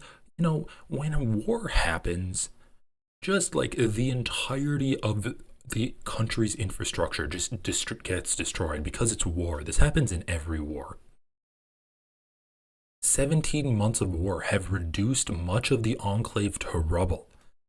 Not saying that it's a fucking genocide by Israel, that it's just an even battle between both sides, and due to that battle, the fucking irresponsible Hamas parties have made it impossible for aid agencies to reach the battered north. If Hamas was more responsible, they would have fought in a way that didn't necessitate the destruction of these buildings, and then aid could have reached them. This article's gross, man. And this is exactly what Noah Samson is talking about, where you have like 400 people being killed because of the bombings that Israel did. And this is the article that we get. Oh, yay, everyone clap your hands because there's protests against Hamas in Gaza. Everyone clap your hands. Let's just focus on like how Hamas caused all of the destruction in northern Gaza and how due to that destruction, aid agencies just can't reach the battered north. They just can't get over the rubble. Fucking crazy. The crisis in the enclave, which relies almost exclusively on humanitarian aid, was compounded when Israel said it was halting all aid from entering Gaza at the start of March, following the breakdown of talks to extend a ceasefire. it was compounded when Israel said that. Okay. Oh, I would argue it was completely caused by Israel. It's so funny. Oh yeah, the crisis in the enclave was compounded when Israel said it was halting all aid from entering. Not some of the aid, not we're going to stop giving our own aid, we're halting all aid. Oh, that just compounds the crisis. Also, I love the implication that it was a breakdown of talks to extend a ceasefire when the ceasefire agreement that Israel and Hamas agreed to was going fine, and then Israel said, nah, we don't want to continue this ceasefire agreement. Let's do an agreement where we don't kill you for a month and you give us all of your hostages right now. And Hamas is like, no, we want to continue the ceasefire that we had already agreed to. And Israel's like, all right, then we're going to kill you. Halt all aid, kill 500 Palestinians, and bomb the hell out of them. Yeah, that is the breakdown of talks to extend a ceasefire. Fucking crazy. Israel has often accused Hamas of stealing humanitarian aid delivered to the enclave to rebuild its war machine, something the militant group did not. Fuck. Bro. They're not only downplaying the effect of Israel blocking all aid from entering Gaza, they are also justifying Israel's actions to literally starve all Palestinians. By the way, there have been leaks of Israel's plan to ethnically cleanse Gaza and like their new plan. And their plan is to create civilian zones, which they are then going to keep on a minimal caloric diet. If they are civilian zones, why are they being kept on a minimal caloric diet? It's because Israel treats Palestinians as animals because they don't care about them. It's a completely of course Israel's been mask off forever. But the fact that now they are acknowledging, no, we're going to get civilians and put them in animal pens and feed them on a minimal caloric diet. We're going to do that. That they're explicitly being genocidal against civilians, not against fighters. They're not saying we're going to put fighters in camps and treat them on minimal caloric diets. Explicitly against civilians. There is no excuse anymore. And the fact that you're still getting articles like this from CNN is completely insane. And when Ethan says that people are being pro-Palestinian for the clout, he is supporting this genocide because he's sticking his head in the sand and he's not willing to realize that this is the type of story that gets written about this genocide happening. And if people like Noah Samson or Matt Owens or Hassan or Sam Cedar stop talking about this shit, then no one's going to talk about it. Everyone on MSNBC that talked about this genocide has gotten fired. Student protesters protesting against the genocide and protesting their universities to divest from Israel are getting blackbagged and tortured. And Ethan has the fucking audacity to sit there and say, yeah, like I support an ethno-state and I don't talk about this shit at all. And I only talk about it to criticize pro-Palestinian advocates.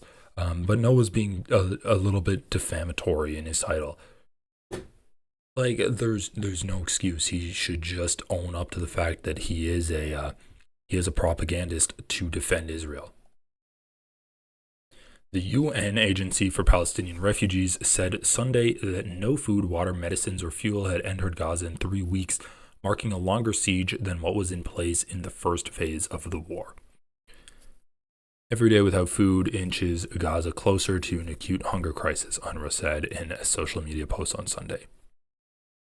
But I'm so glad that CNN decided to use this or use Israel's line to say that no, we're just blocking the food to stop Gaza from stop Hamas from rebuilding its war machines.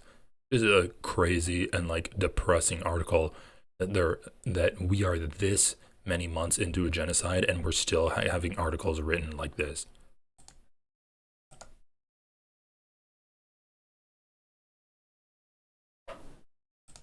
Beit Laya in northern Gaza chanting, "For God's sake, Hamas out, Hamas terrorists, and we want an end to the war." A message shared on social media appeared to call for 9 anti-Hamas demonstrations to occur on Gaza on Wednesday, with the protest organizers, it got cut off, but basically, yeah, and they're still going. So today there's more protests, and the reason you don't see this, and I mean, Israel's forced them into a point of desperation where like they're willing to risk their lives, but like protesting against Hamas publicly is a grim, it's a grim outlook.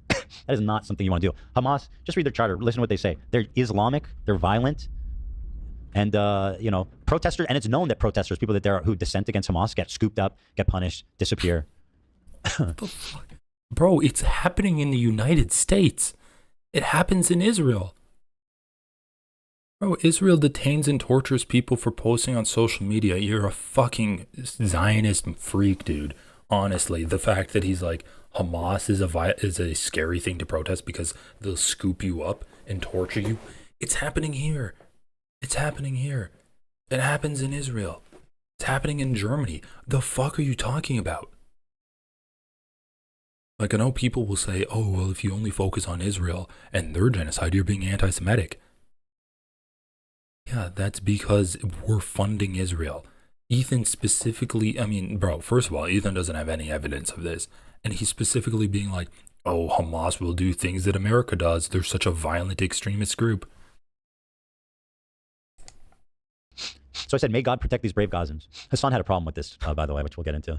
They actually go, Also, I love how Ethan's like, oh yeah, they're still protesting. Cover the protests then. Why aren't you covering them? You have a fucking 4-hour-long show. You can't fit in a single segment about the protests.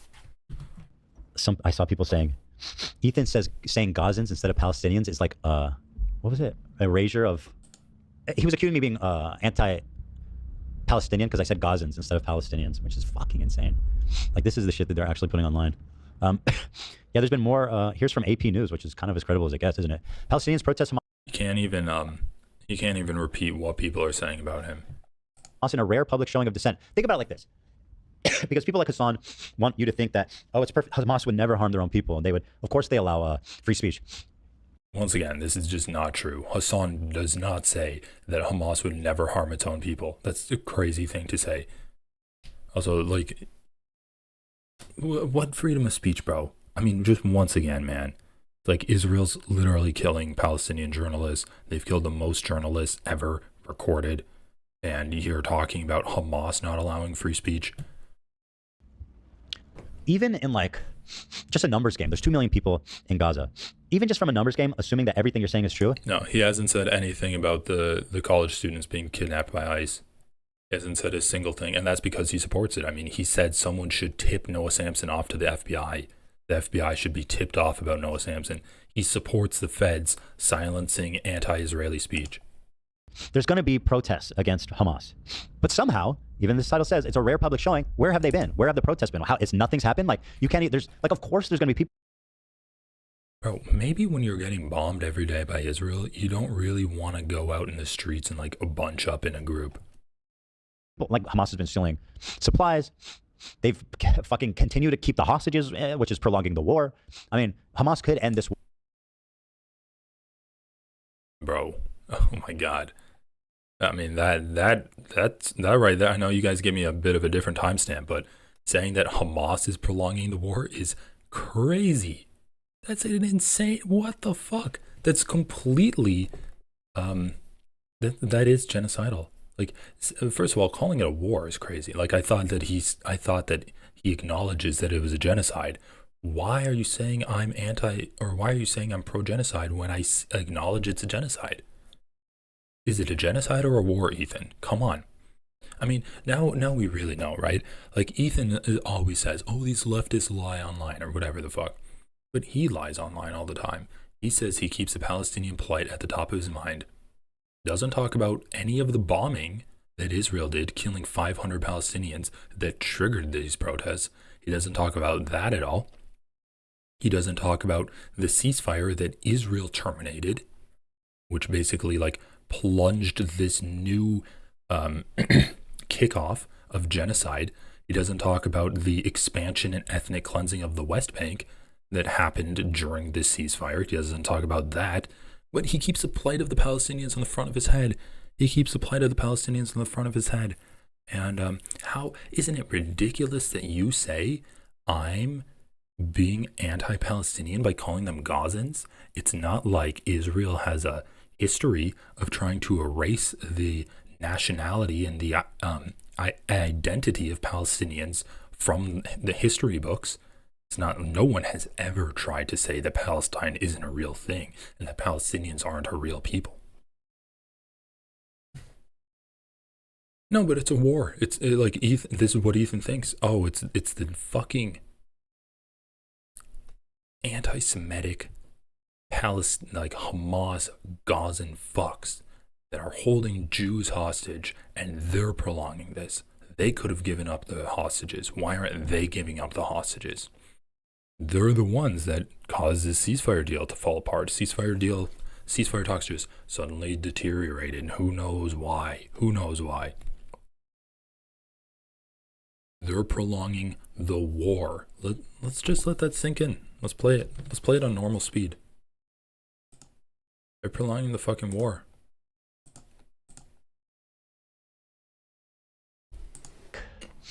Just a numbers game. There's 2 million people in Gaza. Nope, not anymore. There's not 2 million people anymore. Just remember, when Ethan Klein made his content nuke video, he said 40,000 Palestinians had died in Gaza. 40,000.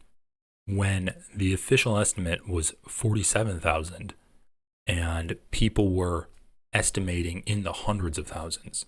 That's how much he keeps at the top of his mind the Palestinian plight. That he undercounts by hundreds of thousands of Palestinians because he just doesn't give a fuck about Palestinians. Just a numbers game. There's 2 million people in Gaza. Even just from a numbers game, assuming that everything you're saying is true, there's going to be protests against Hamas. But somehow, even this title says, it's a rare public showing. Where have they been? Where have the protests been? Nothing's happened. Like, you can't, there's, like, of course there's going to be people, like Hamas has been stealing supplies. They've fucking continued to keep the hostages, which is prolonging. Hamas has been stealing supplies? Bro, that's so fucking dark. Israel has declared a complete siege to Gaza. No food, no water, no electricity into Gaza. Israeli settlers have been raiding, or like far-right extremists, just Israelis in general, have been raiding aid trucks. They've been blockading aid trucks with their bodies because they don't want aid to go in. And Hamas is stealing supplies? Dude, this is actually fucking evil because, man, oh my god, this is like fucking dark. It would be one thing if it's like Bradley Martin, who's just a fucking dumbass, sits on his couch with his bald ass head underneath the cap, and he's like, oh, well, I think that Israel needs to go in and free the hostages. Like 17 months later, he's just drooling as he's like lifting a weight with a vacant stare on his eyes. So like, Israel needs to go in and free hostages so they can do whatever they want. It'd be one thing if you haven't given it a single thought and you just mindlessly repeat the Zionist talking point that Israel needs to just go in and get rid of Hamas. We're just targeting Hamas. It's another thing to say that I care about Palestinians.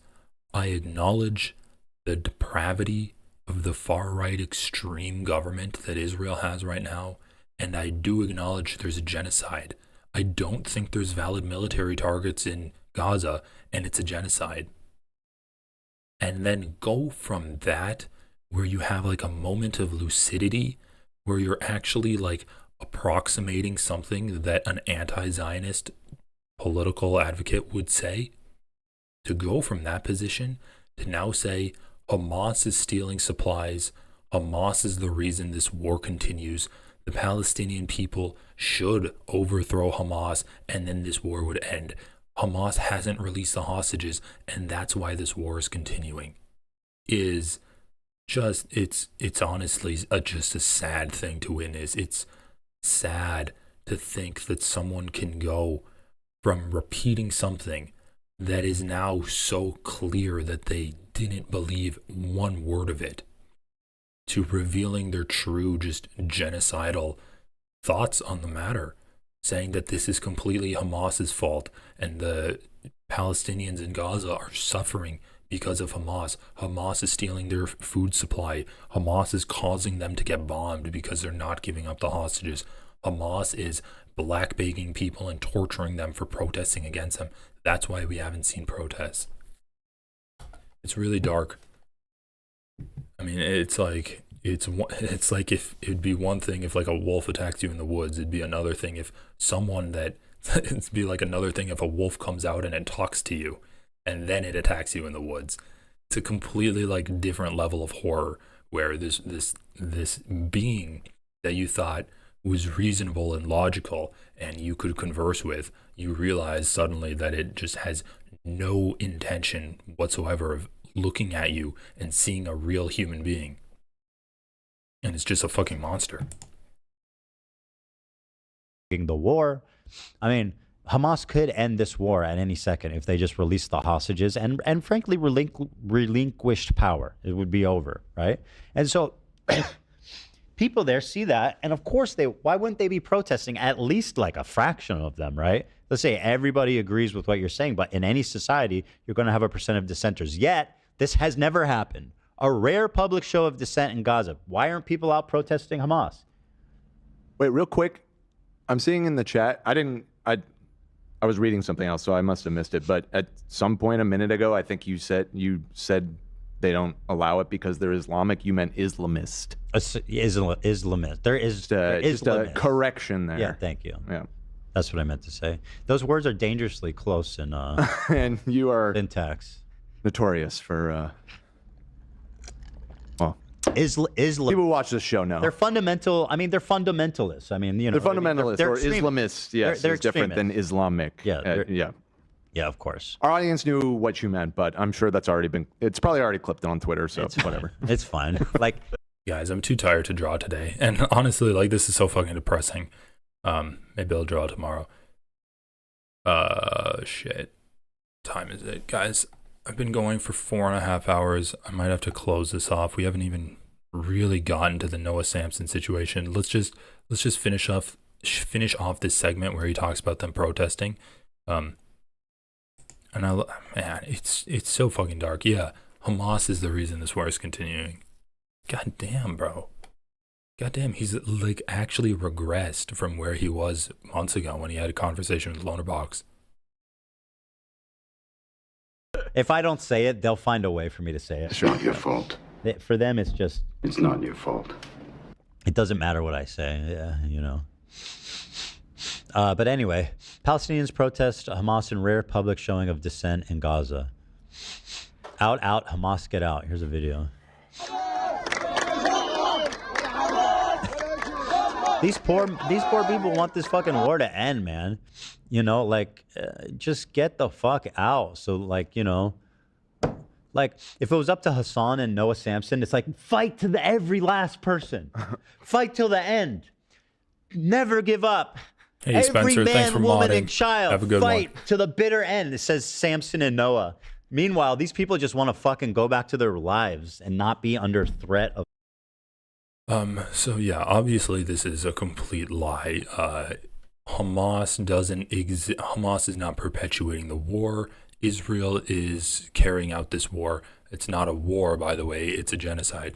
Hey, thanks, garlic fries. You interview Noah, dude. I want to interview Noah. I don't know the best way to get in contact with him. I've sent him, I think, a DM on like Blue Sky or something, but. Anyway, this is just so fucked up on so many different levels. First of all, Hamas doesn't have any agency in this situation. They've been pushing for a ceasefire since day one. Since October 8th, they've been pushing for a ceasefire. to do a hostage deal and like have some kind of more self-determination. So Hamas is not the problem here. These people obviously are trying everything, and so if Hamas gives up power, maybe Israel will not bomb them. They'd still ethnically displace them, and a lot of people would die. So there's that. I mean, obviously, like, Israel is still going to bomb them. It doesn't matter at all. I mean, if Israel says that giving food to Palestinians is helping Hamas rebuild its war machine, that's literally just saying that Palestinians being alive is helping Hamas rebuild its war machine, which we know is what Israel believes. Israel believes that as long as Palestinians remain in Gaza and remain in the West Bank, then they are going to be a threat to Israel, and that's because Israel wants to ethnically cleanse them, and so they just want them all dead. Like, it's not complicated at all. So Hamas doesn't have any agency. These people are desperate, so they're basically saying, like, Israel is holding a gun to my head and saying, if you dig your own grave, maybe I'll let you go. They're like, okay, well, let's start digging, maybe I'll survive. And then Israel's just going to kill them anyway. Hamas leaving is not going to change anything. We learned from Biden's State Department that Hamas recruited more people that it lost. So literally, Hamas is not a real thing. Hamas is just what people call themselves when they want to resist against Israel and they live in Gaza. That's what Hamas is. The other thing that I need to talk about is why the fuck. Okay, and then the other thing is, like, it's not a war, it's a genocide. It's crazy that Ethan has referred to this as a war. That's completely genocidal language from him there. And then last but not least, there's a double standard here.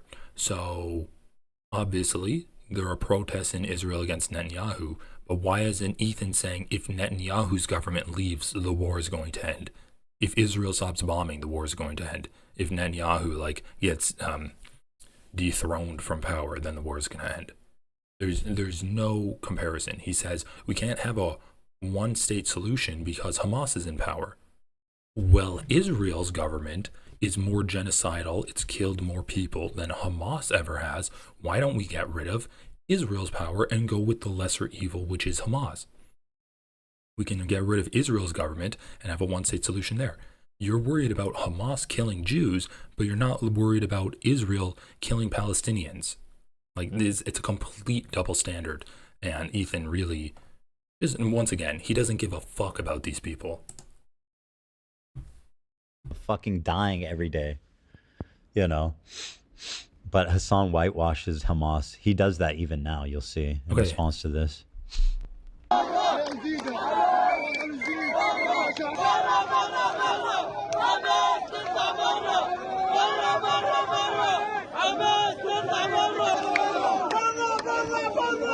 guys, we're gonna watch Hassan's reaction to this, and then I'm gonna have to do the second part tomorrow.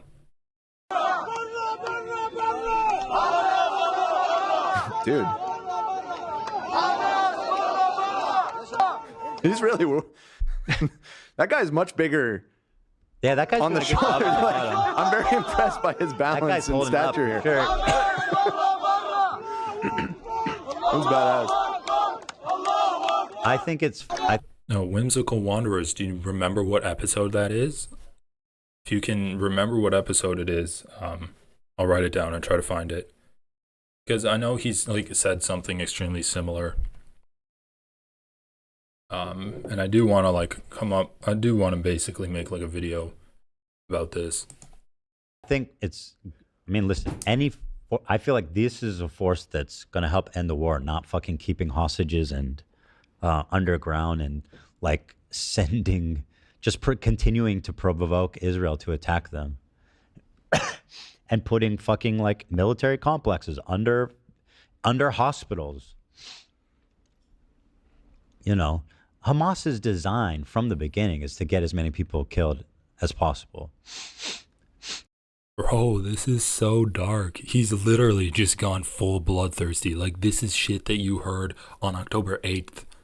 oh well, we're killing civilians, but we have to because Hamas fights that way. That's what LonerBox said, dude. LonerBox said that Hamas fights that way, and so civilians die. Bro, what the fuck? What the fuck is happening? I mean, this is kind of off topic, but it's similar. Did you guys read those texts?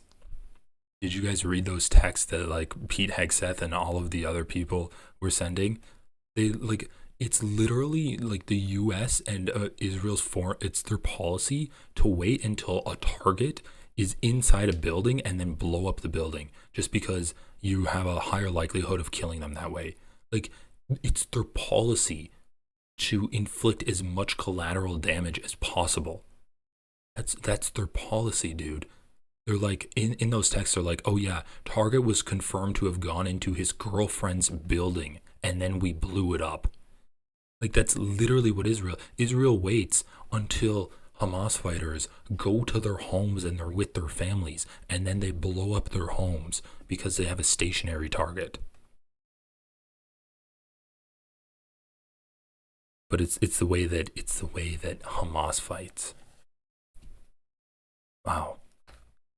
Oh, really? There's really no excuse anymore. I mean, Ethan's like, you called me a genocide enthusiast? Well, here I go enthusing genocide.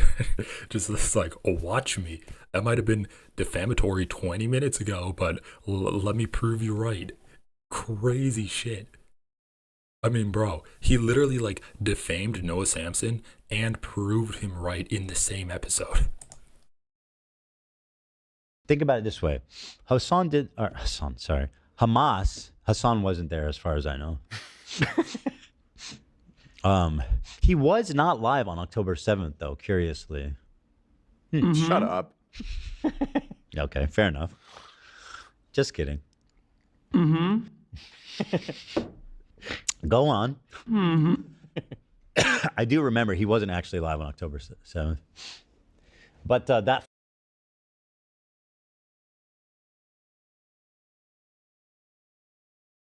79?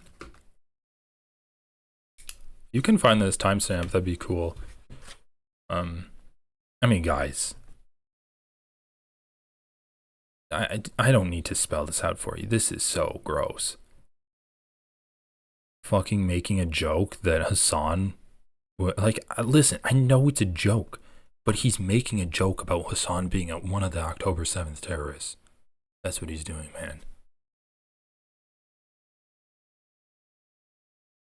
flight is too long. It doesn't logistically make sense. Shut the fuck up and stop. I mean, I'm defending him. He couldn't do it. The time doesn't add up. Of course not. So Hamas, they launched this attack against Israel on October 7th.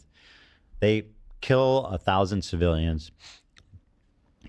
Barbaric, just crazy. They mow down a bunch of... You guys, listen, we're going to cover this tomorrow. We still have a lot of stuff to get to.